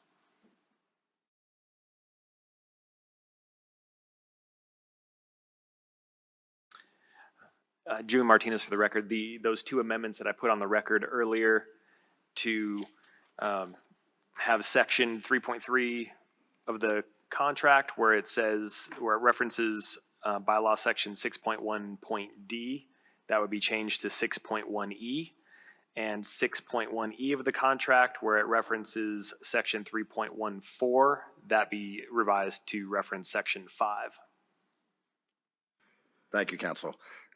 Is there a motion to approve the contract and the administrative amendments for President Dalpy? So moved. Thank you, Regent Downs. Second. Thank you, Regent Del Carlo. So we have a motion and a second to approve the contract and administrative amendments for President Dalpy. All those in favor say aye or yes. Aye. All those opposed say no. Thank you. President Dalpy, you now have the floor.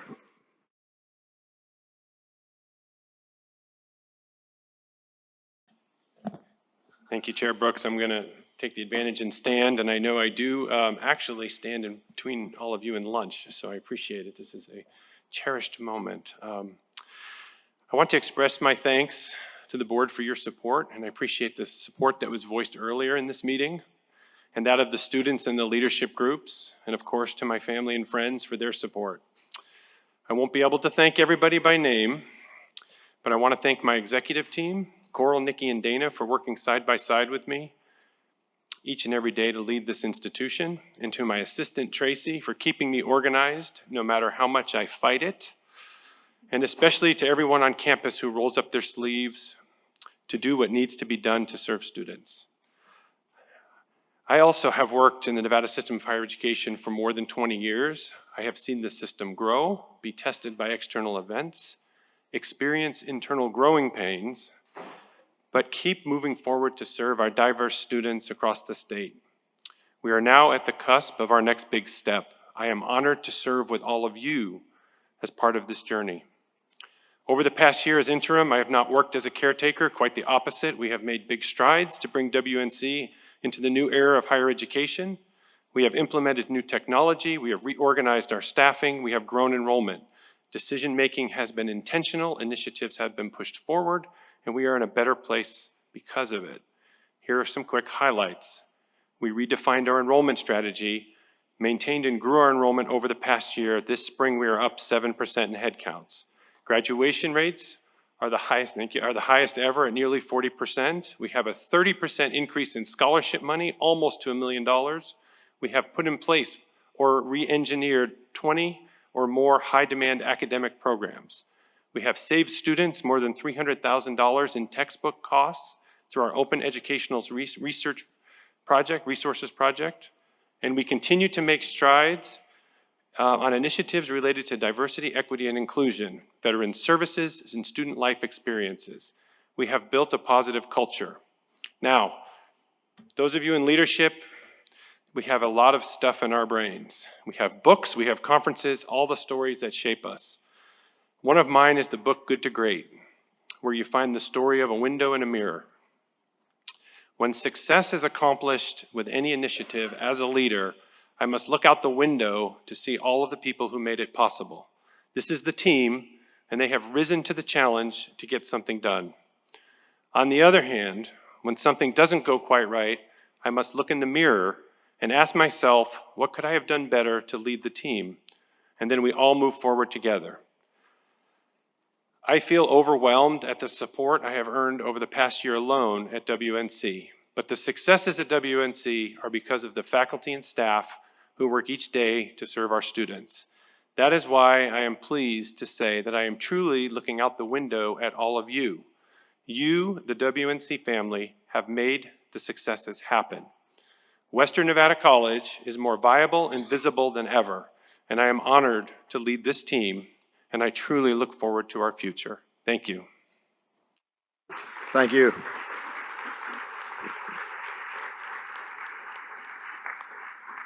It's 12:50. Let's break for lunch, at least 15 minutes, and then we'll come back and have a working lunch if need be. Thank you. Yeah. Okay, so we're going to pick up where we left off with agenda item number 13, and I will turn this over to our acting chair. I'm sorry, our acting chancellor. Yeah, I've got to eat. Thank you, Mr. Chair. For the record, Dale Urquiaga, Acting Chancellor. So item 13 is before you, again, because of the operation of sort of an obscure part of the handbook, so I will go as fast as I can, and yet I want you to have this information. By policy, the board some years ago mandated that the salary schedules, which are established in the handbook, be periodically reviewed by an external consultant. That report makes its way under current policy to the chancellor or acting chancellor, and then employees who are below the new minimums, if the schedules change, are brought up to the minimum. That was done for several hundred employees. As a practical matter, on my first day in this job is when the new salary schedule was in effect, and so I had to sign off on a bunch of things that moved folks. I should have at that time, probably, made that same adjustment for 2 presidents. In my defense, it was my first day. And so when we went through those presidents, and that is the president of DRI and the president of Nevada State College annual review, as you heard me say with the prior agenda item, we got really clear that they were below the minimums. So that's why this item is before you. I will say, across the schedule and across many job classifications, when we move folks to a minimum, or when we hire folks at the new minimum, which is for initial placement, as in the previous agenda item, is at that minimum, it causes issues of compression. And so while I, without hesitation, recommend this to you today as the proper thing to do for these 2 institutions, I would appreciate your approval of this agenda item. I also want to put on the record that I'm aware we have a compression issue in a different salary schedule for community college presidents. And so I have launched an equity and compression study and evaluation study of HR within the system office. And because the presidents are officially within that body, because they are hired by this board, we'll include the presidents in that review. So I know there has been conversation about salary compression among the presidential salary scale. So my commitment is to you, is that the consultants will review that. I can't bring you recommendations without outside advice as to what would be appropriate. We cannot, without your approval, make those sorts of adjustments to salaries, contractual salaries pursuant to handbook. I can't just say, I'm going to move this. You will need to make a change to the handbook and make a change to the salary should you decide to do that when we receive that information. Those salaries could also be made retroactive, as these are. So with that little side trip, I know folks were concerned. I'll just say that again. I have a consultant hired. It is Huron. They begin work this month. They're doing a number of things for the Chancellor's Office and System Computing Services. That will include presidential salary review. That aside, let me also say again, compression exists throughout the system in many job classifications. And so in the work that I reported to you earlier in my Chancellor's report that the presidents are considering, we need a better philosophy about compression, placement, and what those salary schedules mean as a practical matter for lots of job classifications. It's very confusing for staff when a salary schedule is adjusted and they think, great, I'm in the middle of this, I should be at the upper end of this. That's not how we use it by policy. And so in future, we will review compression issues for presidents. We will, the presidents will bring, as a council, will bring to you a philosophy about placement and compression issues as we go through this.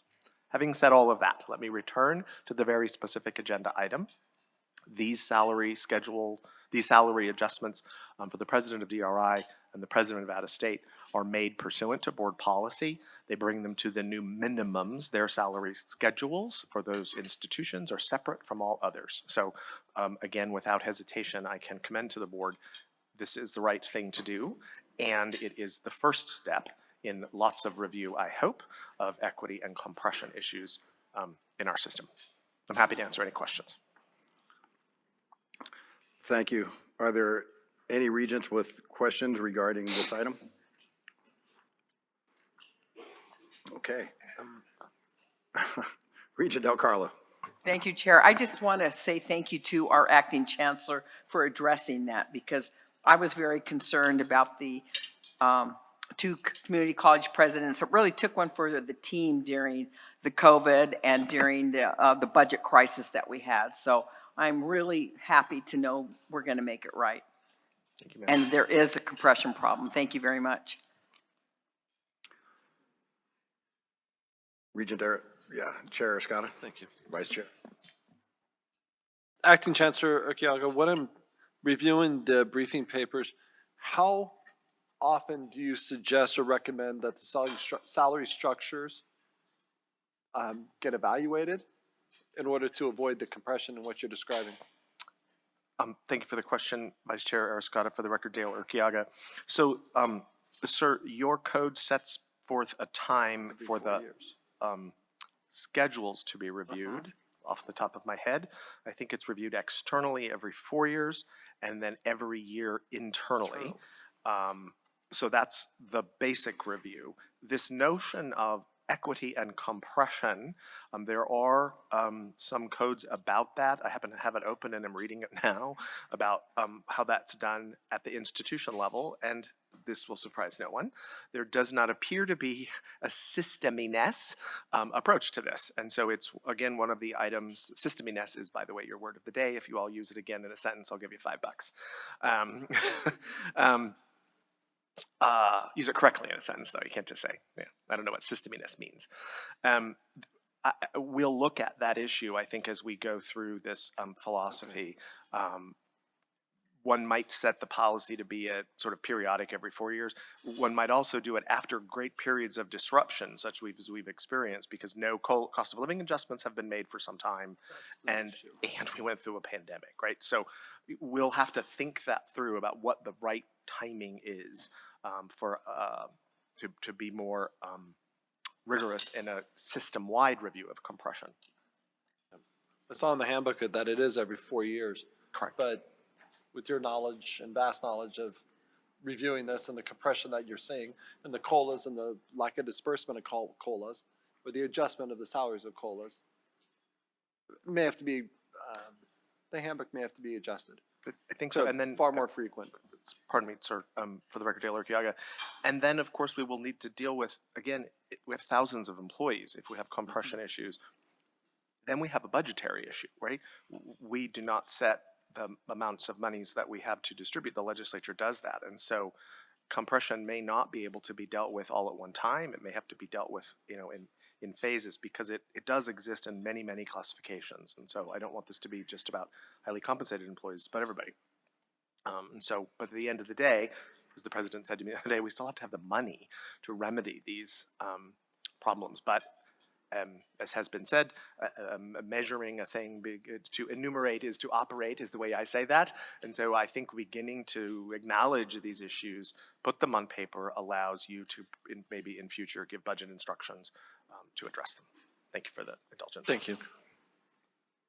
Thank you. Is there a motion to approve, excuse me, I was getting ahead of myself. Regent Brown? Thank you so much, Regent Brown, for the record. Actually, my question is for Acting Chancellor Urquiaga. Thank you for bringing up the equity and compression issues, because I was planning on bringing something up in new business.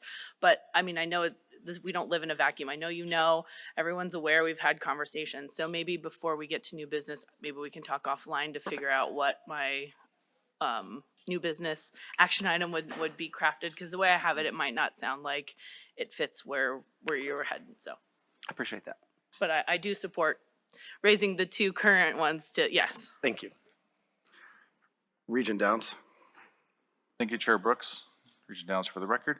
So I'm not opposed to this adjustment by any means, but I think it's important to acknowledge, and I think it has been stated, but there are people, I mean, we're talking, this says it's fiscal impact $62,000. There are faculty and administrative staff who are experiencing compression, and when they see these kind of adjustments made, it can be discouraging to see that someone who's in six figures is getting further ahead while they're remaining stagnant. So it'd be nice if this system can prioritize, find ways to maybe include in future budgets recommendations to the legislature a salary increase, and not just wait for the legislature to address that.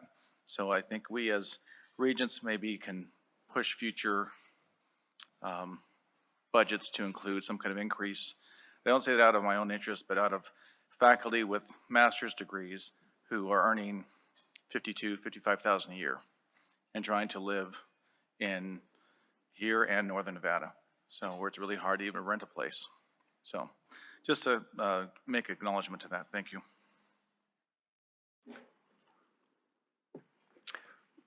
Thank you, Regent Downs. Is there a motion to approve the contract adjustments for the presidents of Nevada State College and Desert Research Institute? Motion to approve. I'll second. Okay, so a motion to approve contract adjustments for the presidents of Nevada State College and DRI was made by Regent McMichael, Vice Chair Ariscata seconded. Is there any discussion? Regent Del Carlo? Thank you, and thank you for your comments, Regent Downs. And I guess I'm the new historian, although I don't have the depth of knowledge that our former regent had for 16 years on the board. But since I've been on the board, we did have, I guess it was over 4 years ago, so we did have that salary study done. I believe it was the Gallagher Group at the time, and I have to say on the record, I mean, at the time, if I remember right, it was $88 million with a compression number figure. And we as a board have been very unsuccessful going to the legislature for additional salaries, and to the point where we quit asking. So it's not an easy subject for anyone. And as I stated on the record yesterday, it's my hope and desire that with the $5 million our current governor has set aside in his budget, that it's a formula, it's a funding study, because we have to look at all this. We all know and brand new Regents know too. We compete for the best employees on a national scale when we do these searches. We have to have competitive salaries. It is not fair to our employees that have been with us years and are loyal and want to stay in our area that we don't raise their salaries properly. We, as a board, we made the decision to give them that 1%, but then it's very difficult for some of these campuses to come up with 1%. So I'm just saying, I hope somebody's listening, because we really need to do a comprehensive analysis of all of that and pay our people fairly. They work hard. Thank you. Is there any additional discussion? Okay. So the question is on the adoption of the motion to approve contract adjustments for presidents of Nevada State College and Desert Research Institute. Those in favor can say yes or aye. Aye. Aye. Those who are opposed say no or nay. Thank you. Agenda item number 14, we will hear from Academic and Student Affairs Community Colleges Representative Renee Davis.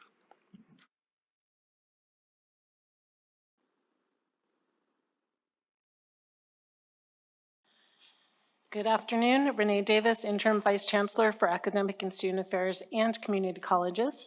And I have with me today Danielle Donato, who is our Senior Learning Concierge for the MGM College Opportunity Program, in case we get any program-related questions. So let me first start by saying we did have at the December meeting, for those of you who are with us, a presentation on the MGM College Opportunity Program. And the board also at the ARSA committee meeting approved a renewal of the MGM College Opportunity Program MOU between NSHE and MGM Resorts International. This is the next step in the process, and so we're here to ask the board to approve a fee discount schedule for the next 2 academic years, 23-24 and 24-25. The fee schedule that you see in the materials is consistent with the MOU that was approved in December. It does have a discount rate that varies by institutional tier. It applies primarily to the base registration fee, but also to the technology fee, student success fees, and student association fees. Again, the full list is included in the materials. It's just a one-page list, so it's not a really long one. It should be noted that each semester, MGM, as part of this program, covers the cost of fees for up to 3 classes or 10 credits for each of the participating employees. And this is after financial aid is applied. So MGM is covering those expenses for the student so that they can further their education. And they're all online programs. Again, if you have questions program related, I'll let Danielle take it because she's the expert. But really today, the decision before you is to approve this new fee schedule. Thank you. I move for approval. I'm sorry, what was that, Regent I Perkins? move for approval. Pretty quick, is it? Second by Regent Del Carlo. Is there any discussion? Quick discussion. As Regent Del Carlo mentioned, the aforementioned regent of 16 years, he was quite high. He was very encouraging in regards to his knowledge about this program. And without a doubt, I remember back in December when we had the meeting on it, and I fully support everything going. Regent Del Carlo? I just have a comment. This is really a great program, and 2 chancellors ago, it was brought to us. It was modeled after what Starbucks was doing, I believe. And I think the program, had it not been for the pandemic, this program would have probably tripled in size by now. But with the layoffs that MGM suffered during the pandemic, et cetera, I just think it's wonderful, and I hope that in the future, whoever our new chancellor is will pursue other partnerships, because this is a wonderful opportunity for students and employees. Thank you. Regent Perkins? Thank you. Just a quick question. How many students have we served so far under this program? Hi, good afternoon. Danielle Donato, NSHE Senior Learning Concierge for the record. So overall, we're going to be going into year 4 in the fall. In and out, what I can tell you is the average amount of students that are enrolled are 200 at a time. What I'm pleased to say is after fall 2022 semester, we've had 80 graduates from this program, and our goal is to get 100 by this fall 2023 semester. So it's a program we're really proud of. I do want to mention that when UNLV, the Public Policy Institute, did research on this program, over 50% of employees would not be able to get their degrees if it wasn't for this program. So it's a program we're truly proud of. Thank you. Thank you. Is there any other discussion? Okay. So the question is the adoption of the motion to approve updated fee schedules for the MGM College Opportunity Program for academic years 2023 through 2024 and 2024 through 2025. All those in favor say yes or aye. Aye. Aye. Those who oppose say no or nay. Thank you. Agenda item number 15, legislative audits. We will hear from Chief Financial Officer Andrew Klinger. Thank you, Mr. Chairman. Regents, for the record, Andrew Klinger, Chief Financial Officer. As the board will remember, on January 18th, the board reviewed the 3 legislative audits that were performed last year. So what's before you today is the next step in this process, which is a 60-day plan. These plans are required to be submitted to the legislative auditors by April 10th. So we bring for you today the 60-day follow-up on each one of those audits. It's included in your packet as supplemental material. As part of these plans, the Chancellor will be appointing 3 committees, one for each one of these audits. Those committees will include representatives from outside of the NSHE system as well, and they will go through and they will make specific recommendations that will then go into the 6-month plan, which is the final step, and that 6-month plan is due to the legislative auditors by October 10th. So what we're asking for approval today is the 60-day plans that will be forwarded to the auditors by April 10th.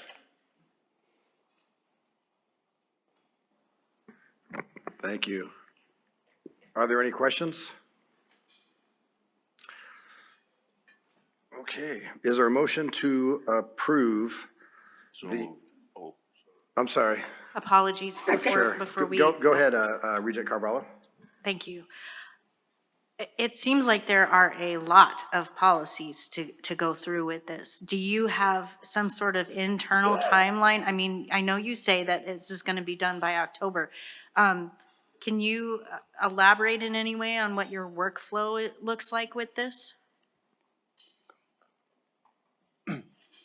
Thank you for the question, Regent Carvalho. For the record, Dale Urquiaga. So our intention is that each of these committees, one will take each audit, and they've begun some of this work. You can see here they have identified policies that will need to move forward. Our plan is to bring you the first round in June and a second round in September. I want to at least have the first, some of these may be code revisions that take 2 meetings. I want to at least have gotten through that process so that we can submit the 6-month plan. It's possible that the 6-month plan will say the board's final vote will occur at its December meeting.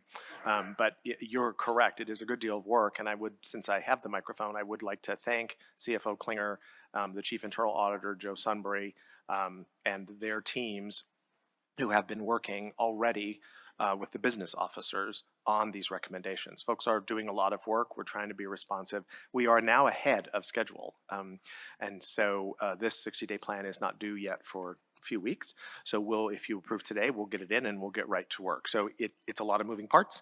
You can expect a lot of policy votes in June and September. But I will represent again to you that this team is already, I think, ahead and moving quickly. So we should be very grateful to them. Thank you for that response. Thank you. Are there any other questions? Is there a motion to approve the legislative audit 60-day plan?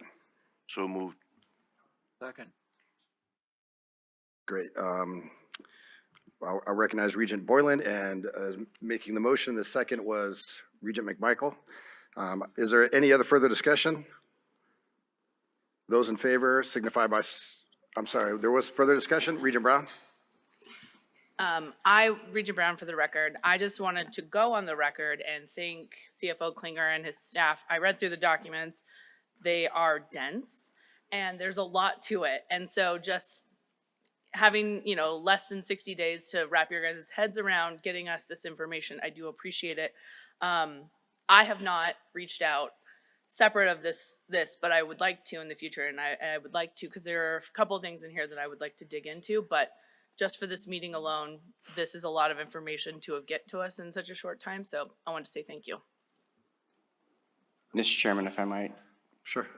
For the record, Andrew Klinger, Chief Financial Officer. So I appreciate that, and I would offer to any of the regents that if you would like to meet with me and discuss these, I'd be happy to do that. And Mr. Chairman, one other person I think that deserves thanks on this is my assistant CFO, Rhett Vertrees, who did the heavy lifting on this. So I'd have to give credit to him. Thank you. We appreciate all the work that was done, and we know that it was a lot. The question is on the adoption of the motion to approve the legislative audit 60-day plan. All those in favor of that signify by saying yes or aye. Aye. Aye. Those who oppose, say no or nay.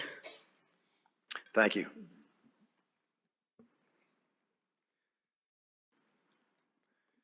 Our next item is agenda number 16, the campus master plan update from the Nevada State College. President Pollard. Thank you, Mr. Chair, and good afternoon again to the board. We will do an abbreviated presentation, and in that I will ask our Assistant Vice President for Campus Infrastructure, Lisa Schrock, and Vice President at TSK Architects, Jason Adagia, to join and to offer the presentation to you in the master plan, all 190-some pages, correct, Vice Chair? Thank you. Good afternoon, Chair, Vice Chair, members of the Regents, President, and guest. My name is Lisa Schock. I'm the Associate Vice President for Campus Infrastructure. And standing here with me is Mr. Jason Andoja, who's the Senior Vice President for TSK Architects.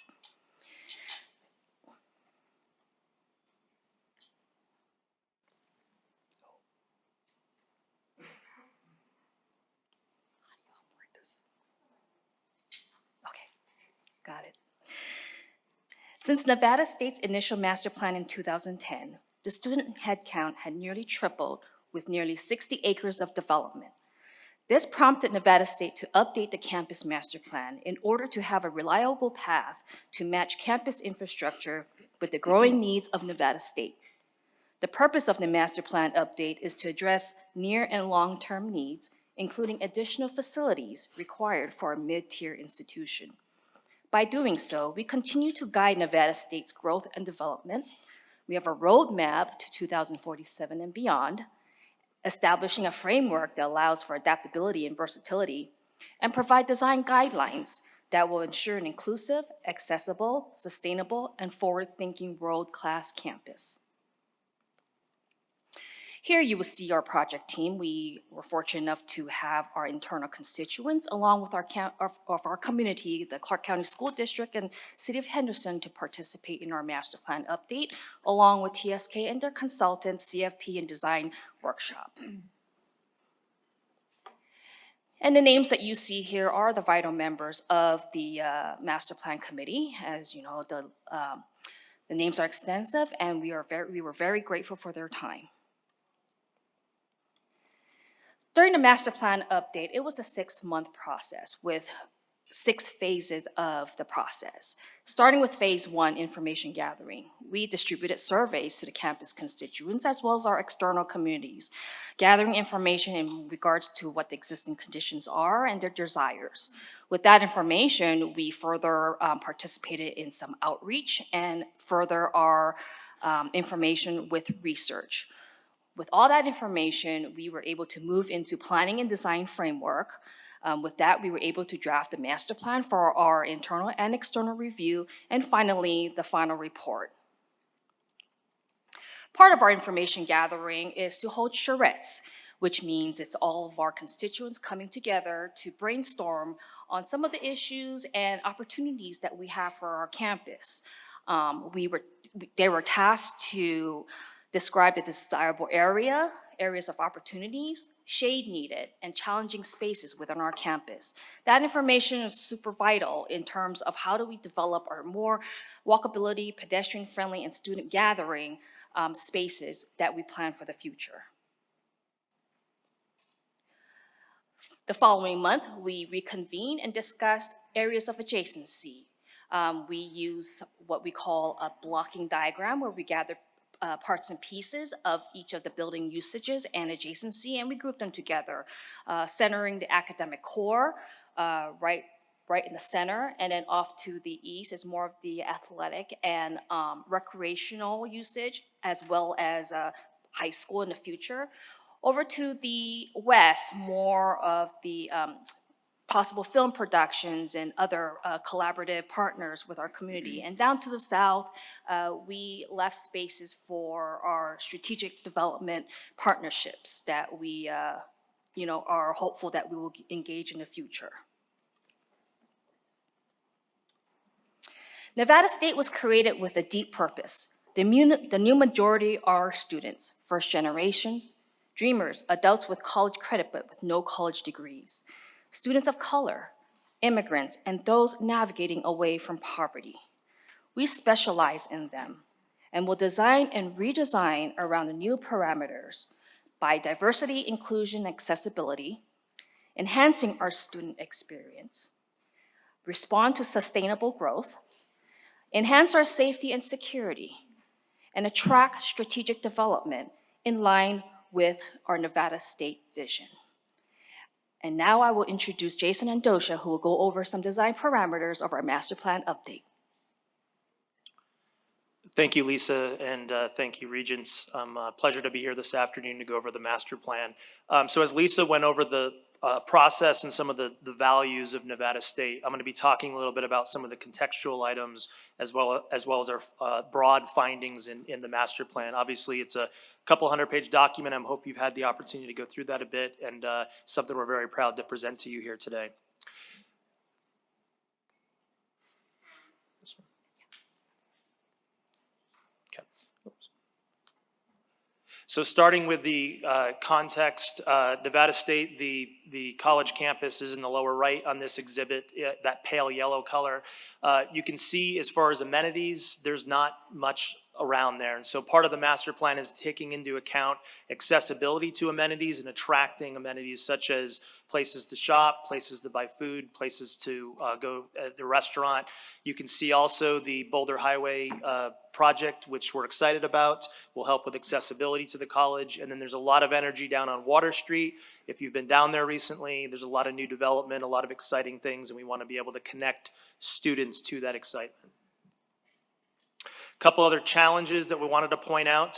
So the area, the black and white line drawing there in the middle, the buildings and parking show what's existing developed on the campus. You can see the orange color that shows area where water pressure for development is okay. Anything south of that in that white space or beyond becomes more difficult. So you can see some of those buildings already developed. There needed to be booster pumps and other support systems to provide adequate water pressure. So the further south you go, the more challenging that becomes.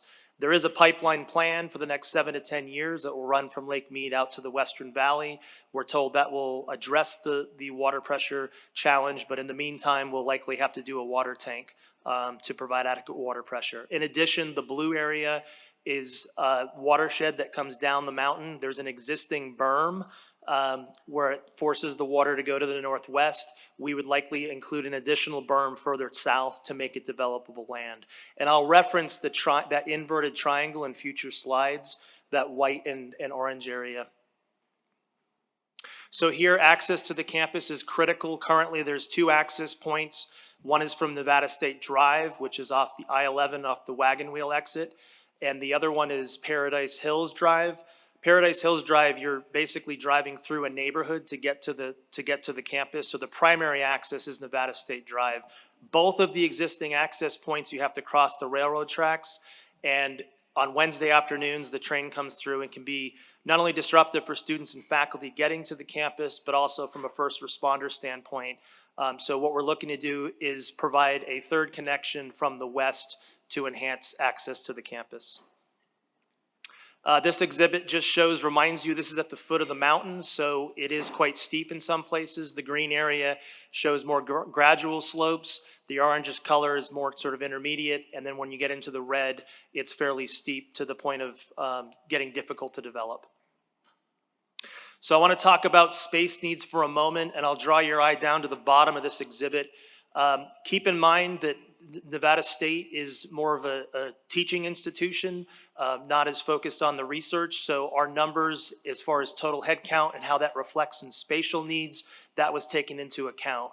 So we broke it up into 4 categories, but I'll give you the 2 extremes. On the left, on the bottom, is a 10-year conservative projection for the purposes of today. We'll keep it at head count, total students. So you can see total head count of just over 8,000. And then of those who would actually be on campus is just over 3,500. So even prior to COVID, Nevada State did a lot of distance learning, remote learning. Obviously, COVID provided even more of that. We see that as a trend continuing. So when you take it over to the 25-year aspirational, we're at over 20,000 students we're projecting, total students, with a little over 11,400 of those being on campus. When you take those headcount numbers and you begin to talk in terms of spatial needs with those headcount numbers, I'll draw your eye up to more to the top of the exhibit with the dark umber box there. So the 10-year conservative, we'd be looking at about a 10% increase in academic core space. But if you go over to the 25-year aspirational, we're looking at the college growing by 200% in space. And so the rest of the presentation with this master plan is based on the 25-year aspirational.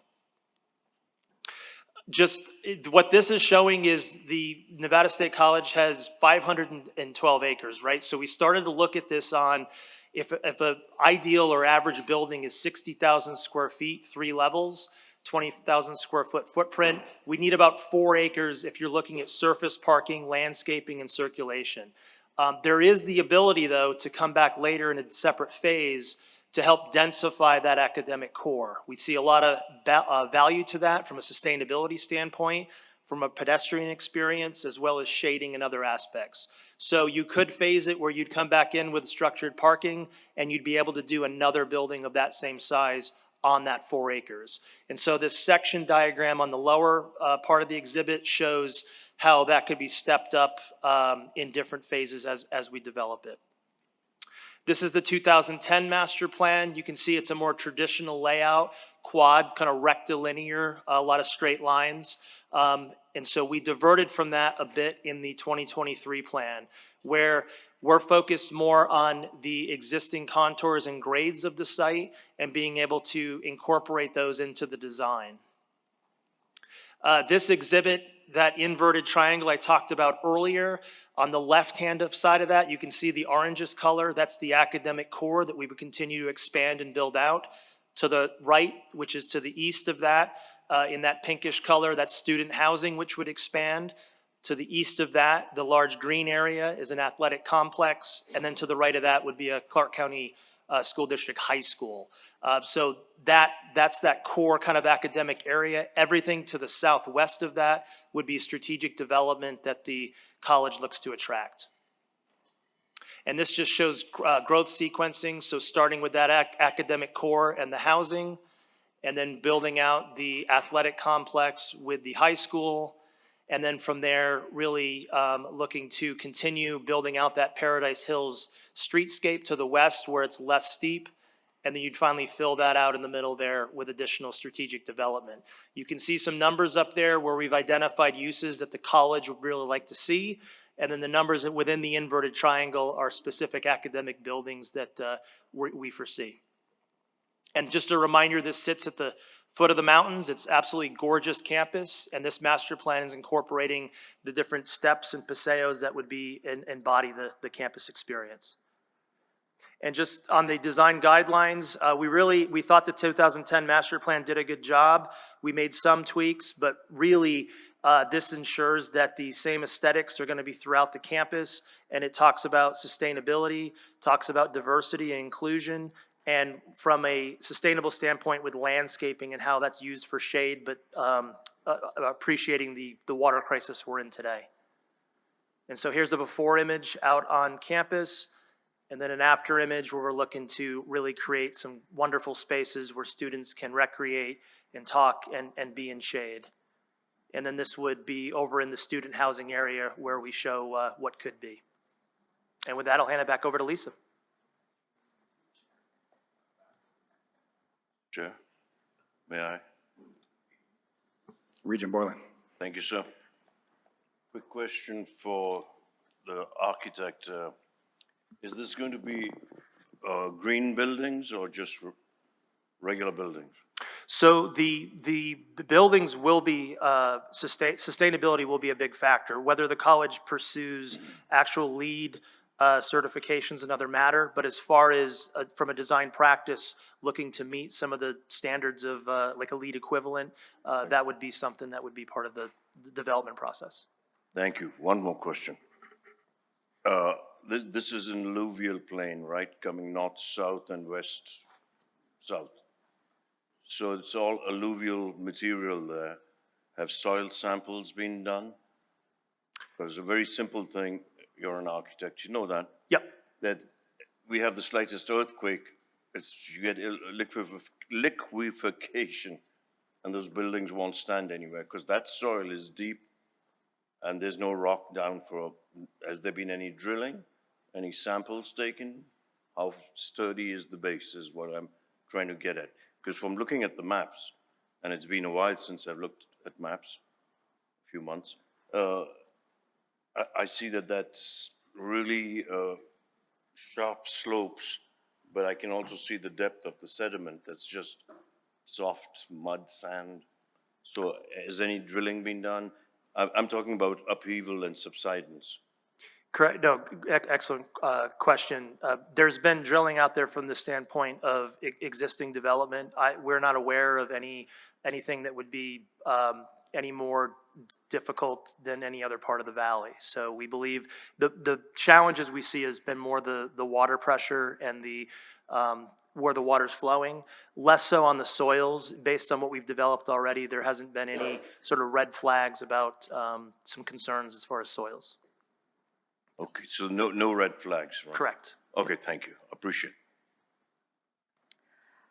Regent Del Carlo. Thank you, Chair. I have a question. Yesterday, we approved the I think MG 52. Where on slide, I think it's slide 21, where is that? Is that around where the high school's going to go? Correct. Or could you want to take it? point that out to me, please? Sure. So if you look, so north is straight up on this exhibit. So if you look all the way to the east, that, my eyesight's failing me a bit. It looks like 17. Yep. So that is the high school. And then just to the west of that, you can see that large white building, the oval there. That would be the athletic complex. And then there'd be some outdoor fields just south of that. And then south of that would be an aquatic center that I believe they also presented yesterday. So that's where we show it located on the master plan. I thought it was, but I just want to confirm. Yep. Thank you. Yep. Thank you, Jason, for the design explanation. Nevada State has established itself as a diverse, inclusive campus, serving students from all backgrounds. With the updated master plan, the institution has a unique opportunity to become a model campus by encouraging strategic development, celebrating diversity, create first-rate experiences, support significant student body growth, and provide an environmentally sustainable campus. Thank you all for your time and the opportunity to present our campus master plan update. We welcome any questions.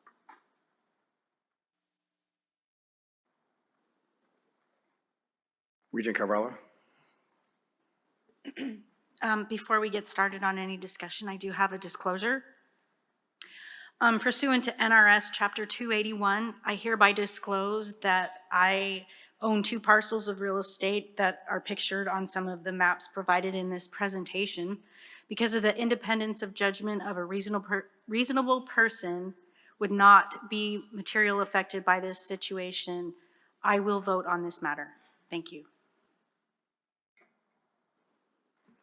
Regent Breger.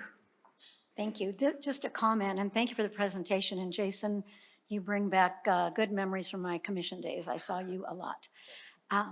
Suggestion just for the future of the students, like in the city, how they have the bikes at different areas, maybe it'd be really nice to have that for them depending on how far during, you know, when it's really hot out, they could just hop on one, leave it at the next place, and somebody would bring it back.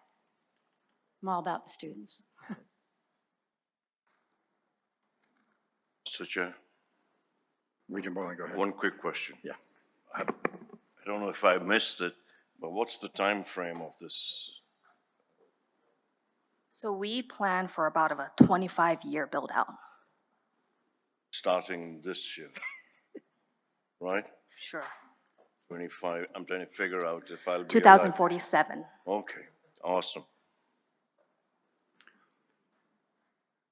So sure, no problem, Regent Boylan. So I have a question in terms of the development itself and looking at potentially a 25-year plan.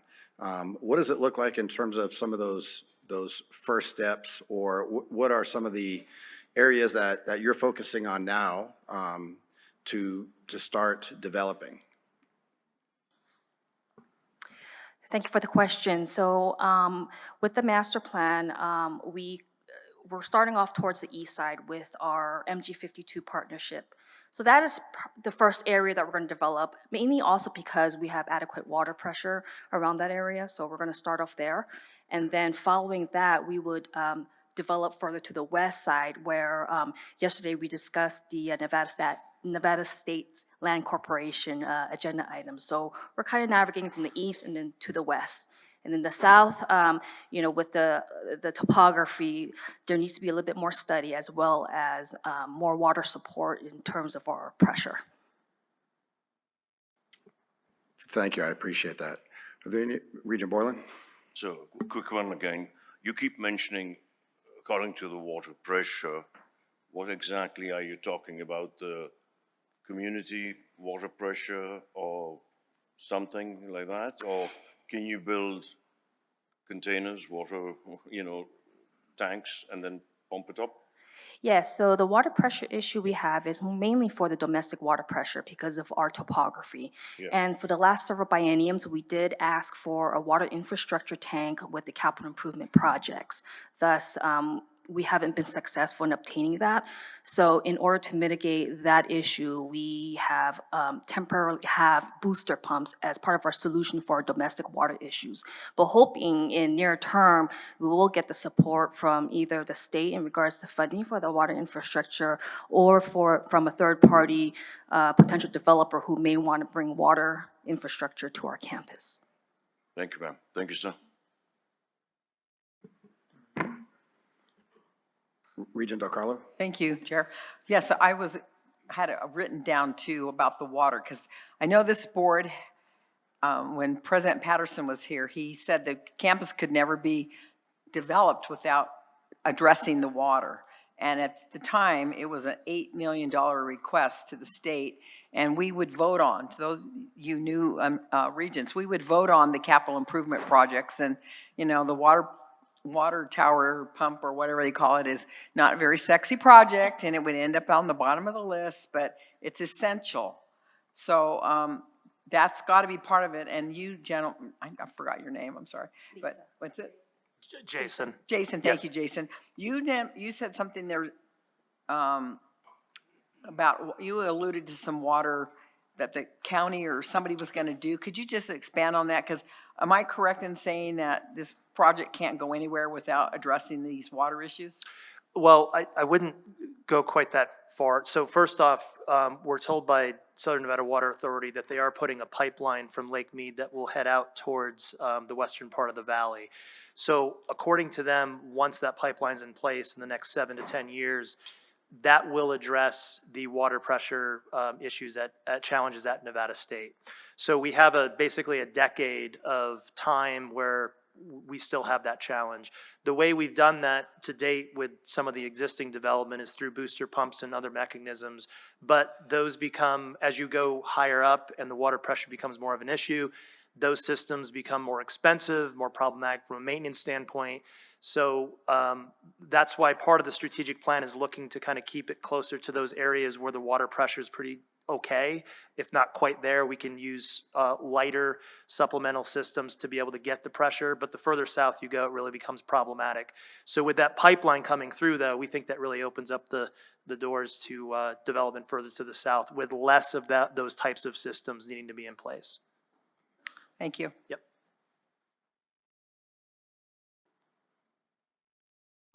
Are there any other questions? Regent Carvalho? Thank you, Mr. Chair. Regarding the proposed continuation of Paradise Hills Drive, are there any contingency plans if those don't go through, or is this development, this master plan in place whether or not that happens? So there's two things that we're looking at currently. One is the access to the west, and we've been working with the city of Henderson. That area is somewhat a little more rural, right? And so the residents there are sensitive to what that roadway may look like. So that's currently in progress, though, of working through that. There's also discussion about on the I-11 having an additional exit, and then that would provide potentially additional access from the east to the college campus. So there's sort of two different options going on that we're looking to improve that access. We believe, though, realistically, for what we show in this 25-year aspirational, you would need additional access to the campus for it to really be feasible. Thank you. That was a good question. Let me ask one thing. On the Sterling Committee members, one of the members is Rick Smith, who I know is a developer in Henderson. What I wanted to offer was, yesterday we had conversation during some of the process of MG52, and I had the opportunity to meet some of those developers, and I have to say that after speaking with the developers and Rick Smith, it really brought to light some of the great opportunity that exists with this project. And it really made me feel a little bit more at ease because this is a large scope project. The slides itself, I think, are 185 or 182 that were delivered to us, and it's while we can absorb that quickly as best we can, it certainly is a lot, and it just speaks to how large this project is. And I'm wondering if the conversations that I had with the developers that were led by Rick put me at ease. I wonder if there's an opportunity for him to just share some of the same things that he shared with me yesterday. And so I'm just wondering if that would be okay. Are you asking, just to clarify, are you asking Rick to come up now to speak? Yes.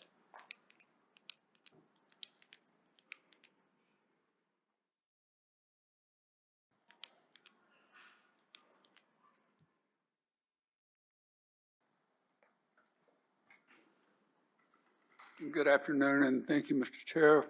Thank you all. Rick Smith, Nevada State College, for the record. I did not know I was going to be on, so I didn't get to rehearse. But I will very briefly address what you alluded to, Mr. Chair, the magnitude of what we have brought yesterday and today. Between the MG52 project, which will be a $100 million project and serve not only the campus but the associated community. The Nevada State Campus Lands Corporation, which we presented yesterday, which will provide future land set aside for future P3 public-private collaboration. Those are going to create excellent cash flow streams, candidly, revenue streams to the college to address many of the questions you're asking and to provide infrastructure and new development. It enables us to talk to developers not unlike MG52, who came to us 3.5 years ago, and we have vetted them very, very thoroughly, and what you saw yesterday is a result of that. But we will be able to deal with more developers in the future who want to be on our campus and who we invite to be on campus, because there's a synergy between our academic mission and what it is that they do.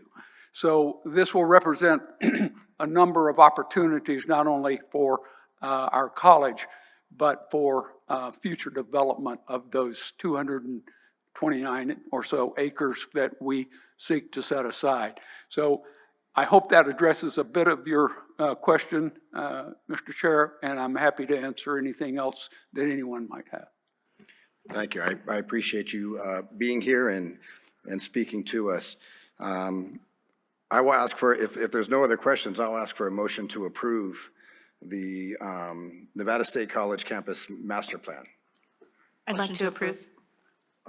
Who came out of the gate first? I'll just second. My colleague. Regent, okay. Regent Carvalho, and it's seconded by Regent Del Carlo.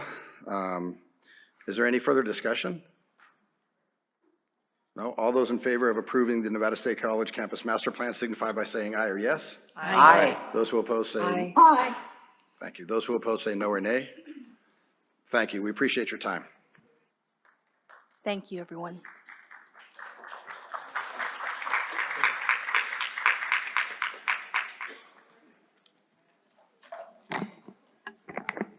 Okay, we're going to move right on to the next agenda item, and we are going to invite Dr. Pollard to talk about institutional metrics.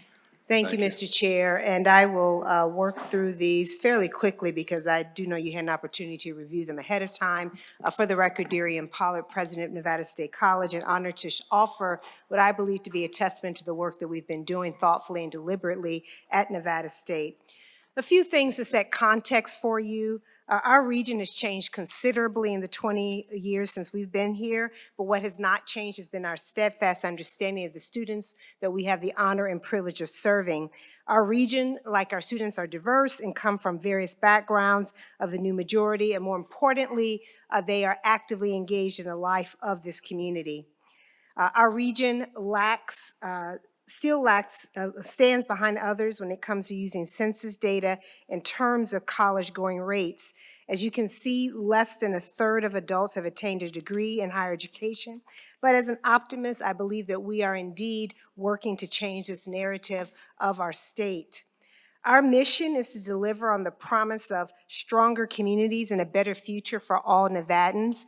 We believe that this is broadly evident in our first number, where 80% of our graduates continue to reside in Nevada.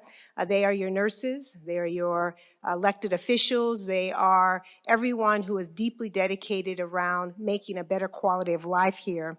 And the power of this contribution is punctuated by the second number, which shows that despite our comparative size, Nevada State has contributed tremendously to the nursing workforce in the state, which we can see that about nearly half of all bachelor's prepared nurses through the NSHE system come through Nevada State College. That same impact can be observed in the area of teaching and education, where a total of 1,237 of our alumni have graduated with a degree in education, which comprises about 18% of our total graduates since the institution's inception. And our goal, powered by our excellent academic programs, great teaching, and wonderful Christensen education building, is to continue to build on these numbers and help meet the needs that we see in our region.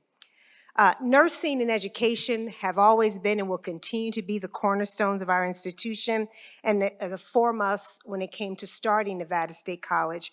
But we offer many programs that mirror the excellence of these programs that have paved the way for careers in other areas such as business and criminal justice, biology, visual media, and data science. In fact, 67% of our student population is enrolled in high-demand academic programs other than nursing and education, and these enrollments extend to our first ever master's degree program in speech-language pathology, which has already produced 60 graduates despite starting only in the fall of 2019. In the next few slides, I'm going to share some quantitative data about our progress, but I first want to highlight a quote from one of our own students that was captured anonymously in a campus-wide survey. There's a nice illustration of why we have made progress with student success. The student describes themselves as older and non-traditional student, but they have experienced encouragement, advice, and assistance appropriate for me rather than cookie cutter. And they've witnessed professors helping younger students. They know that this is indeed a caring environment. The data on the left demonstrates our tremendous institutional growth since our inception, which we believe is a sign of the great interest in how we deliver education and the students to whom we serve.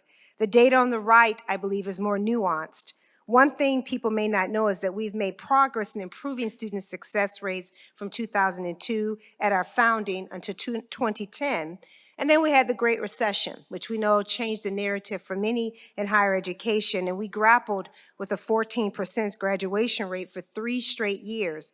However, I'm happy to report that our graduation rate has now more than doubled in the last 6 years, even despite the upheaval caused by the pandemic. And I think the interesting thing is that not only is apparent in these 3 slides, is that we've not only improved our success rates by doubling our graduation rates, we've done it while simultaneously growing at a rapid pace and never losing sight of the students who we have are the bedrock of our mission. We should also note that we want to continue to improve, but none of this happens overnight, and we're encouraged by the positive trajectory that we have seen at our institution. The thing that I'm often noted for saying, so much so that now I'm starting to hear it mimicked in different spaces, is that we are gloriously diverse at Nevada State. If you look at these numbers, you can see that there's a consistency in that, but also a growth in many areas within our institution, and I think that speaks to who we serve and how well we do that. Our graduation rates, 150%, continue to improve dramatically, and we're doing wonderful work in this space, and we'll continue to do that.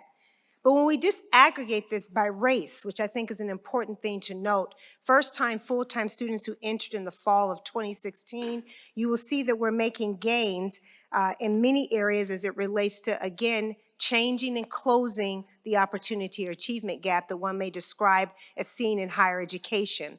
The dirty secret is that it happens in K-12 and it follows us into higher education, and we don't talk about that enough. Our student population is gloriously diverse, and we are successfully meeting them. So much so that one of the things the board asked us to track are our graduates. You would see here that we have seen a steady progression, in fact, of last year being our largest graduating class of all time, but we are particularly impressed, and I am, by what we projected to be that and then what we have actually seen. So we continue to grow as an institution, and we hope to continue to see that. When we look at this by race and ethnicity, we also continue to see a tremendous growth in many areas, but also recognizing that as an institution, we still have opportunities to continue to close those gaps. When we look at this compared to our peers, our current Did I do that? Oh, yep. Our current graduation rate is above our comparison peers and below others, but of course it is not at any level that of our aspirational peers, and that is by design. That is of people to whom, or institutions to whom we aspire to be. We could have found institutions that are performing at a lower level, and virtually all institutions that are funded at our level fit into that category. But we aspire to be better. So you can see in these numbers that we continue to see improvements, and will do so in the near future. This slide is partly a reflection of graduation rates, but also strongly correlates with institutional size. The bigger the school, the more graduates they are producing, but we're keeping track of that as well. Where I'm particularly proud is that we as an organization, our success rates and our graduation rates speak to something very positive. When you look at first-time, full-time students, we set ambitious targets for our first-year retention rates in our strategic plan, particularly for an institution with our accessible admission standards, and yet we have easily surpassed those goals each year since they were established. When we look at our part-time students, we continue to know that these are our most vulnerable students within our institutions. They oftentimes have complicated lives and are working and managing families. So we're tracking our retention of those students as well because we know they are particularly important to the future of our state. There's a lot of talk in higher education, understandably, about the narrowing of equity gaps between white students and historically underrepresented or minoritized students. Many institutions have made progress toward this goal, but nationally, significant equity gaps still exist, with white students achieving achievement rates that are higher than diverse populations. At Nevada State, we're writing a different story. In the last 4 years, we have not only narrowed equity gaps, we have reversed them. As you can see in this slide, the performance of all students is commendably strong, but in the last 4 years, our Black and Hispanic students have reached the highest retention rates of the groups represented. This is something of which we're tremendously proud, and I would hope the board is as well. The same pattern holds when we look at first-generation college students. Approximately about 50% of our students at Nevada State identify as first-generation college students. And once again, the national challenge is indeed clear. First-generation students, on average, achieve retention rates that are below those of non-first-generation students. However, in the last 3 years, and 2 of those, rather, the last 3 years, our first-generation students actually have been superior performers, and in all of those years have achieved a retention rates of nearly 80%. I want to mention briefly our work as it relates to dual credit, because the enrollment here has been particularly important when you look at the number of high school completers who went through dual credit and are now enrolled at Nevada State. That is ultimately the dream of what we want to see happen with dual credit: create pathways for traditionally underrepresented students while at the same time encouraging their completion of their college credential. We're seeing at our institution right now, if you look at the fall of 22, 10% of our head count and about 13% of our total credit hours are composed of students who were dual credit students at Nevada State while in high school. Post-high school success. So it's one thing to talk about access. What we want to talk about is success. And this is a barometer that I hope the board pays close attention to as we watch dual credit grow in our state. For us, we're looking at retention and being very thoughtful about not only do we keep those students year to year, but how are they performing in terms of their success of earning an A, B, or C. Consistently, what our data show is that our first-time, full-time students from dual credit are retained at higher rates than our first-time, full-time students who are not dual credit students. In addition to that, first-time, full-time students from dual credit continue to earn higher grades of A, B, or C than students who are first-time, full-time, having not gone through dual credit. That indeed is something that's important to note. I'll also share with you that for us at Nevada State, dual credit reflects the ethos of our institution. It's about mission fulfillment.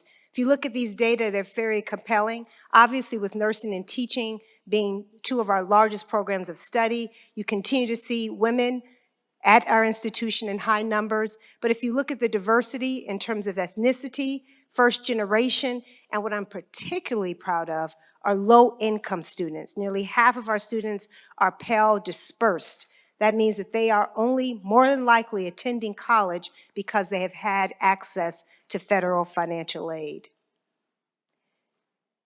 The other thing that we do fairly well, actually I'm gonna say more than fairly well, very well at Nevada State, is retain our first generation college students. If you look at first generation, non-first year, low income, and over 25, this is the new majority. I'm going to say that again. This is the new majority. Many of us have tropes in our head in terms of who is attending college in this country. College is not being attended in larger numbers by traditionally aged 18-year-old students who come from backgrounds that are not like this. The majority of higher education is composed of students who fall in this category. And for us, we're doing phenomenal work at our institution of retaining those students because we need them to see themselves through to completion. When we look at the same number of our first generation, non-first year, low income and over 25 students, we have comparable retention rates, and we're working deliberately to continue that. Here, when we see students are supported with advising, tutoring, and peer mentoring, those retention rates nearly, well, you can see in many of those cases, particularly in our last year, you almost see a 8 to 10% increase in their retention rates. Those are things that are very important to us about putting those essential wraparound services at Nevada State students. Let me end by offering, I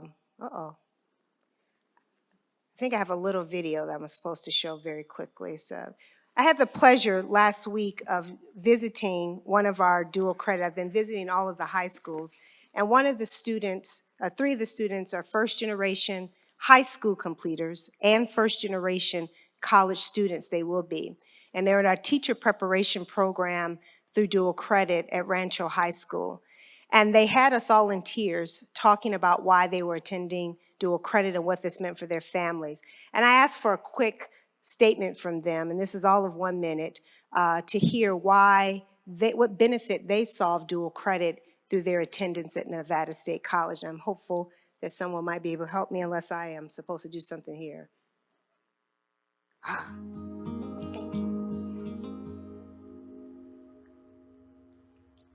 My name is Sally. The reason why I come to Rancho and want to inspire to be a teacher is I want to inspire other students who were like me, who didn't have a sense of belonging, and I want to inspire students who are just because you're from a low family, from a low socioeconomic, you are able to do so much more, not by what your family did. You can inspire your family and your friends around you to do more and just be yourself and just have something that you want to do, that you're passionate for your career. Hi, my name is Brianna, and I'm currently a senior here at Rancho, and I'll be graduating with 22 college credits. I'm really excited to go to NSHE, and I'm super excited that I chose this school. Here at Rancho, they have offered me dual credits, and it's crazy how I'll be entering as a sophomore instead of a freshman this incoming fall, and I'm super excited. My name is Annabelle. I'm a senior here at Rancho, and I chose Nevada State to be my college because I want to set a better future for myself, but not only for myself, but for my family. Me being first generation, I have the opportunity to set wealth and get my family out of the position that I've grown up in, that they've grown up in, and set a new generation for not only me, but for my nieces and nephews to come.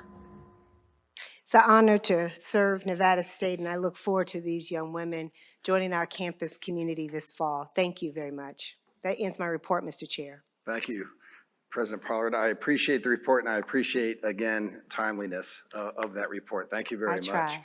Are there any questions for President Pollard? Regent Carvalho? Thank you. Thank you for the presentation. I'm sorry. President Pollard, first, as a proud graduate of Rancho, I appreciate that you highlighted them. It's a very different school than when I went there. The infrastructure of the actual buildings is not the same anymore. But, you know, once you graduate from a high school, you're still very proud of your time there. I appreciate your calling out the fact that the future of education and the current situation at Nevada State is non-traditional type of students, those who are over 25, those who may come from different backgrounds, diverse backgrounds as well. But I also want to say, and so congratulations on filling that gap. I know that all of our institutions do that. When I first got on the board, one of the very first meetings I went to, Tyrone Thompson came to our meeting, and he put the smack down on us. And to this day, that still sits with me. And it means something that we're now sitting in the Tyrone Thompson Student Union as well. He has been in my mind since that day. So I have to call our attention to, while you're doing a great job and we're moving forward. Speak on it, speak on it. Our Black students Yes. are not No. where I want to see them. And when, I'm sorry. We know that when we help those who are struggling, we help everybody. And so I challenge you and all of our institutions to continue to do that so that these metrics look better. And so we all do better by this. So thank you, Regent Carvalho. One of the things of which I know for sure, and I think a lot about why this board decided to take the opportunity to invite me to serve as president. And part of it, I believe, my background in some of the work you just saw earlier as it relates to our strategic partnerships, development of our campus, but is around my belief, similar to yours, that we must do better in this space. It's not an option. We have this faulty belief sometimes that education is a private good. The reality is that it is a public good as well. And if we want to live in a better society, we want to live in a place where everyone has the opportunity to thrive, we have to do both the big and the small. And in the small, that means we have to be prepared to talk and speak truth to power, but the bigger part of it is to move beyond performative DEI and actually do the work. And that means talking about how you craft a sense of belonging for students when they come in to our institutions, how we put the robust support services that are there, when we listen to them even when they make us uncomfortable.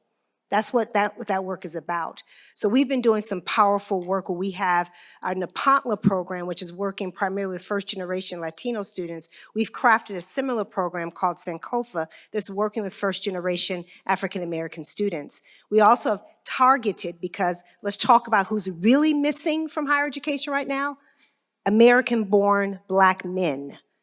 So we're calling that out, and we've put together a FAME program that's working to talk about what it is like to transition into our organizations. Because the other part about this is that we're not, as a region, talking about how hard it is to get to college, literally get to college. Y'all saw that little triangle where Las Vegas was, and then you see where Nevada State is. And they know they need and want to come to our campus, but logistically is the problem. But then my issue is that they come to our campus and they don't feel valued, seen, and heard. We believe that that's not the experience they will have there, so we have to be deliberate about it. So I challenge you, every time you see it come up, ask us about it. What are we doing? Hold us accountable, all of us, because if we're not doing it, at the end of the day, it's bad for all of us. So thank you. I appreciate that response, and I don't want to make it sound like we're not doing it. No. But we definitely need to do more of it. Yes, ma'am. Thank you. Chair Brooks. Regent Borland. Thank you, sir. Question to Regent Carvalho. You said something about somebody laying a smack down on us or you or who? Who was the stuff guy that did what? I wasn't here. Assemblyman Tyrone Thompson. He came to our meeting, and I can't exactly remember I think it was a special meeting. I remember it being at the NSHE office here in Southern Nevada. We were going into a legislative session, I think, and he really wanted us to advocate specifically on behalf of Black students to do better. And that was the message that I took from that meeting, is we need to do everything we can to do better. And like I said, as we're sitting here today, I feel his presence and and I don't mean smack down in a bad way. He was very, very passionate about furthering education for our entire community, and I respect that, and I want to carry that forward. Oh, So I mean that in the most passionate way. He was very passionate when he came to our meeting and asked for our support. Call to action. Outstanding. Thank you, ma'am. Regent Del Carlo. Thank you, and thank you, Regent Carvalho, for bringing that up. It was at the system office, it was during the legislative session, and he unfortunately passed away, and he did come to us and challenged us. And I know that TMCC has a Men of Color program, and I know, I believe WNC is doing something, and it's already been proven that we measure something and it matters, just like the Hispanic gap at WNC has been closed, because we put an emphasis on it. But I wanted to point out slide number 19, which is another point of where we're all going as a country and as a state, and that you've closed the gap on, say, the white students to Hispanic and others. I mean, that's what Nevada is today. And I also want to say with that, I think it was really important. You were the most qualified, number one, but you were also the first person of color to be the president there.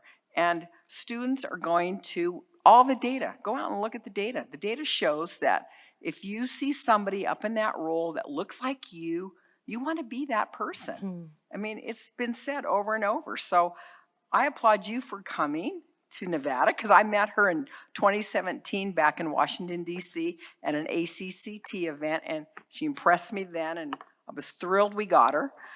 And to that point, go back to December, we have a report that comes out, I believe, every December, and it shows, I think, the faculty that we hired. And I've asked twice now, maybe I've got to do a regent request, I don't know, or get 3 regents together, but that report needs to show what the population of the student makeup is, what we're hiring, because that's a gap we also need to close. We've got to have our faculty and staff reflect who our students are. And by putting all these teachers out and nurses out, we're going to get there, but we got to measure it. So thank you. Thank you. Regent Cruz Crawford. Thank you, Chair Brooks. Regent Cruz Crawford for the record. Is it too noisy, my background? No, we can hear you, Regent. Okay, I apologize. I'm also on military duty today. I did want to thank Regent Carvalho for bringing up those points in Del Carlo. I wanted to just quickly share, I'm hearing some echoing.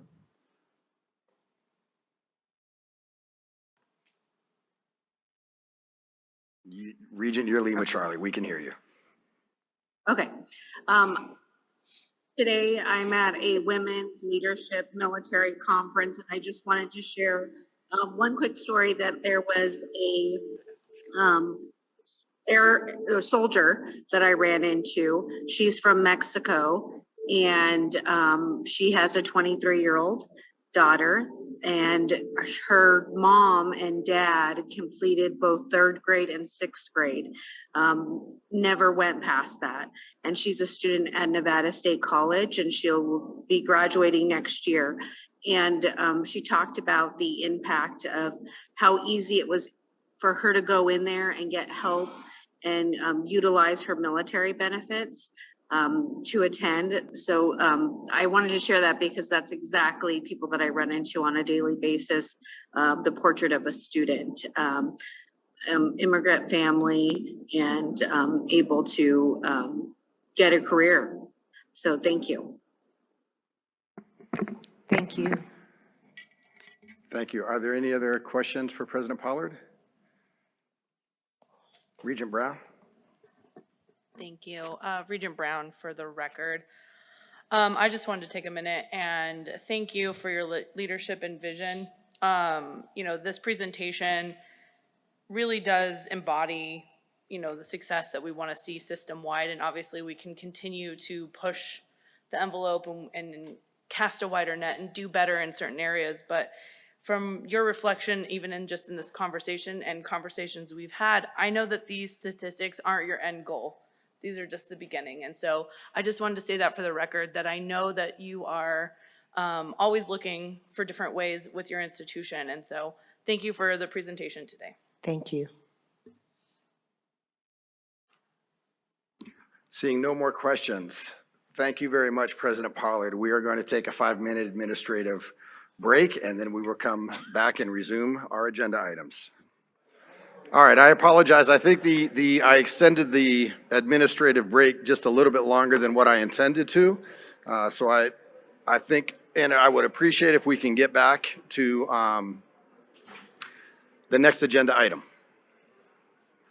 All right, thank you. So we will pick up at agenda number 18, renaming Nevada State College, and I will turn it over to you, President Pollard.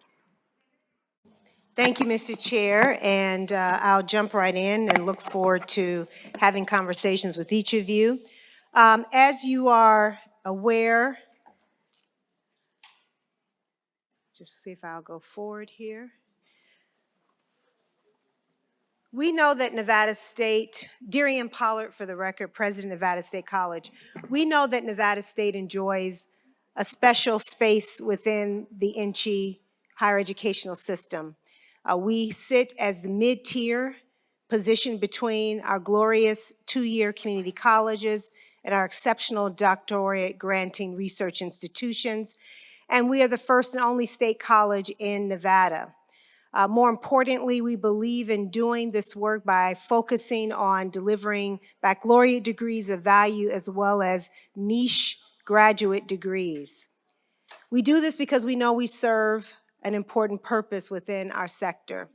We deliver relevant degrees for the new majority, and you've heard us talk a lot about that today. It's really disarming us of this belief of who goes to college right now. And the folks who go to college are gloriously diverse. They're intentional about their aspirations, about changing the lives of themselves and their families. And here is the other part about that. When it's done very well, we also know that we have the ability to increase income mobility and wealth for all Nevadans because we have the ability to live in a well-educated society. Who do we serve? Nevada is a state with no ethnic majority, and this diversity is reflected in the enrollment of Nevada State College. 77% of our students are non-white, and Hispanic enrollment has surged to nearly 50% of our total enrollment in 2021, higher than the state's general population of about 4 out of 10, identifying as Hispanic or Latino according to the U.S. Census Bureau. We believe that it's important to have a name now that reflects who we are, what we do, but also carries the value proposition that's necessary for our students and our community. Across the nation, the term college has increasingly diverged from Nevada State's mission until the name has been misidentified and the breadth and depth of our institutions, programs, and degrees are not always understood. What's important, many of you recall 2 years ago nearly when I came to Nevada, I was often struck by, as I moved about the community early on, the number of folks who would say, oh, you're the new president at CSN. Where'd Dr. Z go? And I said, Dr. Z is still at CSN. More importantly, we need him now more than ever. We need CSN. And let me tell you about Nevada State College, a different organization that sits in the mid-tier.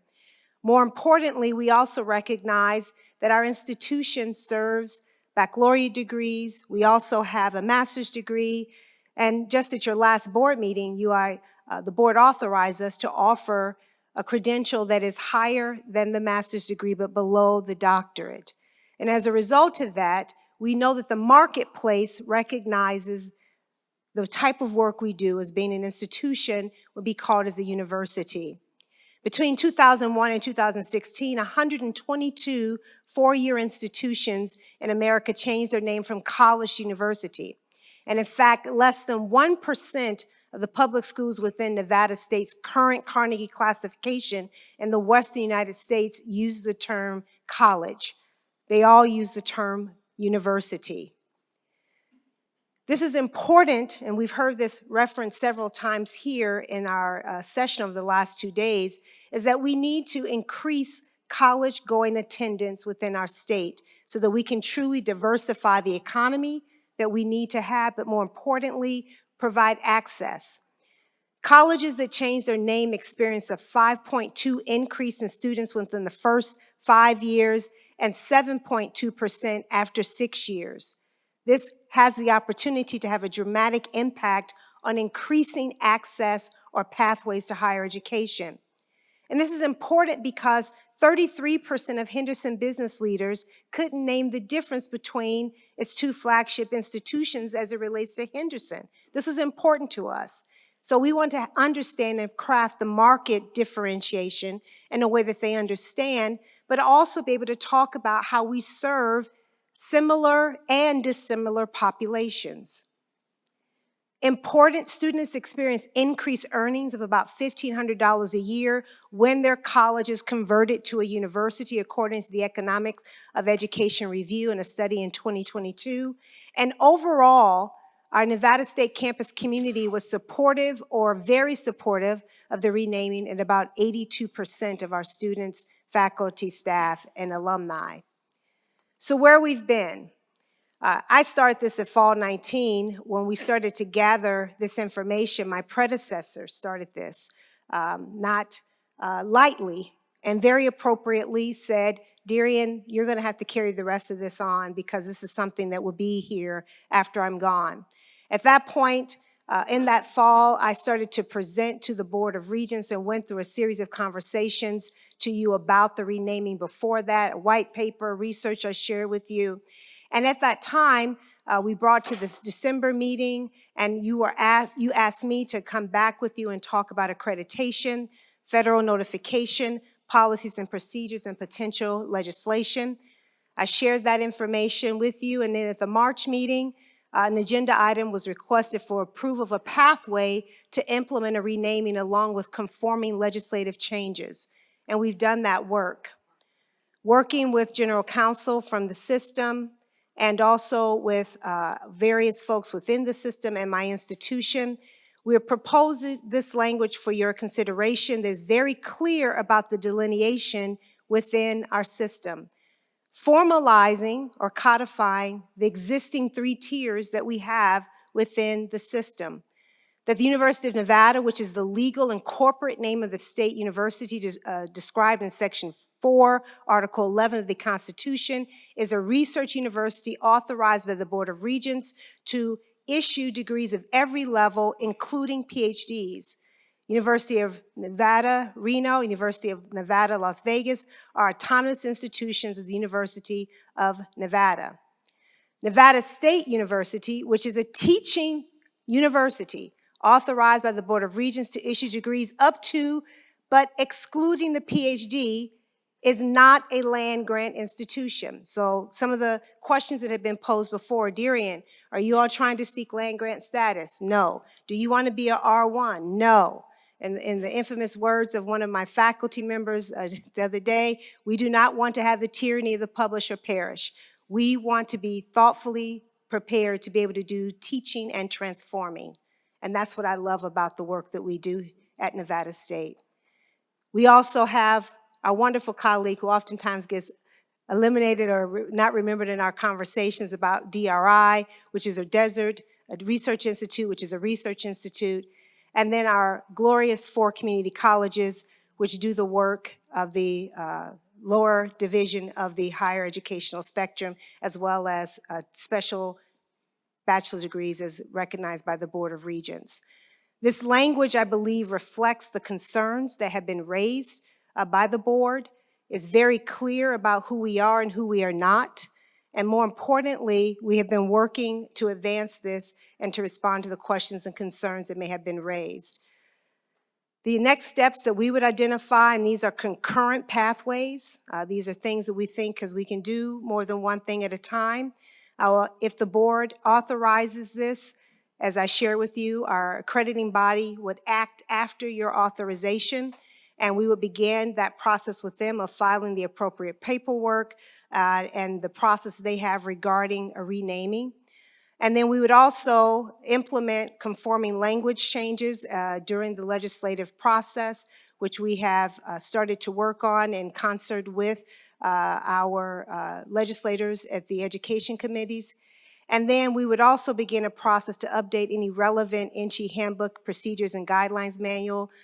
Chancellor Urquiaga and I have already started that process some time ago and are prepared to move more thoughtfully in that space from this time forward, with the hope that July 1st, the renaming goes into effect. What's important, someone asked along the way, Darian, being very clear, what is it that Nevada State wants? All we want is to be able to do what we do. We're not asking to be something we're not. We're not asking to be something more. We're simply asking to operate in the mid-tier, which we currently do, to serve the students that we currently serve, and to do it, I think, with the transformational excellence that we already do at the institution. So with that in mind, I'm happy to respond to questions, Mr. Chair, and to entertain your reactions or comments about my presentation thus far. Thank you. Thank you, President Pollard. We appreciate the presentation. I will open up the floor for questions. Are there any questions for Vice Chair Arascata? President Pollard, thank you for bringing this to the board once again. The back-to-back presentations were knocked out of the park. Well done. During our quarterly meeting last September, last year in September of last year, you stated, as you just did, 120 colleges transitioned to universities. As you and I spoke just a couple weeks ago, I notified you of the 20 campuses that I reviewed. And of those 18 campuses that I reviewed, of those 120 you're mentioning, the universities revamped their admission requirements by increasing admission standards on both the ACT and the GPA. Will the admission standards at Nevada State be remaining the same, or are they going to be increasing? No, they will not. I really, and as I share with you, what I really loved about that question is that this is a codification of what already exists. As I share with several of the regents, as I've spoken with you over the last couple of weeks, you all have already made the decision about several things about Nevada State. You've decided what our admissions criteria are. You've decided how we will be funded. You've already decided how we will compensate our employees, including the president. You've already decided upon what we will do and how we will deliver that work. Our intent is not to change any of that. I will not, and more importantly, I can't change that. It would be an action of the board, and I can tell you that is not the intent for me to ever request that of you. We know the spot we sit in, and we exist for a very distinctive purpose. So no, this will not change the admission standards, the funding formula, or anything in regards to that. So the salaries are going to remain the same? Has that been discussed with all your faculty? The salary, and they're comfortable with it? Yes, thank you. The salaries will remain the same. That is decided by the funding formula. Yes. We have a mission that speaks directly to the mission of teaching. Our faculty are compensated differently. Our administrators are compensated differently. The president is compensated differently because we have a different mission. We do not have the research obligation that we have at our wonderful R1 institutions. So those things will not be changing. Now, to be very clear, let me amplify something, though, that we heard the chancellor say. We have to be able to separate two ideas. Our employees need and deserve to be paid more. That is not dependent upon the mission of this institution. Those are two separate issues, and I think we've talked quite a bit about that over the last day or so. Will the student experience be enhanced? Will it be increased? I certainly hope so. I think the thing that we do best at Nevada State is to focus on the student experience, from the way in which they come into the organization to the way they experience the organization. In fact, we have just put together a new educational philosophy that speaks to how students come in, what they should experience each year that they are at Nevada State, and hopefully by the end of that, for us to be able to clearly say what our value add was to their educational experience. So, respectfully, you mentioned that nothing will be changing in regards to faculty. There'll be very, very little change, with the exception of enhancing, hopefully except the name. Essentially a DBA, doing business as. Oh, I'm sorry, I see your hand going up. Oh, my fault. Do you feel this is fairness for all campuses? Do you feel that this would be a fair proposal, that if other campuses, any of the other community colleges, wanted not to change anything except change the name, would that be fair for all students that are currently at the universities? I think we've already done that. This board has allowed that to happen at least twice already. You've made a decision that the glorious Community College of Southern Nevada changed its name to College of Southern Nevada. You had the same with the glorious Western Community College changed its name. And you did so because, as far as I understand, you saw the value proposition for those students and, more importantly, for their credential in the marketplace. I'm not asking for anything more or anything less than that. With the student graduating or attending a university right now, one of the two universities, do you feel, or anybody in your office, does anybody feel that it would be taking anything away from the credentials, what they had to put in to get into the university? Because you're not going to be changing, you even stated, you're not going to change any of your admission standards. No. As far as I understand, the handbook, the NSHE handbook says that a baccalaureate degree from either of the three institutions that are providing those, and actually we have them at our community colleges, is the same baccalaureate degree regardless of institution. What I think is important, certainly the inputs are different, admission standards are different in our institutions, acceptance rates may be different in our institutions. What happens in between is the value add, and that's what I think we should be measured upon. I don't understand a notion that allowing someone else to have access to something, how they describe and name themselves, takes something else away from someone else. I don't. We have multiple states across this country that have both a state university and a university of, and they coexist thoughtfully and deliberately. They actually have wonderful partnership opportunities, and they do so very, very intentionally. What I would love to reverse that question somewhat, though, and understand, is there a detriment or a harm or something taken away from Nevada State students when they don't get to say university instead of college? And I would challenge all of us to try and ask that question, because I've heard it multiple times. Darian, are you taking something away from the University of Nevada at? And I said, absolutely not.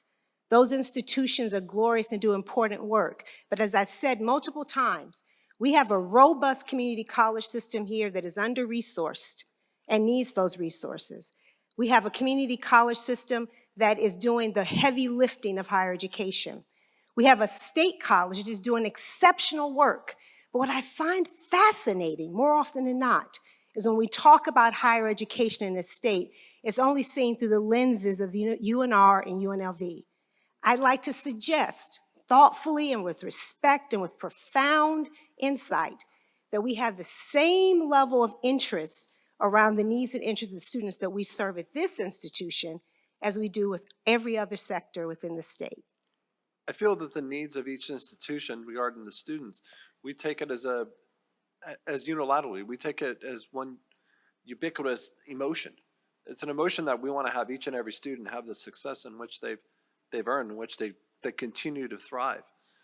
Just reviewing the data dashboard, once again, that you and I spoke about, that the ACT CCRs for the ACT into all the institutions, into all the campuses, there's not equity in regards to what Nevada State is currently producing and what is going to University of Nevada, Reno, or University of Nevada, We Las don't Vegas. produce ACT scores. You mean what we admit? Both the GPA and the ACT. So what we admit students who have a certain GPA and who have a certain ACT score, is that what you mean? Yes. Yeah, that's an input. Those are inputs. We've made a choice, and actually this board made a choice to say that it's very important that as a mid-tier institution, you have a different admission standard. And what they said is that, more importantly, you hire exceptional faculty, you have a primacy on teaching, and you put robust support services in place. And then guess what? What we really want to measure you then is on the outputs. And those are what our graduates are. So yes, we have different inputs in some cases.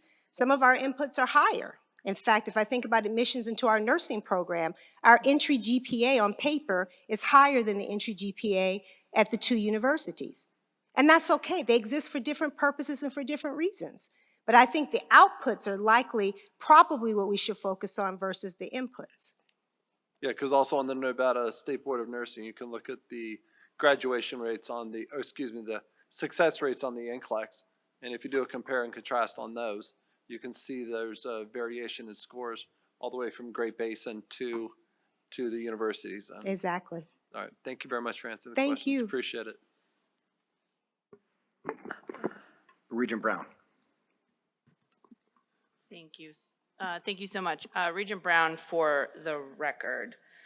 Okay, so a few things. So in order to be prepared for this discussion item, I first sat down with our Chief General Counsel, Mr. Martinez, and we kind of went through this. And one thing that we spoke about was the fact that we do indeed have a three-tiered system. So I started thinking about that, and our three-tiered system ultimately relates to the funding formula.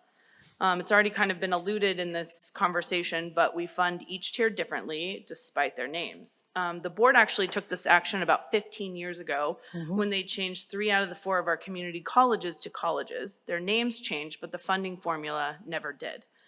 Then I read the articles from the Chronicle of Higher Education and the Economics of Education Review, and all of the data, and Regent Arascata pointed to this article as well, but all the articles I read, the data points led to increased retention, attraction of new students, and ultimately helped with job security and increased the students' lifelong earning potential. So I'm looking at the data of over 120 university name changes across the country. We've established that Nevada State isn't looking for a mission change, so they're staying within their tier within our systemness. $5. And as a system, we talk about closing the achievement gap and wanting to expand the workforce development pipeline quite a bit.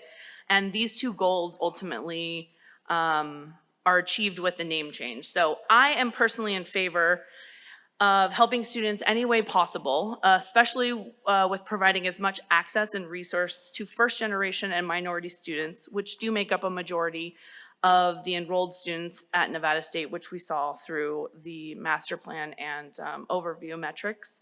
So I'm wholeheartedly supporting this agenda item to change the name to Nevada State University. And just 2 quick things. I don't think our education system is pie, and so we can't look at one institution's success taking away from another institution's success. What's that saying? The tide rises all boats, and I'll just leave my comments at this. Like, the success of students across the board will only lead to stronger economic development, diversification of the state, and again, I want to echo just what I said earlier. I think Nevada State is doing a really good job, especially getting us new teachers and nurses to the 5 industries that the state needs the most. Thank you.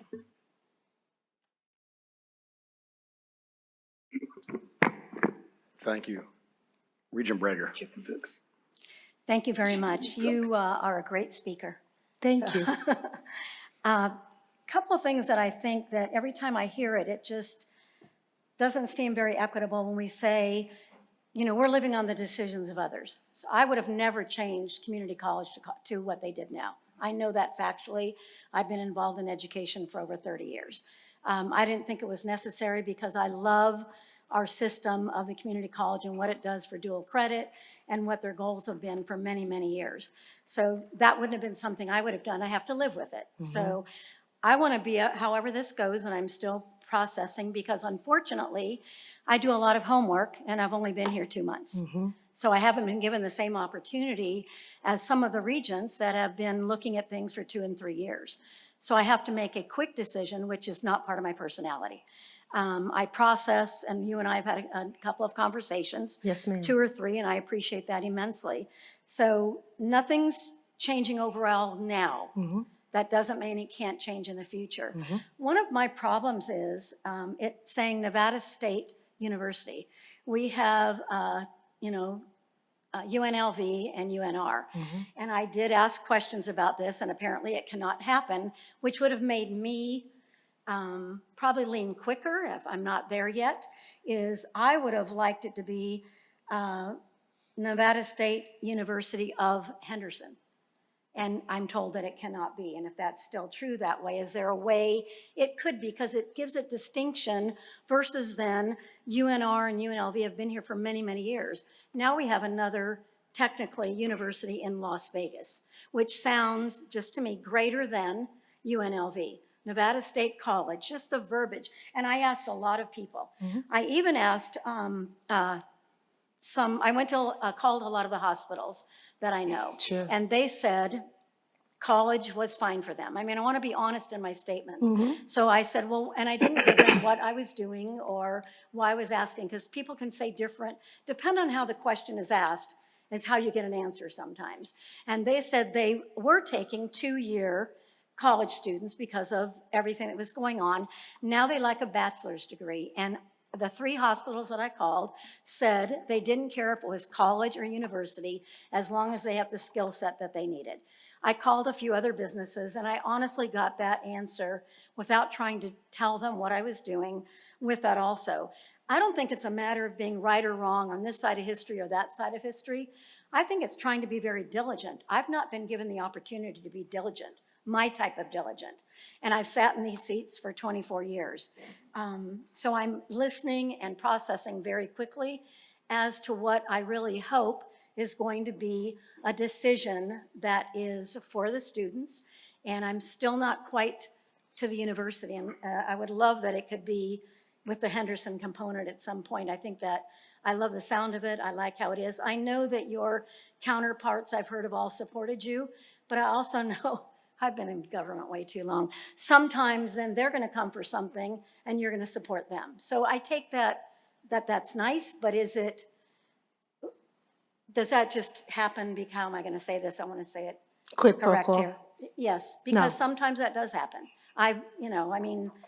I've served in many capacities. So I'm not saying they did that, because I didn't get to speak to all of them, and I didn't want to really poll everybody of what they were doing and why.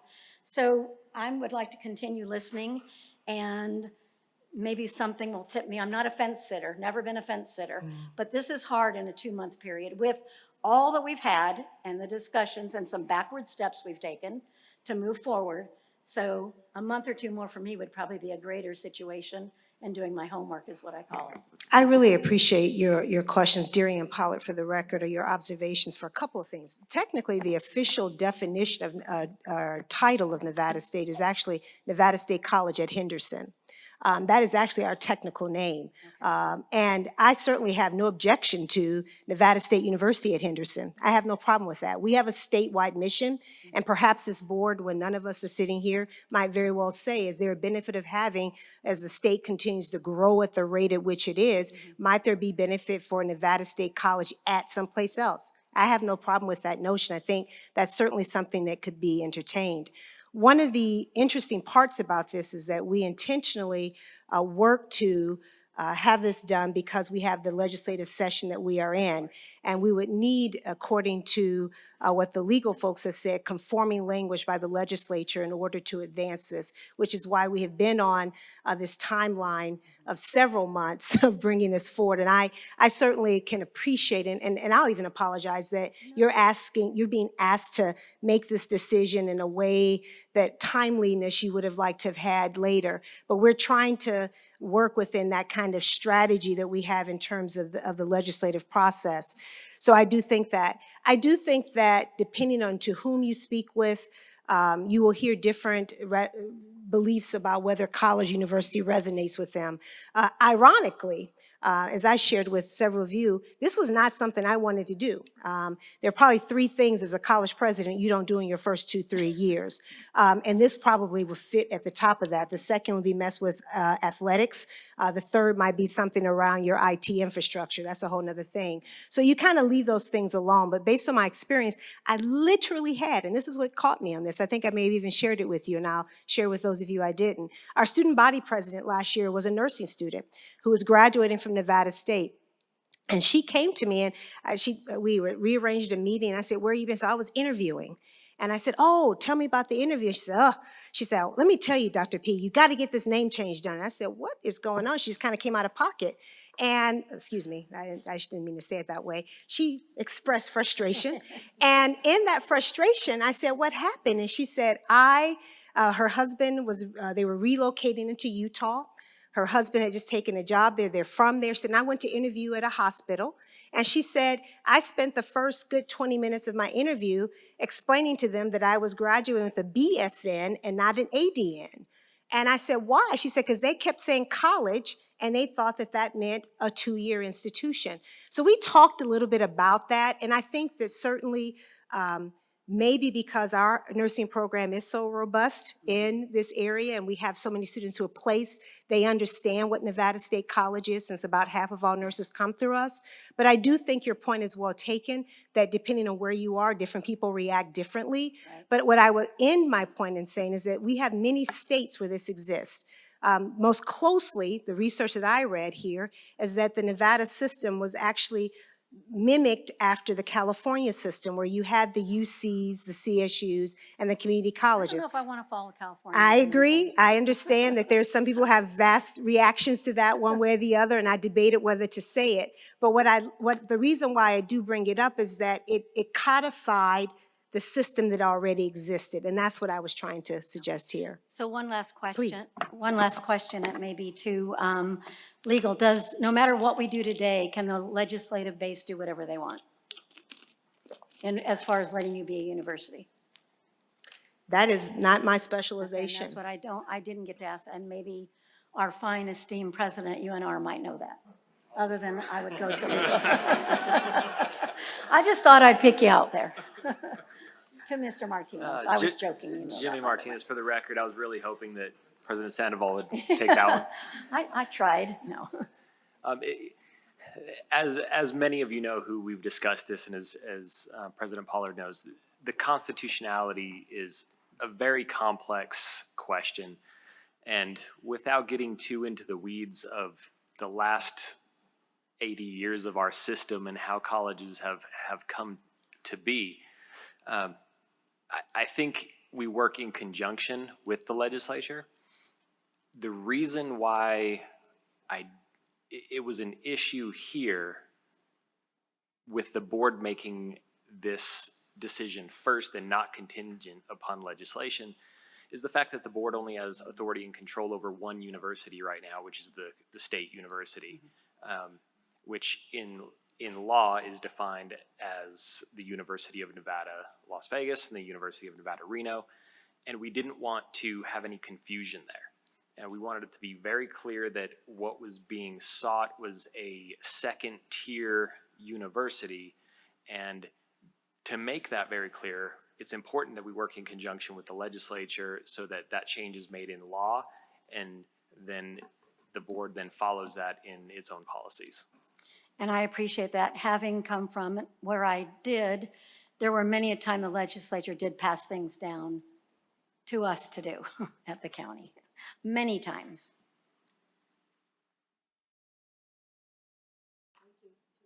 Thank you. Regent Carvalho. Thank you.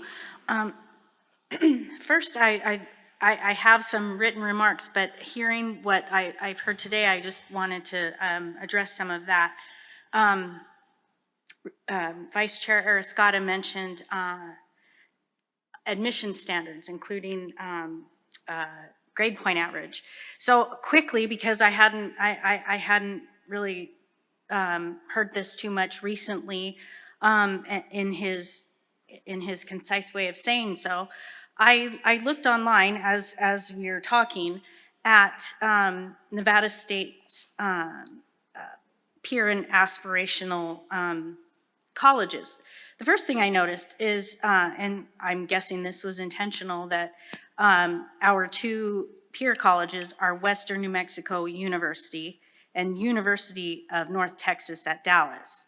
And then our aspirational colleges are University of North Carolina at Pembroke, California State University, Dominguez Hills, and CUNY Brooklyn College. So like I said, I quickly looked at Nevada State's admission standards, because we did just recently, I say recently, but within the last 4 years, increase the admission standards for Nevada State. And I do remember that being a in-depth discussion. There was concern about that. So it looks to me from my cursory research, Nevada State currently has a GPA of 2.5. I think there are some other things going on with that, you know, if you're a transfer student, things like that, and I don't really want to get into that right now. I don't know if that's where Vice Chair Arascata was going with it, but I gotta, you know, I'm on a time constraint. So anyway, none of them have a higher GPA that I can see as an admission standard for first-time students. It's not that easy to find on a search engine. But what I did find is, for the most part, they were right in line with that 2.5, except for CUNY Brooklyn College, which said 2.0. So it was interesting to me that that's a college and it has a lower admissions GPA based on this than the others that say university, and they're 2.5, which is very similar. One of them said, on my cursory search, was 2.0 to 2.99, but it looked like it was more like 2.5. So I will say that. In terms of, I know I just heard we don't really necessarily want to talk about the University of California, but I will say, in terms of naming conventions, there's the University of California system. That's UCLA, UC Berkeley. Those are top tier. Those are institutions that UNR and UNLV compete with. And then we have California State University colleges and universities. And obviously one of those is one of the aspirational peers. And I would say that there's a lot of nuances, context, and intention behind higher education naming, but it isn't necessarily meaningful, you know, in terms of, you can't say, oh, it says college, so it has that graduate, or that admissions or whatever. But we know generally that's what it means. So the word college has become synonymous with two-year institutions in Nevada. This fact is obvious given that 3 of the 4 community colleges are legally named college, not community college. And we can argue the fact that shouldn't have been done, but that's where we're at right now. That fact alone should garner support for this name change.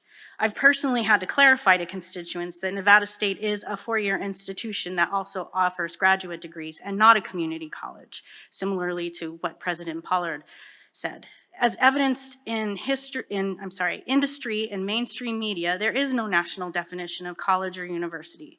The current national naming convention is clear that a 4-year higher ed institutions are named university and 2-year are named college. I understand the tiered approach that Nevada has taken with respect to higher education. This name change doesn't alter that legislation. I would argue I know it does alter it name-wise, but it doesn't alter it in terms of we're changing the system, we're changing what Nevada State means to the future of Nevada. I'd argue that it enhances it by more clearly defining the tiers. I agree with the concerns around the change prompting a discussion to increase faculty salary, but also student registration and fees. Student fees and salaries are tied together in many complex ways. President Pollard has stated that neither will change, and I agree that the focus of this change is solely a change in legal name. I'm confident that if future discussions arise around compensation and also necessarily student invested fees, we will use the tenets of shared governance to work through that. Based on comparable national data, Nevada State is already doing the work of a university and should be named as such. Nevada State has worked diligently to satisfy the necessary legal questions and other barriers that have been placed before this institution. The system's own legal counsel has carefully illuminated a pathway for Nevada State to legally change its name. We must follow the law, and we must also listen and support our institutions, especially when they want to more deeply define their mission. We as the board have accepted changes to other institutions' missions and goals with much less information before us as a body. Stakeholders throughout Nevada, including community leaders, elected leaders, and especially students, have spoken up in support for this evolution. We must listen to all of our constituents. We must support the growing mission of Nevada State. Nevada is growing. Our higher education system must meet the needs of this growth. We all know that Nevada is a place of change and innovation. Nevada meets challenges. We overcome barriers and we thrive. Nevada State embodies that perseverance and innovation. Our vote today can stand as an example of the support and vision that our system embraces. Nevada State is in my district. I know the community. I know the students of Nevada State. And I know that it's time for Nevada State University. And I urge my colleagues to support the Nevada State name change and vote in favor of this name change. So with that, I would like to offer a motion to support the name change to Nevada State University. Second? Second. Chair, I'd like to second her motion, number one. Thank you, Regent Tarkanian. So Chairman Brooks, I want, is her motion seconded yet? I would like to second her motion, number one, and I'd like to say a few words if I could. Thank you, Regent Tarkanian. Yes, let me lay this motion out, and then we will move into discussion. And we'll have you on deck in terms of adding to the conversation. Thank you for your understanding. Okay, good to be on deck. Okay, thank you, Regent Tarkanian. So the motion is to approve on the floor is to approve the name change. And it was made by Regent Carvalho, and it was seconded by Regent Tarkanian. And in this are two areas of what we're looking at. And so I just want to make sure that we're not separating this, or is it the intention of the regent to separate this? I appreciate that clarification, and our general counsel has pointed that out to me. So I would like to move to one, authorize President Pollard to advocate on behalf of legislation during the 2023 session of the Nevada State Legislature that would create a second-tier teaching university within the Nevada system of higher education that is distinguishable from the constitutionally created state university, also known as University of Nevada, and that would replace the State College as the middle tier of NSHE institutions. And also, number two, approve Nevada State College being changed to Nevada State University effective July 1st, 2023, conditioned upon the passage and approval of the above referenced legislation. Thank you. Thank you, Regent Carvalho. I appreciate the clarification in the motion, and I will ask Regent Tarkanian if she will still second the motion as read by Regent Carvalho. Yes. Thank you, Regent Yes, Tarkanian. I would. Thank you.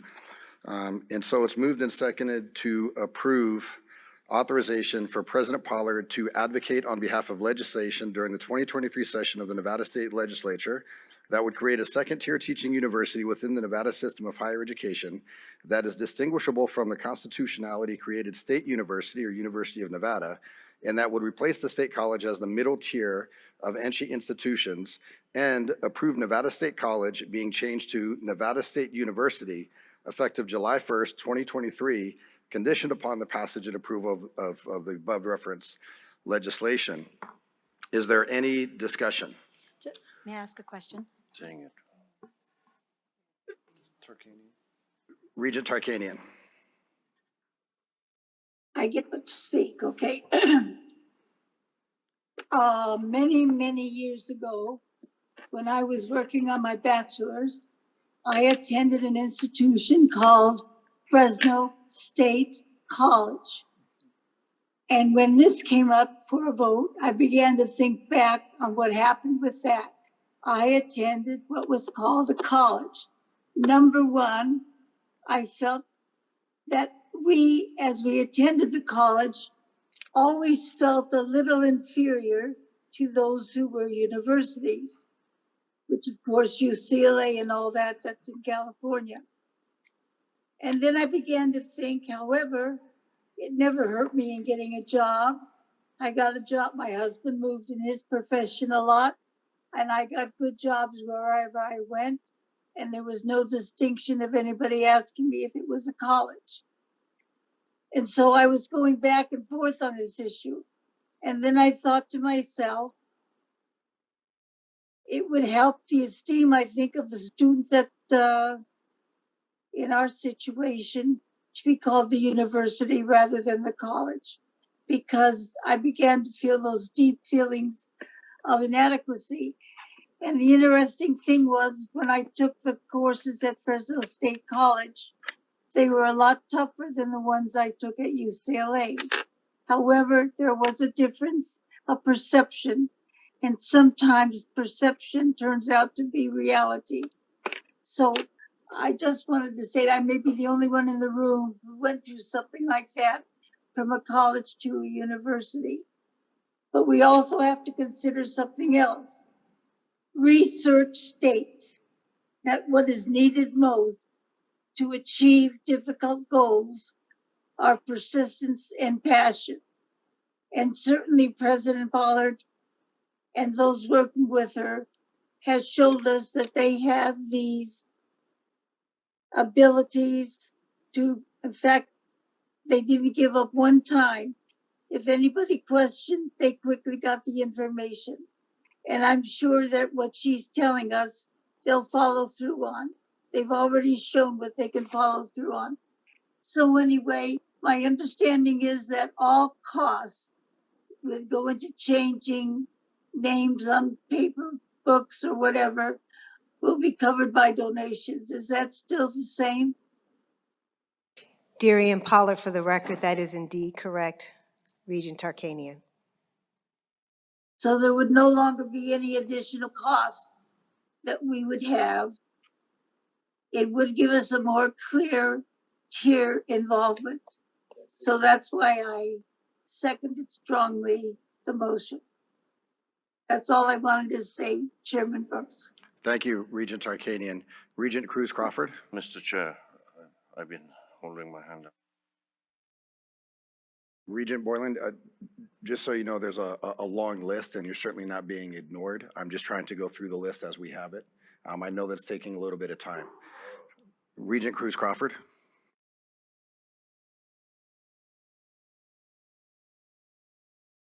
Regent Cruz Crawford, for the record, thank you, Chair Brooks. I wanted to share from let me try to go over here where it's a little quieter, a hiring manager perspective. As a hiring manager, I oversee about 80 staff members, and from zero education to traditional education to master's degrees. And when I have more than one candidate applying, which is great right now in the teaching field, that's when I start to compare candidates. And this really becomes an issue when you're comparing two candidates and you see college versus university, because they could have varying levels and different degrees, and might skim over that and think it's a community college, where I would go automatically with a university if I knew that they needed those credentials. So I just wanted to share from a hiring manager's perspective, and I apologize for the noise. Thank you, Regent. Regent Borland. Thank you, Mr. Chair.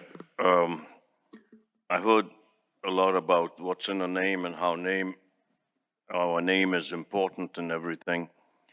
And I just had a wee bit of a suggestion here, and I'm sure everyone has thought of this before and just hasn't said it.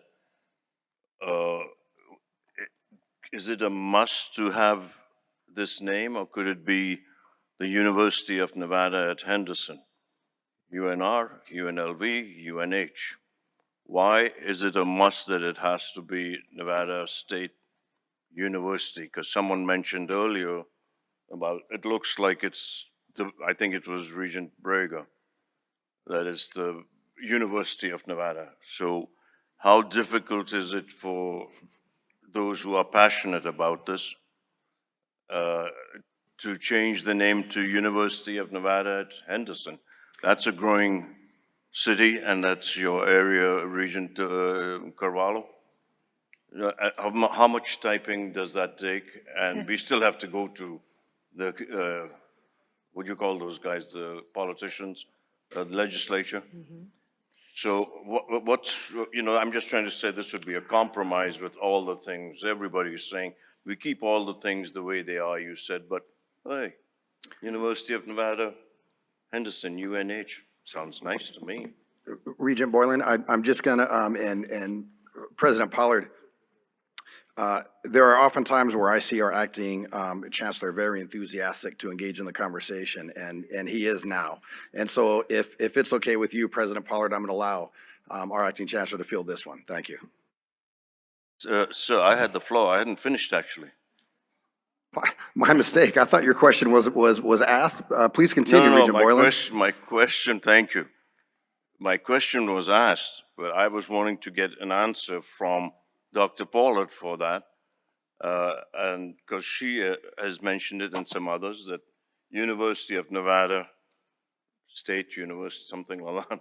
So I'm just making it simple and asking you, how difficult is the typing, moving the letters around? Is it? Everything else is the same. Sir, thank you, Regent Boylan. Two things I would offer. One is I think that there is a naming convention that someone mentioned earlier that I think helps distinguish mission. So indeed, is it, as you mostly are commenting on, when one is going through the renaming process itself, there are most times now done on computers. Graphics are changed fairly easily. And that certainly is an easy thing to do. But what I do think is important is to retain both brand and to craft and make sure there's an understanding about the distinctions between the mission. As I've said multiple times, the institutions, my sister institutions at University of Nevada, Las Vegas, and Reno are exceptional R1 institutions that have a very distinctive purpose, and that holds a legacy in higher education, being the University of and being the R1. I think it's wholly appropriate for us as this mid-tier to be the state college, state university, and to have that name there. And it allows, I think, a level of cognitive distinction that might help people along the way. That's my reaction. I do think, though, the chancellor was going to comment or respond to your question as well, probably from a perspective of the system as well. That would be my preference to say Nevada State. Thank you, ma'am. Thank you, sir. Thank you. Acting Chancellor. Thank you, Mr. Chair. For the record, Dale Urquiaga. So you like simple answers, Regent Boylan. President Pollard's given you a simple answer. Nevada State is the brand that she prefers. I'll give you a less simple answer, but I'm not a lawyer, so it won't sound like, with due respect, Mr. Martinez. You've heard us say that the Constitution and the way the statutes are implementing that language implicate this name change. University of Nevada, Henderson would complicate the issue of funding formula, land grant status, all of the rest, because then it would be on the same par as the University of Nevada, which has today 2 campuses. So we have been working very closely with President Pollard and the Legislative Council Bureau and your council to differentiate these tiers, which is why University of Nevada, Henderson is unwise, and Nevada State University is a method to move this forward, as Regent Carvalho has eloquently said, a pathway found for us by our council. Thank you, Mr. Regent. Thank you, Mr. Regent Del Carlo. Thank you, Chair Brooks. I'm in full support of the name change, and I have a similar situation that Regent Tarkanian had. I went to school many years ago and started out to get a bachelor's degree at UNR, but a young marriage got in the way of that and a military commitment for my husband, so I switched in those days. This is before the community colleges came into being, and got an associate from the University of Nevada, Reno. Then we went overseas for 6 years, and overseas was the University of Maryland, overseas campus. And so I diligently, full-time employee, went to school at night, Fast forward, I moved 16 times in 22 years with my spouse in his military career and my own career with a large corporation. And we landed in Colorado long enough for me to work on my master's. And the Chapman College was the college that was on the different bases there when I was there. I had a superior education. Every one of my professors was from the Air Force Academy, And it is the absolute cream of the crop to go to the Air Force Academy, whether you're a cadet or on staff. So I got my master's degree in Human Resources Management, Organizational Development was my emphasis from Chapman College. And I, even in those days, thought, gosh, I just got a master's degree and it says college. And I thought, wow, okay, whatever. But I got it, I get a raise, yay. But I loved all the knowledge that I learned. And later, Chapman College became Chapman University. So I didn't say it before. I know I heard Regent Tarkanian in a prior meeting had told her story, so I thought it would be important to tell mine. Words do matter. I've said it earlier today, words really do matter. And the fact that there's no distinction from a governing body telling us there's a difference between the word college and university, okay, that's already, I didn't like the fact the train left the station 15 years ago, took the word community out. Maybe we could have gone back at some point and put community back in. I know one of our new presidents has said to me, geez, I wouldn't mind putting community back in my name, because that's really what we are. So I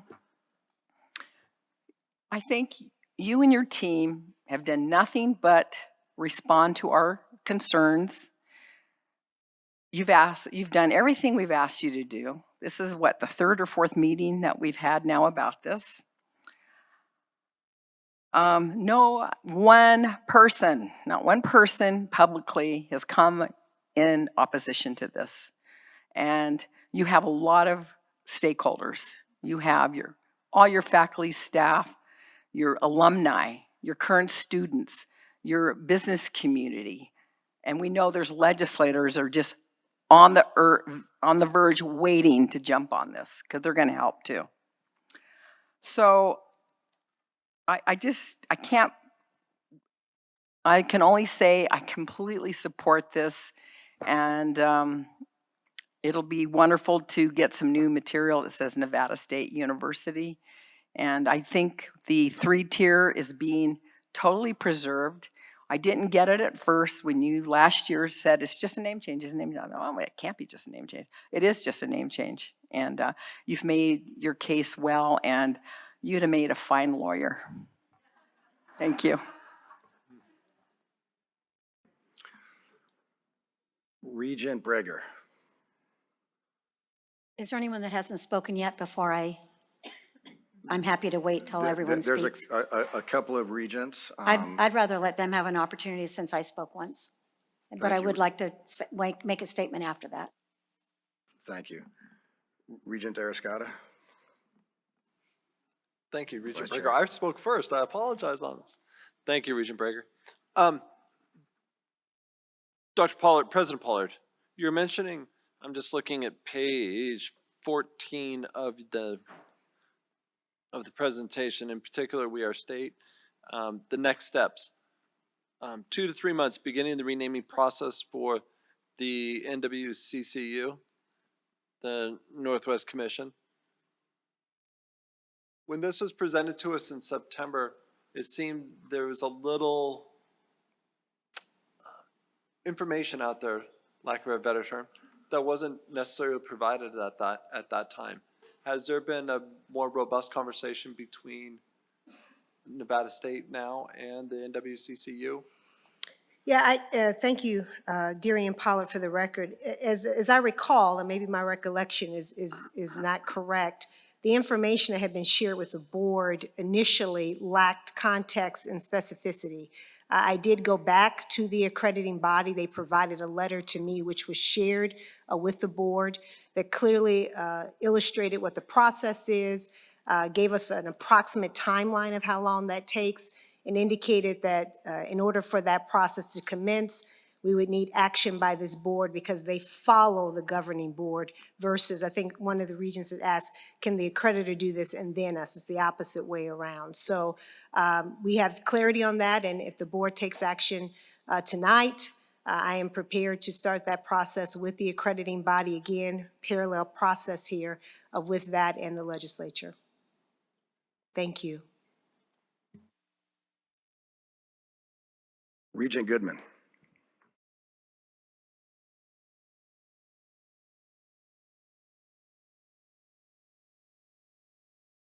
Thanks. First of all, I think President Pollard is a wonderful president. I went out there and spoke with her, and I realized I see where this vote is going, and I wanted to just express my opinion. Everyone's talking about how maybe all these years ago that there was a mistake made when they went from community college to college, right? And so I feel like sometimes this board doesn't look at items for the future. They look at the items for now. And I think that everyone's talking about perception, and I think we need to also consider what the perception is for UNR and UNLV. And I think that there's an issue. We're a small state, we're Nevada. And I just don't think we're thinking about the future and what this means. I feel like it maybe diminishes a little bit our current universities. And I'm a graduate of UNLV, and just let me tell you, for a long time, I had to defend being a graduate from UNLV because people thought that it was a laughingstock. So, and I don't believe that that's the case anymore, but it was for a very long time. So I have a prepared statement here that I wanted to share. And it is, I understand why individuals at Nevada State College want to change the name. I appreciate the marketing challenges and have shared with President Pollard that we need to do a better job advocating for Nevada State as our only mid-tier college. As a fiduciary for this system, and a small system at that, we are Nevada, we are a small state. This is a small system. I do not think that the renaming benefits the system as a whole. I believe it's not merely a name change. I think there's perception issues, possibly equity issues moving forward years from now when President Pollard is, I don't know, maybe the President of the United States because she's so articulate, or none of these board members are here. And then there's the consideration of what this decision means when Nevada State realizes its expansion actually in 2047.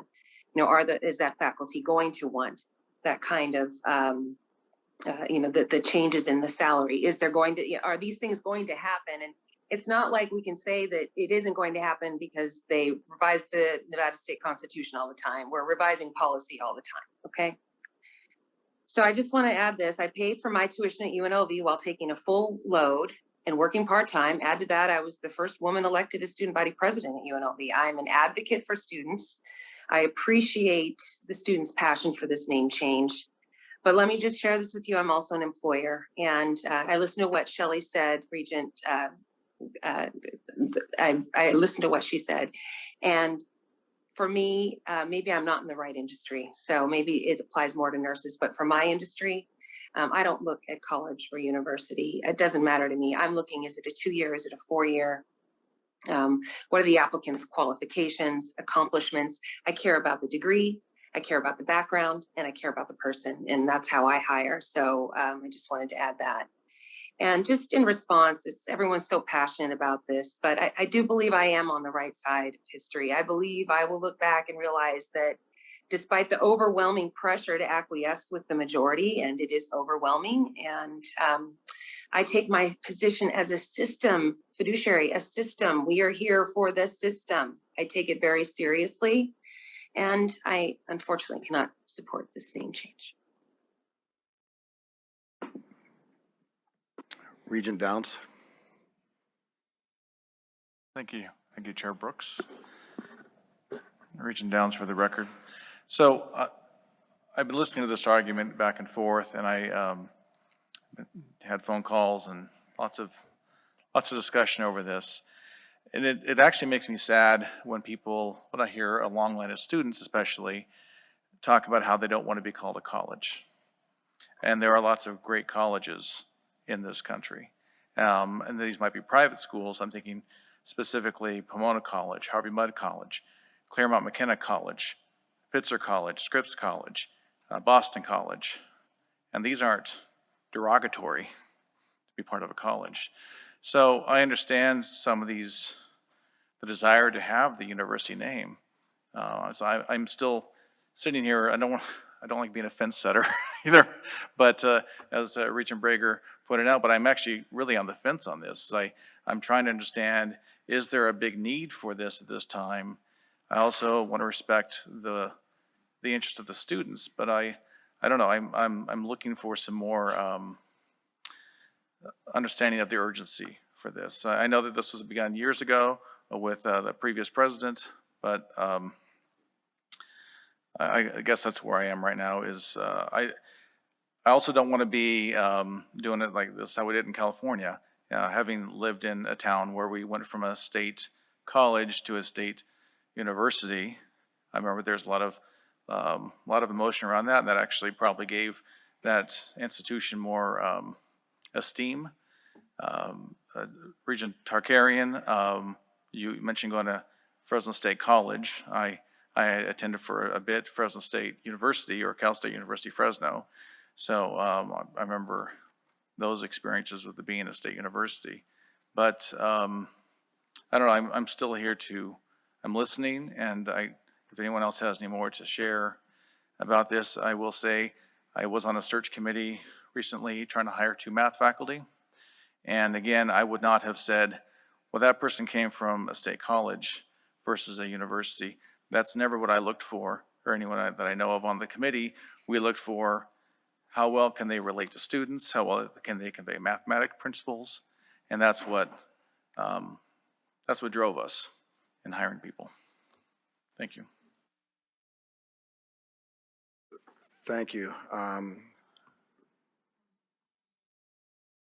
Okay. I'm fine. I think I've heard, as much as may help me or not help me. I'm not certain right now with. Thank you. I'm going to offer some thoughts in listening to the conversation and whether it adds to the conversation about what we're doing as a system. I think it's important that we take a look at things like that. And I greatly appreciate the passion and the drive that you have, President Pollard, in wanting to get this done.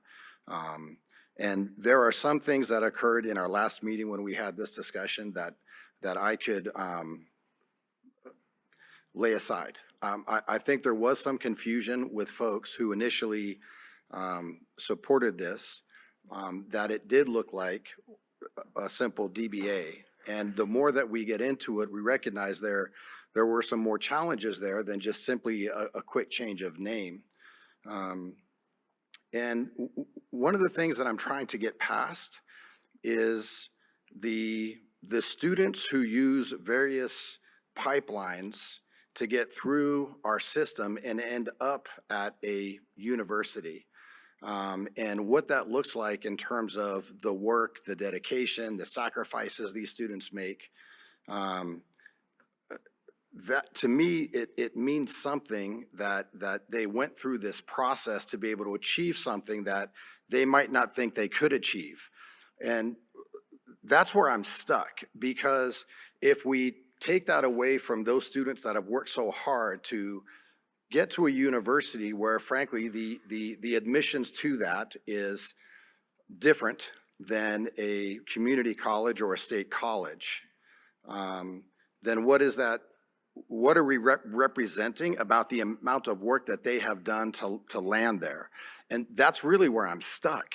And if this was a process in which this was simply not a name change, but this was going to be a university in the same manner, respectfully, of what it costs, what it looks like in terms of master's programs, doctoral programs, it would be easier for me, frankly, because then we'd be having a conversation about whether or not we need a third university in the state of Nevada. That, to me, is a different conversation than what we're having now, where we're talking about the essential mission of the institution remaining the same, the idea that there wouldn't be a faculty to student ratio issue at all, and then what would it look like for perhaps students that wanted to go through a pipeline because they thought that it might be something really maybe special for them to end up at one of the universities in Nevada and forego that to be able to get the same type of award at an institution in Henderson, and I'm really getting stuck in there. And so I don't know if there's anything that we might be able to have a conversation about in terms of what that looks like. Because the other issue is the process of the system. And I know that in the next month or two, the board is going to get together and actually have these conversations. What does it look like for a CSN to do the things that they are offering? And what does it look like for a state college to offer curriculum and courses? And so it's difficult for me. I'm stuck in this trying to understand the process of what this is going to look like 5 years from now. Because while you are very clear on your intent, and I absolutely appreciate it, my concern is what happens in 5 years or 10 years when things might look a little bit different, if that's a possibility. So I just wanted to offer that for me, that's where I'm stuck.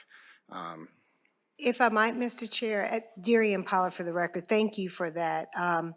As I listened to your thoughtful response, the first thing that popped out in that to me is that there seems to be some belief that there's one definition of university. And the reality about that is that while for the state of Nevada, that may have been the case for 100 and some odd years or so, that's not the case. There are different types of universities in this country, and there are different types of, can be, different types of universities in the state of Nevada, clearly recognizing that they have different missions. They have different processes by which they arrive and accept students. Their students have different marketplace when they step into the marketplace because of their degree they may have, their major, whatever the case may be. So what I would offer, and you used the phrase, I literally wrote it down because you said, can there be a third university in Nevada? And I would offer there can indeed be a third university in Nevada, but it does not have to look like the existing universities that are there. They have very powerful missions. Their missions are essential to the growth and development of our country. They produce knowledge. That is what R1s do. They change the very nature of how we think about the things that need to be done. Teaching universities and state colleges, state universities, are really practitioner-based. They're trying to help change how we do things in the state, I would offer. So for me, I think the two can coexist. Dare I say the three could coexist because we have a robust community college. There is no doubt that our system will and continue to talk about the differentiation of mission. But I will also offer to you that higher education is in the midst of massive transition in this space. Many of the, Regent Downs mentioned several wonderful colleges in this country, universities, four-year institutions that provide graduate, undergraduate, and graduate education that call themselves colleges instead. They have a long history and brand that they do that. They're primarily private elite institutions. That's a very distinctive brand and persona that I would offer is almost a direct contradiction to what Nevada State is. I like to say we're elite in how we deliver what we do, but our belief is to make sure we make it accessible to everyone. So I do believe that Nevada State, the state of Nevada, has room for a third university that does not look like the two universities that currently exist and can coexist thoughtfully and deliberately together. That would be my observation and response. Thank you for that, though. Thank you, President Pollard. Regent Brown. Thank you so much. Regent Brown for the record. My colleague, Regent Goodman, brought up a couple of things with UNR and UNLV, and I'd actually like to invite the two presidents to speak and kind of give us an understanding of what the negative impacts could be for your campuses.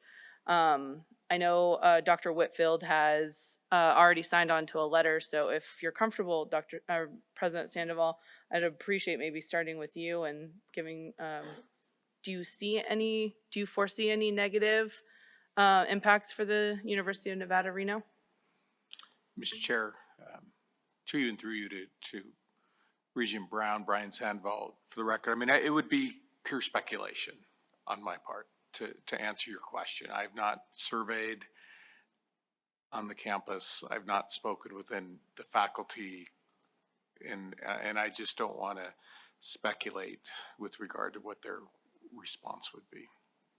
And I apologize, I did not mean to put you on the spot. It just with, a comment like that, I would like to just have the dialogue if we needed to have it, but if that's a perfectly fine answer. No, and I'm not, I just, again, I really have not spoken to anybody, so I don't want to interpret any of that. Thank you.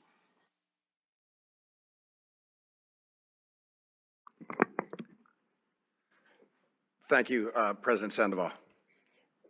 Regent Carvalho. Thank you. I appreciate the allowance to speak again. I wanted to address, I try to live in a world of facts and data. And so when I'm listening to all my colleagues and what they have to say, I think this is a great discussion on this. So when Regent Goodman mentioned that we are a small state and her concern about this, I thought, okay, I'm not sure exactly how small we are or where we stand with how many colleges we have. So again, just me looking this up while we're all talking. And so if anybody has other information, I am more than happy to retract what I'm saying. So according to a Google search, the population estimate for Nevada in 2022, we rank number 32. So I would venture to say that we're not as small as maybe we think we are these days. This state is growing all of the time. So we're number 32. Number 33 is Arkansas. So again, just a quick search. I found out that it appears to me that there are 20 public colleges and universities in Arkansas. In Mississippi, that comes in at number 34 on population. They have 8 public universities. Kansas is number 35. They have 32 public colleges and universities. So when we talk about how it's important to think about the future and the impacts of this, what are we saying as a state in terms of how important higher education is to our future? I don't know if we're going to get anywhere in terms of the rankings that we have for higher education if we don't grow and expand and innovate and think bigger than where we're at right now. I agree with my colleague Regent Brown. I want to make sure that this doesn't impact our 2 R1 universities, and I don't want to speculate either. But my guess is I don't think it will. My hope is that this will help create a more college-going citizenry in Nevada. And I know that wasn't necessarily part of this, but that's what I want to see in Nevada. That's why I'm on the board, is to get out of the 24% or whatever it is that we're at with college attainment in Nevada. That's not acceptable to me either. But if we innovate and use forward-thinking, data-driven approaches to innovate in this system, I think we're going to get out of that, and I think one small step in that direction is this name change. Thank you. Regent Perkins. Thank you, Mr. Chair. I was on the fence too. I think I was on the fence too. I'm not a fence sitter either, but I was on the fence. I think Dr. Pollard has done the research and answered all of our questions patiently, thoroughly, and thoughtfully. And I appreciate that you came here with more data, which is what we asked for in our last 2 meetings, and with a plan and a timeline, which, I'm a geek that loves numbers and data. And if you give me the data, I'm data driven also and goal specific. So, and instead of you came to us with facts and figures instead of a list of supporters, which I can't tell you how much that means. And I was generally concerned about the effect that the name change would have on our R1 universities. But with the reiteration of saying that the mission will stay the same, the mission will stay the same. You've said that over and over again, the mission will stay the same. I don't think that will interfere or be a detriment to our universities, our R1 universities. So I don't think I'm on the fence anymore. So I think I'm in support of this. Regent Breger. I guess I just want to be really clear one more time. First of all, I don't think Dr. Pollard will be anything, or President Pollard would be anything but the best, no matter if she had zero title at all. I mean, in regards to a campus. I've seen your passion, I've walked your campus, so that doesn't concern me. I know you're going to give your students the best education you possibly can. I've had to make many difficult decisions in the last 24 years. Some of them don't feel good, but I need to go with my conscience on this one. And my personality is, as people will learn through the years, is that I move on from that. I want the best for our state. I've been here since elementary school. I know the state well. I'm not going to look back whether I did good, right, wrong. I don't believe in that. I think you move through it. We work together as a board, no matter how our votes go. And I cannot say enough about you and what I've learned and what I've looked up, and I have the greatest of respect, and I believe that will continue. But at this time, I just feel like I'm going to have to not vote for it because of not only the time frame, and I've heard passion on both sides, but I wasn't given the amount of time that I feel to be able to do more. If it was one more month, would probably make it better for me. So I have to go with what I know right now. So that's where I'm at this time. Is there any other discussion? No. Regent Downs. Thank you, Chair Brooks. Regent Downs for the record. So I just have a question for President Pollard. This is with the legislature as well. Can you just help me understand, maybe you already stated it and I didn't catch it. Does it need to pass here to pass with the legislature to go into effect? Is there like a series of events that have to occur in a certain order, or could it pass in June? So Darian Pollard, for the record, you're probably more familiar with the timeline of how legislature works here in Nevada than I am, as I'm living through my first one. But two things related to that. We have been working on a concurrent pathway to the extent we can in order to have legislation introduced that would codify the action that the board would take today to do that. Clearly hopeful that it would be done today so that we have ample time.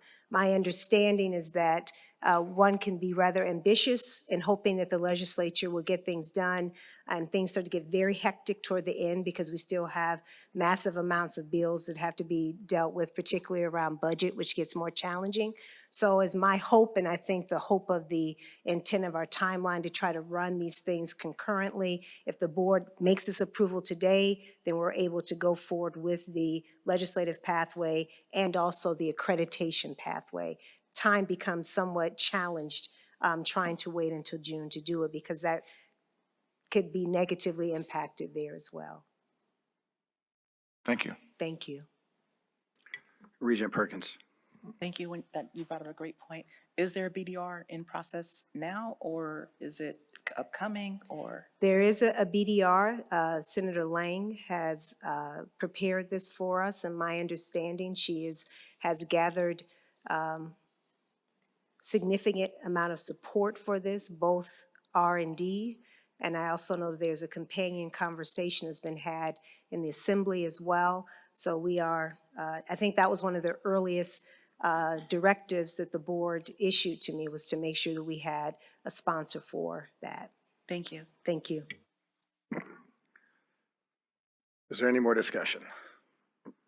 Regent McMichael. I'm in favor of the name change, and I understand that it has to go up to the legislature. Well, kick it up to the legislature. Let them make a decision. They're the ones who are going to say yay or nay, and they're going to kick it back to us. So what are we waiting for? Let's send it up.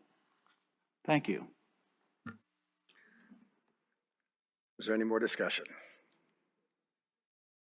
Okay, so getting back to the question, it's on the adoption of the motion that was made by Regent Carvalho, seconded by Regent Tarkanian. Yeah. And it's on the adoption of the motion to authorize President Pollard to advocate on behalf of legislation during the 2023 session of the Nevada State Legislature that would create a second-tier teaching university within the Nevada State system of higher education that is distinguishable from the constitutionally created state university, University of Nevada, and that would replace the state college as the middle tier of NSHE institutions, and approve Nevada State College being changed to Nevada State University effective July 1st, 2023, conditioned upon the passage and approval of the above referenced legislation. I will ask Carrie to take a roll call vote. Mr. Chair, I have one question before we take the vote, if you don't mind. Since we're changing, this is basically going to change our policy, do we need the 3/4 vote or just the simple majority? Jimmy Martinez, for the record, this is just a simple majority vote of 7. Vice Chair Ariscotta, No. Regent Boylan, Aye. Regent Breaker, No. Chair Brooks, No. Regent Brown, Yes. Regent Carvalho, Aye. Regent Cruz Crawford, Aye. Regent Del Carlo, Aye. Regent Downs, Aye. Regent Goodman, Nay. Regent McMichael, Aye. Regent Perkins, Aye. Regent Tarkanian. Aye. The motion passes. Congratulations, President Pollard.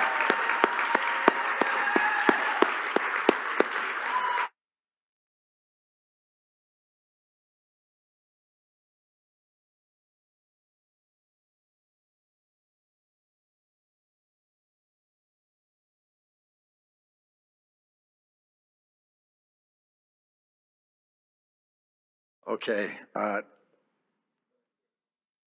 go ahead, Regent Downs. I'll be brief about this, but this is, I'm going to say, we're all televised and it's all recorded, but it's watching the sausage being made here. I mean, this may not have been all that fun of a process. Dr. Pollard, thank you for going through this, but just understand that this is how we work in the open meeting laws, so I appreciate it. Well said, Regent Downs. At this time, what I'd like to do is take a 10-minute administrative break, particularly to allow those who would like to speak with President Pollard. Snacks. I'm sorry, what's that, Regent Perkins? Oh, Regent Perkins wanted to notify us that there are snacks. We are taking a 10-minute administrative break. Thank you. I appreciate the administrative break that we were able to enjoy, but we've got to get back to some of the agenda items so that we can move through the rest of the day.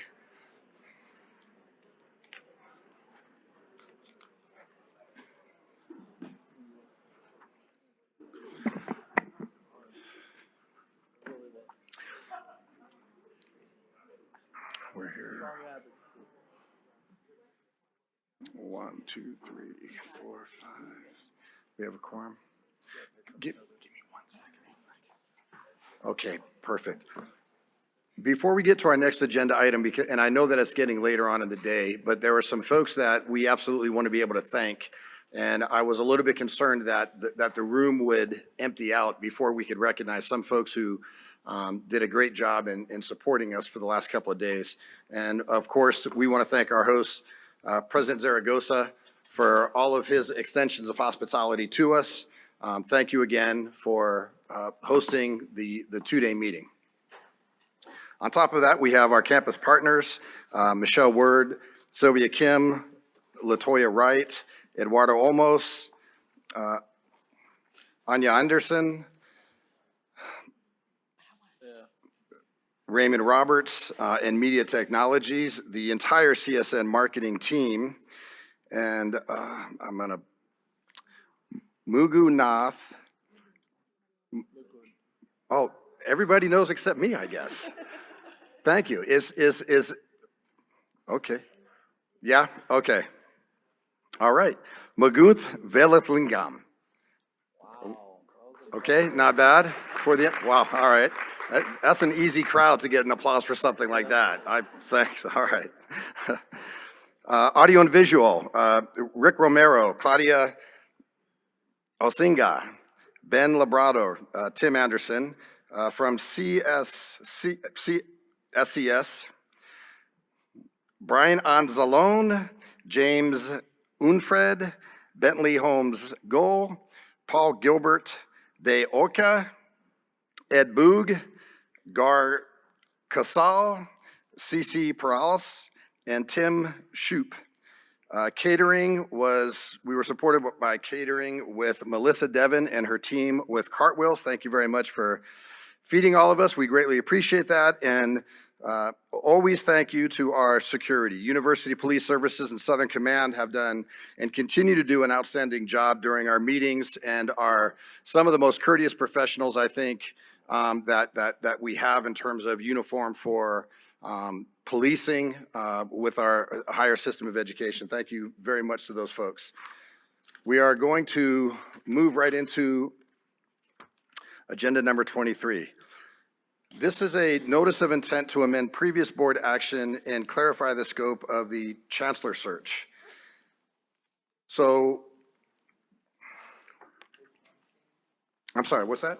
Are we taking these out of order? You know what? I apologize. We are. So, thank you very much. Let me clarify that real quick.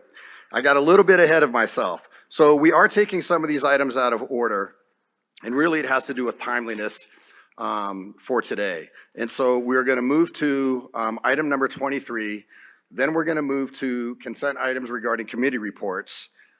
Then we're going to move to item number 21, then 20 and 19 based on time frame. President Zaragoza had said earlier that while he welcomes all of us here, there is a time limit to the hospitality that he has. And we're starting to lean on the side of, you know, thank you, you've been here long enough.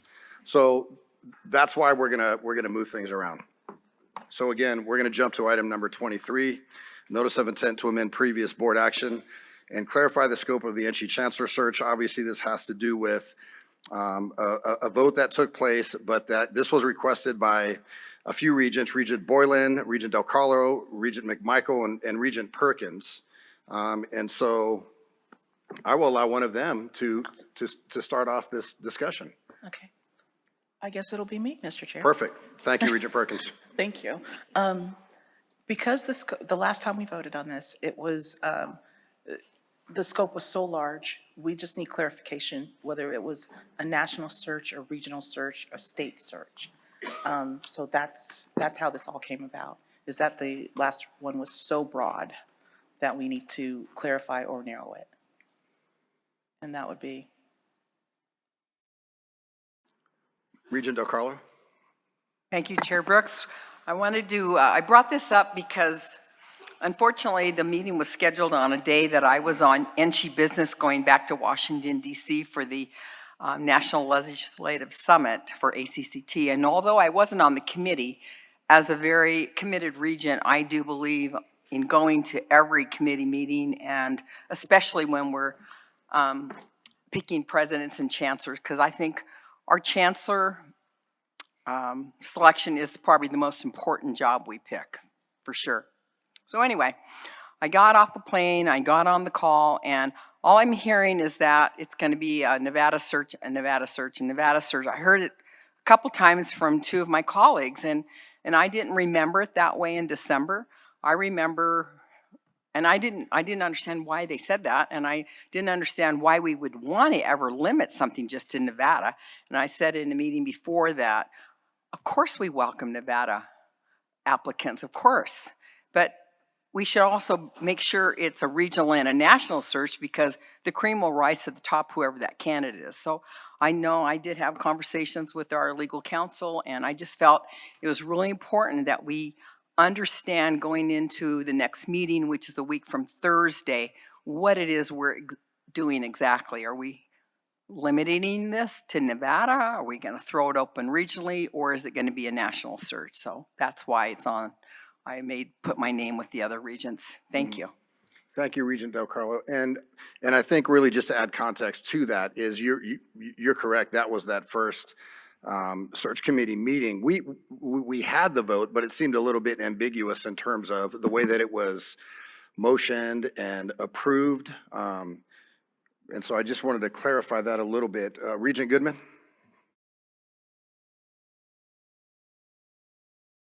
Thank you. I would like to move that we make our chancellor search a national search.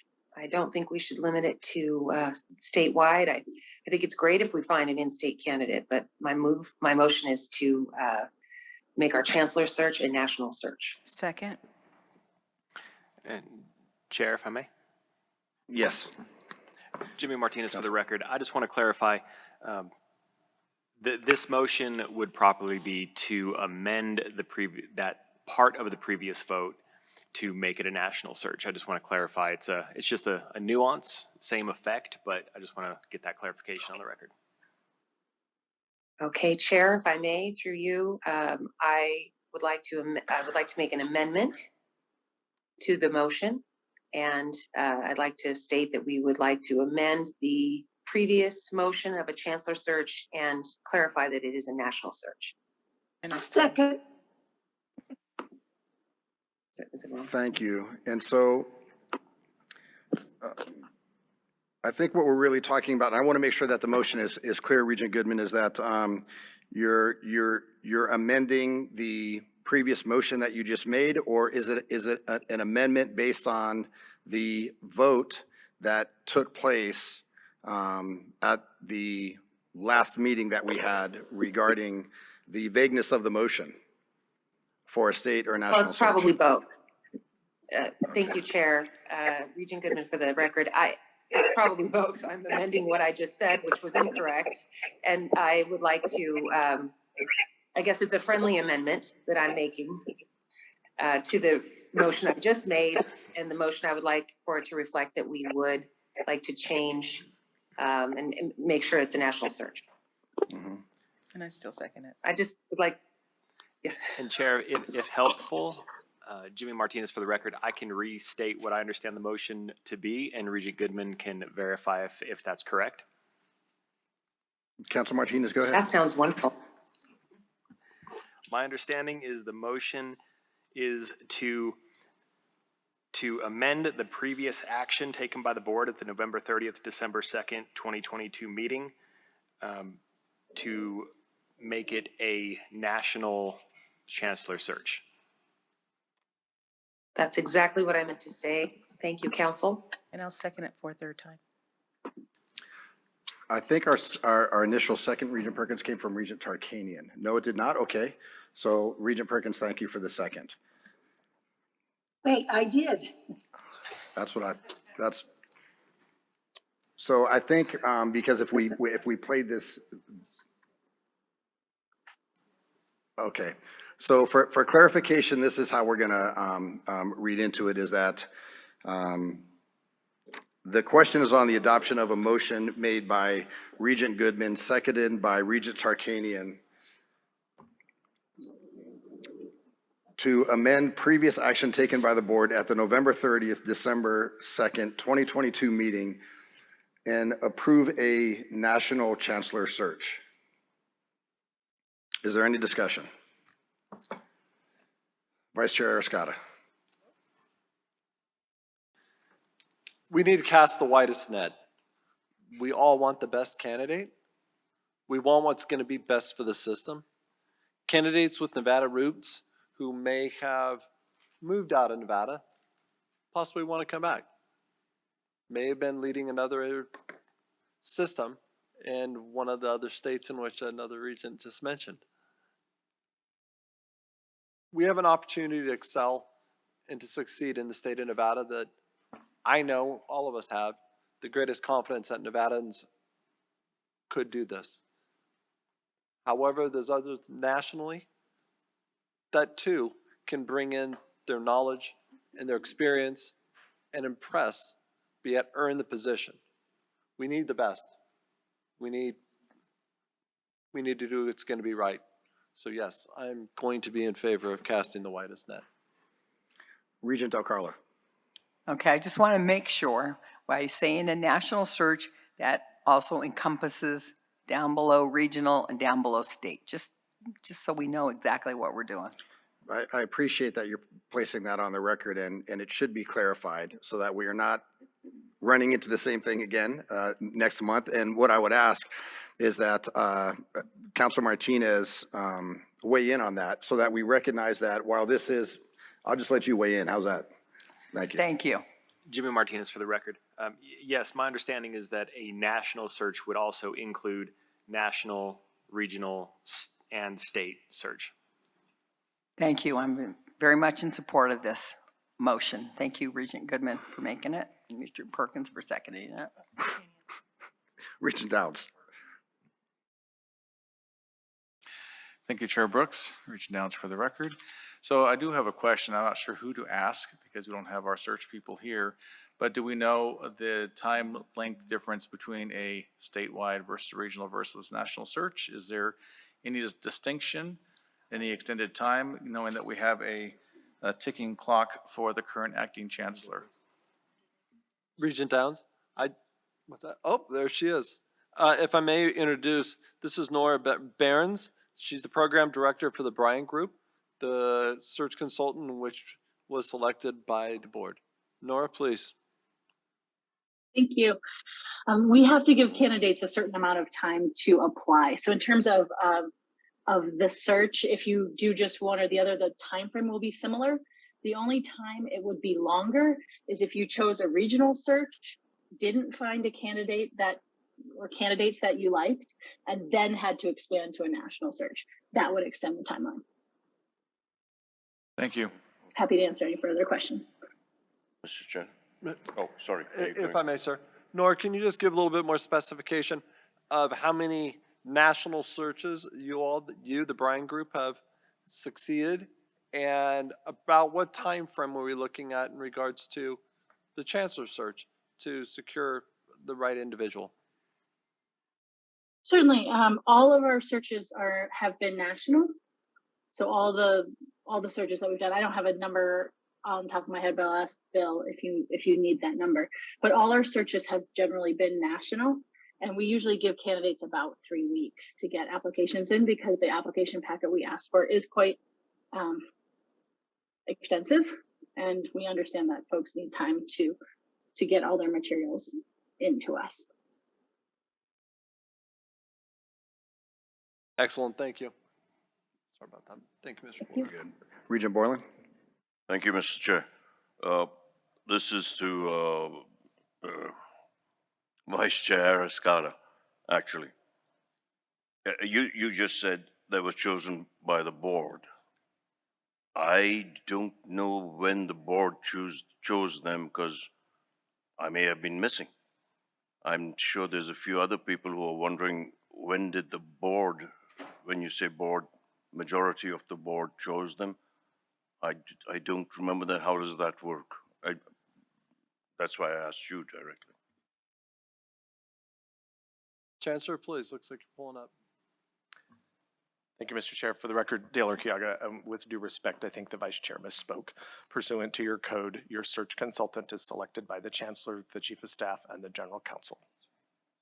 That process has not changed, and that is what was done. So my apologies for contradicting you, sir, but that's how this worked. It was my apologies. I misspoke. Thank you. Is there any other discussion on the question on the floor? No? Okay. So then the question is on the adoption of a motion to amend previous action taken by the board at the November 30th, December 2nd, 2022 meeting, approving a national search for chancellor. Those in favor say aye or yes. Aye. Those who oppose say, Aye. those who oppose say no. Thank you. We are going to move along. 24? Yeah.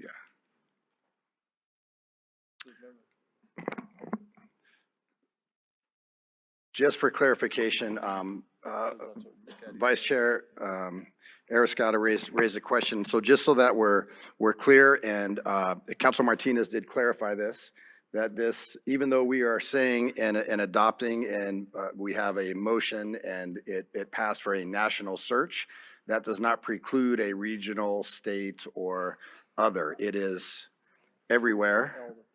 Right, okay. Okay, let's move to agenda item. 24? I think we definitely want to go to agenda item 24. Okay. No. What's that? I'll make that motion. I should have said that we were going to do committee reports after agenda item 23. So I'll make that clear now. We're going to do our committee reports on consent items after 23. Yeah, so that would be 24. agenda item 24. And 30. these are consent items, agenda items 24 through 30 can be taken together in one motion. You ready? Is there a motion? Sure. Yes, there is, sir. Thank you very much, Mr. Chair. Yeah. I move that we accept the committee reports, items number 24 through 30. I'll second. Who was the second? Thank you. So Regent, let's see, Regent Perkins, motion for the adoption of a motion, frankly, to accept items number 24 through 30 in consent. It was seconded by Regent Brown. Is there any discussion? Seeing no discussion, I will ask those who are in favor, say yes or aye. Aye. Those opposed say Aye. Those opposed say no or nay. Thank you. We will now move on to agenda item 21.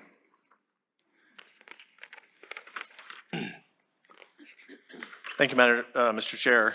For the record, yep, I'm still Dale Urquiaga. I'm still acting chancellor. So item 21, at the chair's direction to take it out of order, is a first reading. This is an information-only item to revise the Regents Code concerning a vacancy in the office of chancellor. So the context here, the previous serving board members will recall, when the current acting chancellor, who will remain nameless, was appointed in June, there was a good deal of conversation about the process that is in your code, or at this time, and was in the code at that time. I think it was clearly stated a number of times that the chair at that time followed the process, and folks didn't like that process. And so at that meeting, the then chair, Regent McAdoo, requested a revision to the code, and we waited until the roles and responsibilities committee was complete just to see if they would do something different with the office of chancellor. They made changes, but not any that would substantively change the filling of a vacancy. And so in late 2022, I worked with then Chair McAdoo and then Chair Carvalho to propose the revision that you see in front of you today. So it is presented today for your information. You can certainly say, I'd like it to be changed in this way, and we would bring that back to you for a second adoption. No sooner than 30 days is what your code requires. And so in short, I'll summarize what we have attempted to do here. We've attempted to provide more involvement for the board in the decision-making process. So this revision sets up at a time when a sitting chancellor, acting chancellor, or interim chancellor departs, the board would, at a meeting, discuss and give direction to how are we intending to fill this job. Do we wish to have an interim person or an acting person, or do we wish to begin a search for a chancellor? I hate to say permanent chancellor because there's no such thing as permanent in any job. But that would be the first level for the board. And then within 60 days, so it was clear to everyone, the chair and now vice chair would bring a nomination to the board for that individual, if it were to be, for example, an interim or an acting. And at that meeting, the board would have an opportunity to interview the candidate. You did not have an opportunity to interview the current acting chancellor. This revision also revises so that an acting chancellor should not serve for more than 1 year. And that if you intended it to last longer, you would use a similar process to you use for a president, a term of 1 to 3 years. And that individual would be appointed for a specified term. And then some cleanup language. At any time a chancellor search is conducted, you would do what you just did, or rather redid, and you would decide the scope of the search. An ad hoc search committee would be appointed by the board chair, again, in consultation with the vice chair. So this policy, again, broadens both the board's involvement and the officers being 2 officers, not just 1. And then it makes some conforming changes and adds clearly that the classified council is a member of the advisory committee. That is an omission in the current policy. Presidents, faculty, and students are automatically a member of that body, and the classified council is not. And so I believe, Mr. Chair, that is both the detail and the essence of the recommendation, and I'm looking at former Vice Chair, Carvalho, who seems to be remembering this as I remembered it. So again, this is for information item. This is an informational item. You've heard it read. It will come back to you not sooner than 30 days for enactment. And as I have said to you, in my view, it is important that this board move this forward and that then you vote on it at that time so that you have it in place. Should your search not yield a candidate by the time of my retirement. I'm happy to answer any questions, sir. Thank you. I was just going to ask, are there any questions?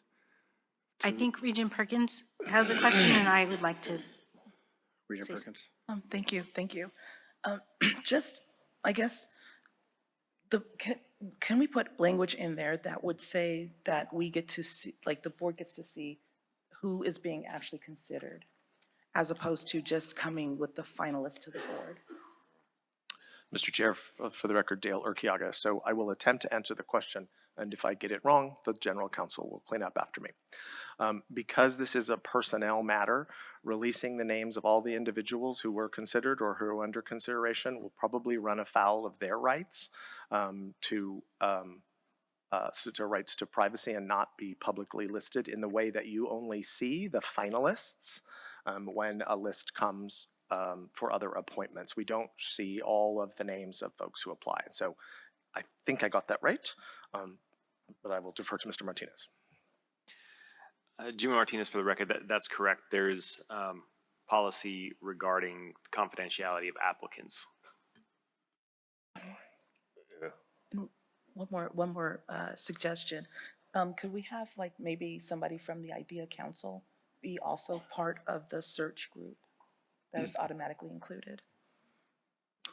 Mr. Chair, for the record, Dale Urquiaga, I'm happy to add that. I don't think that's a substantive change that would affect a second reading, so I would be glad to add that. It's an important change, but not a substantive one from a legal perspective. I don't mean to minimize the IDEA Council. Sorry. Regent Carvalho? Thank you. I just wanted to say that I appreciate the Chancellor's recommendations here. As I said during that meeting when we appointed Acting Chancellor Urquiaga, it was a difficult process, and I don't think while I believe that the chair followed the intent of the policy as written, she did her best at the time. I think that this is an improvement to the policy, and I'm in favor of it. Thank you. Regent Boylan? Thank you, sir. Two questions. And Chancellor Kiaga, I'm not, I hope you don't take this personally, but are you saying that the three people who can see the persons who applied are trustworthy, but this whole board, elected board, is not trustworthy? Don't take it personal. I'm really wanting to know what you mean by that. And which, after that, which policy and procedure are you talking about, Mr. Council Martinez, sir? And then I have one more question, of course. What she said, what Regent? For the record, Dale Urquiaga, Acting Chancellor, I said nothing of the kind about trustworthiness. What I said is your elected officers, the chair and the vice chair, would bring a name to you, and that the personnel rules preclude us from publishing the names of everybody who applied for a job, and that is what Mr. Martinez referred to. I have no judgment on the trustworthiness of any regent. Okay, let's not split hairs, but I take that back. So it's not a question of trustworthiness. It's a question you said about publishing. Who's publishing it? Bring it to the board like Regent Perkins said. For the record, Dale Urquiaga, everything this board does is a public record. So I can't give it to you privately. It would be public. That's published in my view, because you would publish an agenda. Jimmy Martinez for the record.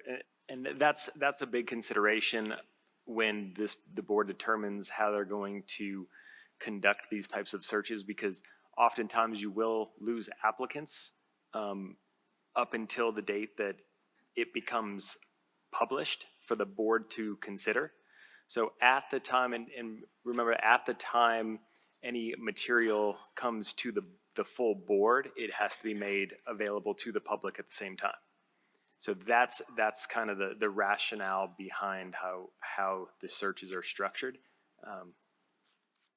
Thank you, sir. My last question, sir. Referring to what Regent Perkins said,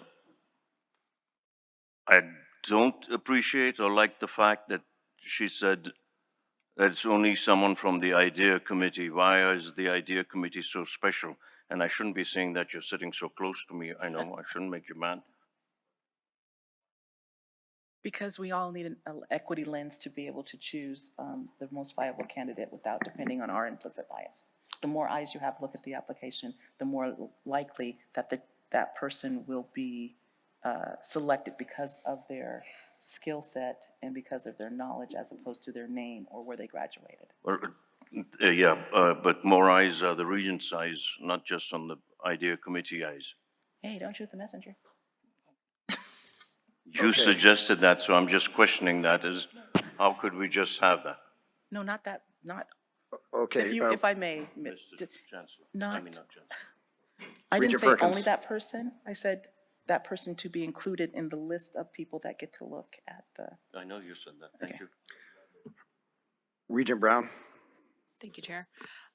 Regent Brown, for the record.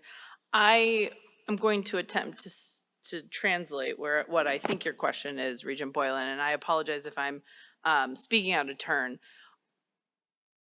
We have the ability to look at personnel files if requested in a private room, not public, individually.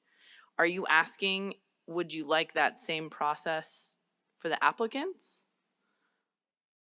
Actually, I like that idea. I wasn't asking that, but okay, that sounds good to me. Because if the example is that these are personnel files, I know they are not NSHE personnel files, but if we are going through a process, and if I would like to know if that is possible for Regents to make a request to come into the office to see the applicants before the process comes through. Thank you, Regent Brown. I'm going to defer that to Councilman Martinez. Jim Martinez for the record. I have to apologize because this is a question that's kind of getting at a few different policy considerations. So this might be something we have to look at and then get back to you. But off the top of my head, we do have Title II, Chapter 5 of our code sets forth the personnel policies and sets forth the confidentiality. there's confidentiality up until somebody accepts the position, unless it's for a position like chancellor. So that's why we build in these separate processes to allow us to get the best candidates without, and I'm not a search consultant, this is not my area, but I'm just trying to explain the background for the rationale for why the policies get drafted this way. So if you are to make everybody public right out of the gate, you will likely lose qualified applicants that do not want their names to be published before they have a chance to interview. Absolutely, is that something we can look at changing if the board so desires? We could. I would recommend that we do it in consultation with an expert who can tell us what the repercussions of that would be. Mr. Chair. Can I, okay. Sorry. And Who's me? Go ahead. sorry. I was just going to say, with respect, because this is an informational item, we can bring you new language in a second reading, or we could bring you a separate policy if it impacts a different section of the code. Yeah, I apologize, because I'm not looking to actually change a policy per se, but I was more asking, does this fall under the current policy? And if the answer is no, well then my follow-up would be, what would a change look like? So I just appreciate having the discussion, and I know this is information only, but if I need to bring it up in new business, you let me know. Regent O'Carlo. Thank you, Chair. Looking back, this was such a difficult time, and I think what the rub is here is that it seemed like just one person got to find the person being the acting chancellor, and this is nothing against you. I think you're fine. But that we weren't even communicated with. I certainly wasn't. Offered names or didn't get any chance to have any input in it. So I think that's really what we're trying to have here, acting chancellor, just some input. And we learned in January at our board orientation meeting that the regents can speak to each other way more than most of us that were under our legal counsel from about 2 or 3 ago. He was very, very strict. Of course, we don't want an open meeting law, and I don't ever want to do it intentionally or unintentionally, but we can have some discussions without it violating anything and having quorums. So I just think there needs to be better communications. Thank you. Regent Breger. Thank you very much. I appreciate it. I wanted to just state, after doing 3 superintendent searches, I don't think the laws are much different. What's creating the problem here is the policy. And right now we're in the middle of this, so we need to keep going. And if we want to look at it in the future, I would suggest that we do. My question would be, will we hopefully search committee and viably have 4 candidates, no less than 3? Because I will tell you from experience, if you get to 2, one walks away that thinks they're not going to get it. And I don't want the worst of the best or the best of the worst. So we need to be very cautious. Having done this, Dr. Tarkanian has done this before. And if you don't have at least 4 that are willing to have their names out there, I don't think you always get the best candidate. That's just from experience. Thank you.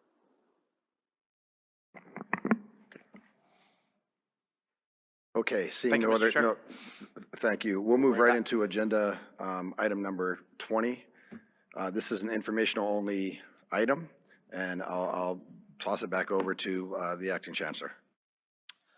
Thank you, Mr. Chair. For the record, Dale Urquiaga, acting chancellor. Item 20 was requested by a former regent and Vice Chair Arascata.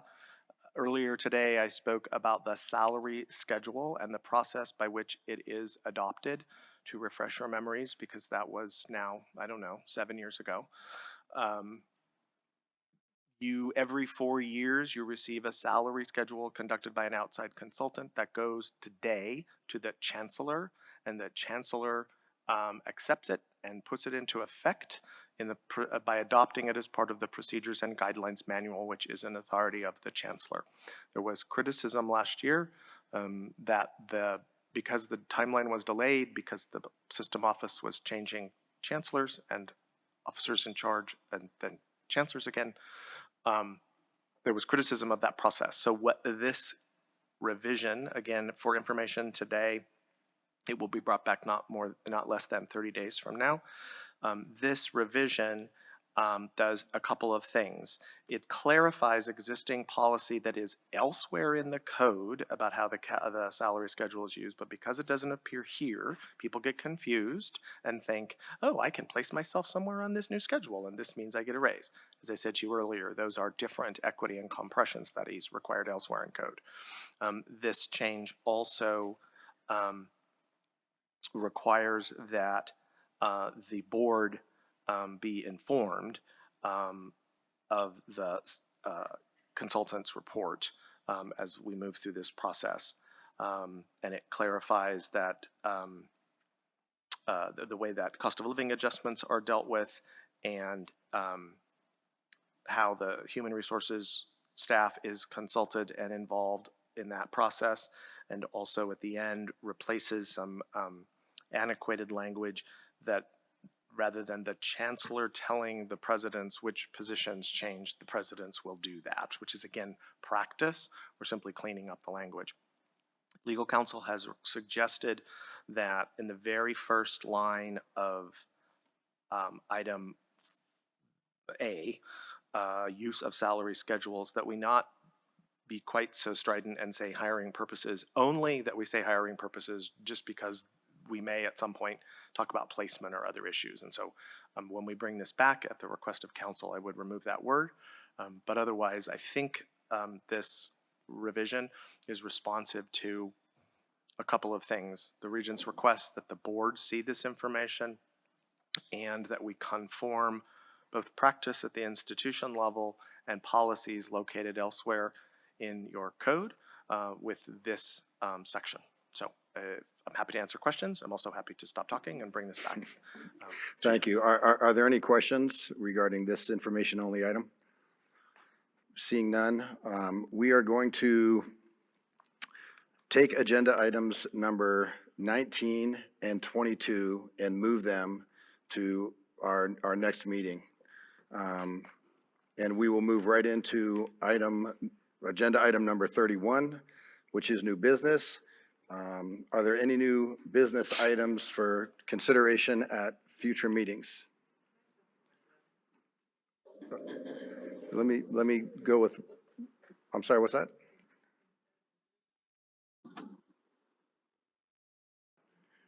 Let me, we'll figure something out. So Regent Brown was asking about receiving an email on agenda item number 19. We will certainly take that into consideration. Mr. Chair, if I may, for the record, Taylor, I commit to you that'll go out tomorrow from the staff, and we'll probably add to it either tomorrow or Monday. But thank you for requesting it. We will continue to do those.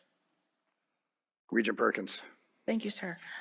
Okay, new business. The pay equity study, I think Acting Chancellor Urquiaga had already mentioned that. I'd like to put that on new business for some time in the future. An ad hoc committee to discuss the Chief of Staff / Board Counsel position and make it so that it's evaluation, like we did for the Chancellor, whether it's evaluation of the position, whether we keep them as 2, whether we keep them as 1, and then give them the ability to do that search. And the one about who has the ability to authorize that payouts, and a list of lawyers that are on retainer for the board and how much they cost. Are there any, Regent DelCarlo? Thank you, Chair. Now that we've gotten we had the ad hoc committee on the roles and responsibilities of the Chancellor, I'd also like to have an ad hoc committee to do the roles and responsibilities of our chair and our vice chair. I think it would be appropriate. Thank you. Regent Borland. Mr. Chair,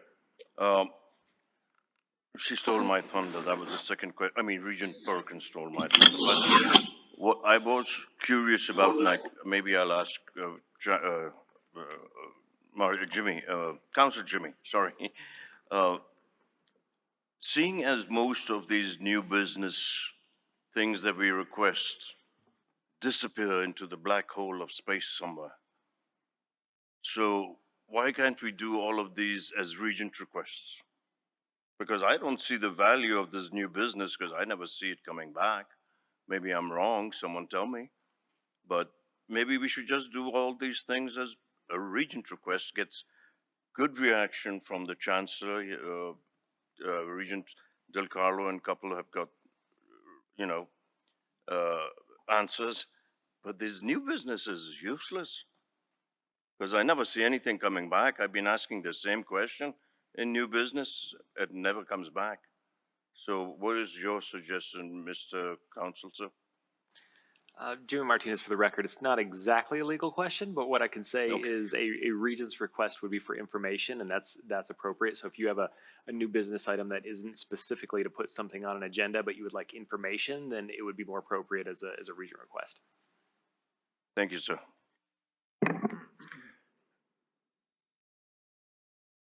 Is that you, Regent Downs? Yes, if it's my turn. I don't wanna- With the question I meant, with Yes. your hand up. So Thank you. for the new business, I would, as I stated earlier today, I would like to see if it's financially possible for the system to host or to I guess to help fund the cost of some kind of a system-wide gathering for. I'm hearkening back to the community college conference, but I like it to extend it to the universities as well. So something annually, so colleagues can get together and learn from each other and improve each other. So just, is it possible? Is it financially viable?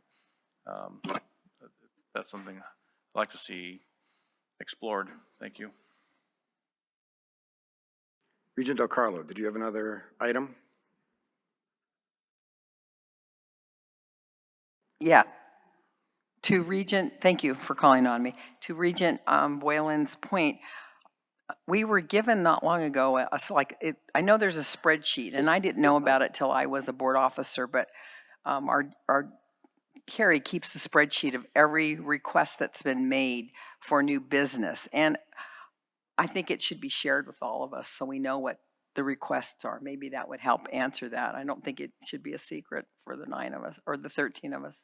I'm thinking 9 because I'm thinking the legislature's going to change us. Sorry, I didn't Freudian slip there. So yeah, maybe we could just have that because we know that our code says 3 of us can bring something to an agenda on the next scheduled meeting. But there is a spreadsheet, and I know when I saw it before, there was a region that was no longer a region that still had a whole list of items on there that never was brought forward. So I think in openness and transparency, we should all see that. Thank you. Thank you. And just to be able to support that, I think that, and I'll have our chief of staff chime in on this, but I'm pretty sure that everything that is brought up in new business is part of the minutes. And maybe that's not exactly the way that you'd like to have kind of like an itemized, list of new business items, but it is in the minutes as opposed to not being anywhere. Go ahead, Regent. Thank you, Chair Brooks, but I am not I'm not the secretary of the board, and that function really falls. Carrie already has it. It's a spreadsheet she maintains, and you've both seen it as board officers. Amy, you know what I'm talking about. I just think we should share it, that's all. I shouldn't have to go through and look for minutes.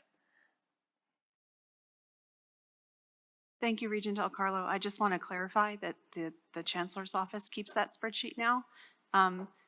So it's not me maintaining the spreadsheet anymore, but I used to. You're correct. Then let me follow-up question. Does the Chancellor's office keep that spreadsheet, or is this something that we got rid of? For the record, Taylor, Acting Chancellor. So there is a spreadsheet. I will say that there was some loss of information with the change of chancellors, but since I have been here, there is a spreadsheet, and what you are recalling is that the chair and the vice chair go over that new business log with the officers, with the staff, and the cabinet uses it for maintaining our requests, so I'm happy to share it. Thank you very much. Is there any additional new business? Regent Brown. Regent Brown, for the record, I had actually written down something similar to what my colleagues were saying, so I'm going to maybe repeat, but format it maybe a little different. So, list of new business. I didn't realize there was one. That's great that it exists. If we could do like a read-only document, maybe on board pack something where then Regents could do a follow-up and look, and if 3 liked a suggestion that came up, then there could be a process in place, right? Then that whole request goes in, or if it's 5 or something like that. So maybe to where I think my colleagues were going, maybe we can streamline it where it's read only, we see what happens, and then we follow up, and it's becoming of us to actually take those steps.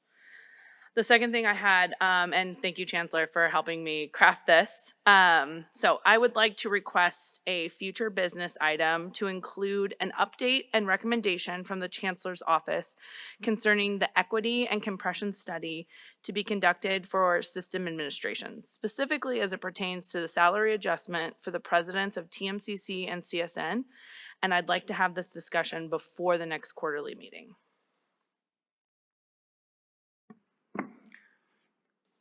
Is there any other new business? Regent Carvalho. Chairman Brooks? You sure I'm on? Regent Tarkanian. I had a couple of families in the Las Vegas area contact me, and they had great concern about the lighting on the campus and other infrastructure as far as security was concerned.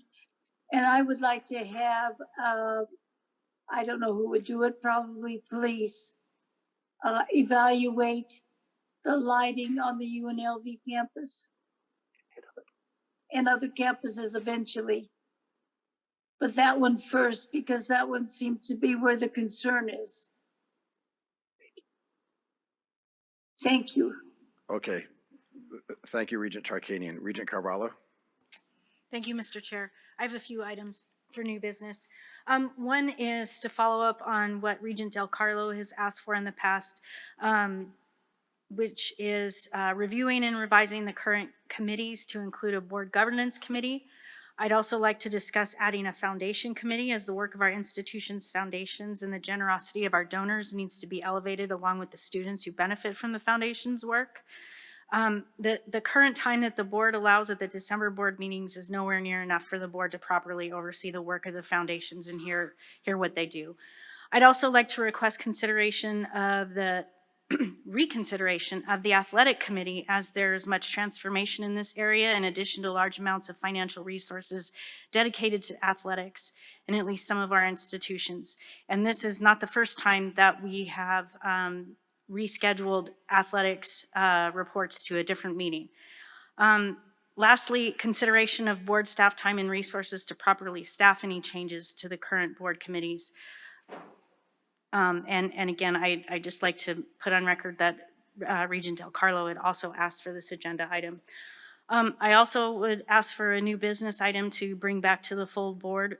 I would appreciate it at the April special meeting, an agenda item to commence, well, first to have a discussion regarding the chief of staff position and special counsel position, and perhaps commence a search for the special counsel. And lastly, I'd like to request an agenda item with a presentation of the current student fees to include an overview of the current predictable pricing policy. I think that would be good for all regions, including our newest members of the board. With the goal of increasing transparency into our pricing structure and our student invested dollars. I've also heard some interesting concepts of other systems, specifically tiered pricing models, and examples of those are at ASU and I believe Colorado State at Boulder, and I think it would be interesting to hear a presentation regarding that if possible, and I'm happy to discuss exactly what I'm talking about here. Thank you. Is there any other new items? I'm sorry, I actually have one more. I apologize. Regent Brown. Oh, I left my mic on. I apologize. So I know I have asked, or I know I've had short conversations with the chair of the Workforce Committee, Regent Del Carlo, and I would actually like to have a discussion or make a recommendation that we actually expand the number of times that that committee meets and define the scope a little bit better. I think, workforce development and workforce committee is essentially what we are doing here in higher ed. And to allocate 2 hours a year to that seems disingenuous. So if I would, yes, that's what I would like. Any additional new items? Okay, we will move to agenda item number 32. Is there any public comment in Elko? There is no public comment in Elko. Is there any public comment in Reno? Yes, there is. Kent Irvin, Nevada Faculty Alliance. NSHE made 5 objections to Assembly Bill 224. I will address each. 1, that it sets forth mandatory terms of collective bargaining that infringe upon the board's constitutional autonomy. The legislative council has ruled that AB 224 is indeed constitutional. Collective bargaining under AB 224 will be nearly identical to NRS 288 for other public employees in Nevada, which NSHE already follows by law for classified employees. 2, that it diminishes the board's and the faculty's rights to bargain. I don't know where that comes from. AB 224 enhances collective bargaining between faculty and NSHE. It removes the imbalance of power where the management side both writes and interprets the rules of engagement. That's like no other government or private employer in Nevada. 3, that it interferes with the terms of existing CBAs that are extended or renewed. The bill preserves the existing collective bargaining agreements through their expiration dates. Those CBOs in existence now have no provisions for automatic extension or renewal. They have to be renegotiated anyway. They can certainly be used as the starting points for negotiations. 4, that it creates a second forum to negotiate terms of collective bargaining agreements during the legislative sessions. There's no such thing as negotiating terms of CBAs during legislative sessions. A CBA has to be approved by the board. The bill outlines how NSHE would request funding for a CBA provision that needs funding from the legislature through the regular budget process, and it even allows NSHE to get bill draft requests for enabling legislation. Now we just have to go and beg to the legislature. 5, that it has a significant fiscal impact on NSHE. NSHE already has the infrastructure for faculty collective bargaining and already allows the formation of new bargaining units. So these are not new costs because of the bill. Thank you, and congratulations, President Dalpy and President Pollard.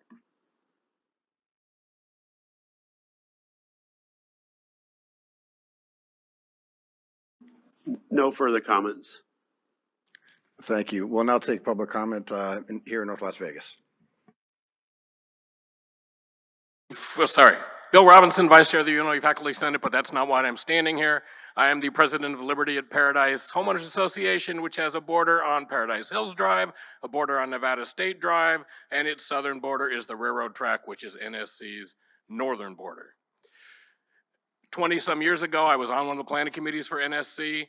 I loved the plan so much that I bought a house right there, and they've made me this stupid president of the association for most of that time. We are finally at a point where there's a beautiful plan, where there's all this amazing stuff that we're gonna do, and there's an 8,500 seat arena where if you make a right turn, there's a 1-lane road that goes over a hill through a rural preservation district and down to Boulder Highway. If you go the other way, you have to go through a 1-lane road across campus, and there's gonna be a high school next to that. The traffic flows right before the pandemic out of NSC. We're backing up in the morning a mile on I-11, and we're backing up from the interchange all the way back onto campus when classes let out. I'm asking you please to be the constitutional entity here and not leave it up to NSC to try to deal with the bigger picture of all of the agencies that they have to deal with. Please invite the City of Henderson, the Regional Transportation Commission, and NDOT to come to a board meeting and address the access issues for NSC. You have this great plan by economic development economists. If they try to get private funding for some of these facilities and there's a traffic study, it might negatively affect the ability of those private entities to get traffic funding when there's a one-lane road for 8,500 people. My homeowners are lined up at the gate, ready to go over and play in that pool.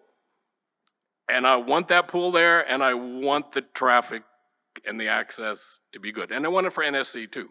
But my 1,000 people live in my association really want it. Yeah. Thanks.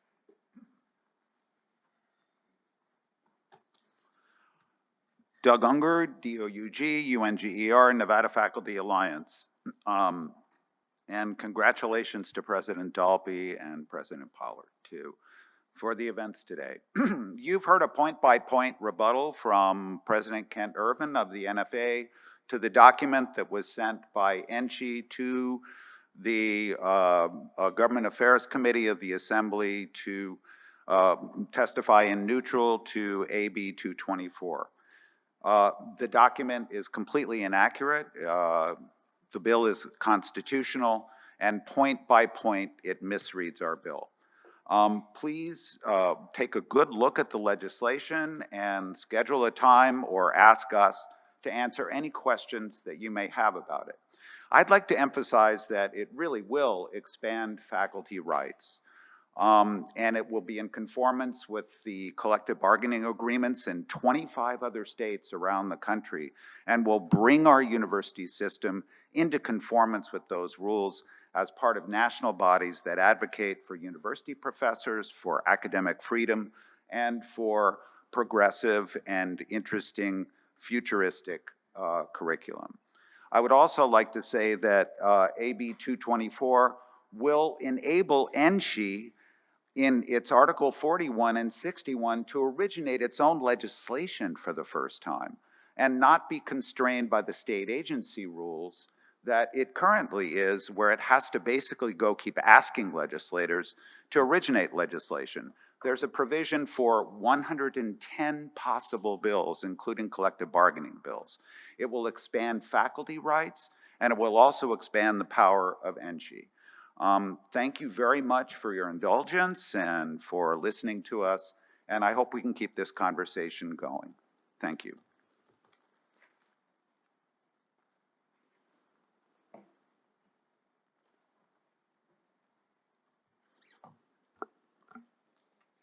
Hello, Regents. My name is Kevin Osorio Hernandez, OSORIOHERNANDEZ. So I'd like to thank the board for supporting agenda item 18, the renaming of Nevada State College. And in anticipation of this vote, I would like to read this poem for you, which was prepared by me. And so I'll go ahead and start right now. So in the heart of the desert, a college did stand, with students who sought knowledge and a future so grand. Nevada State College is a name well known, a place where minds flourished, where dreams were grown. But change was afoot, and transformation was in sight. A shift towards progress, towards a brighter light. For the college had grown, had expanded its reach, and to reflect this growth, a new name it would teach. Nevada State University, the new moniker declared, a name that spoke volumes, a name that showed they cared for their students, their faculty, and their community too. A name that stood for excellence, for innovation anew. A university for all, where knowledge and wisdom reign, where ideas flourish and minds are not in vain. Where students from all walks of life come to learn, and the new majority's voice is heard with great concern. So here's to Nevada State, now to be a university grand, a place of higher learning where knowledge will expand. May its new name be a beacon, a symbol of success. We guarantee a university for all, for you and me. Thank you.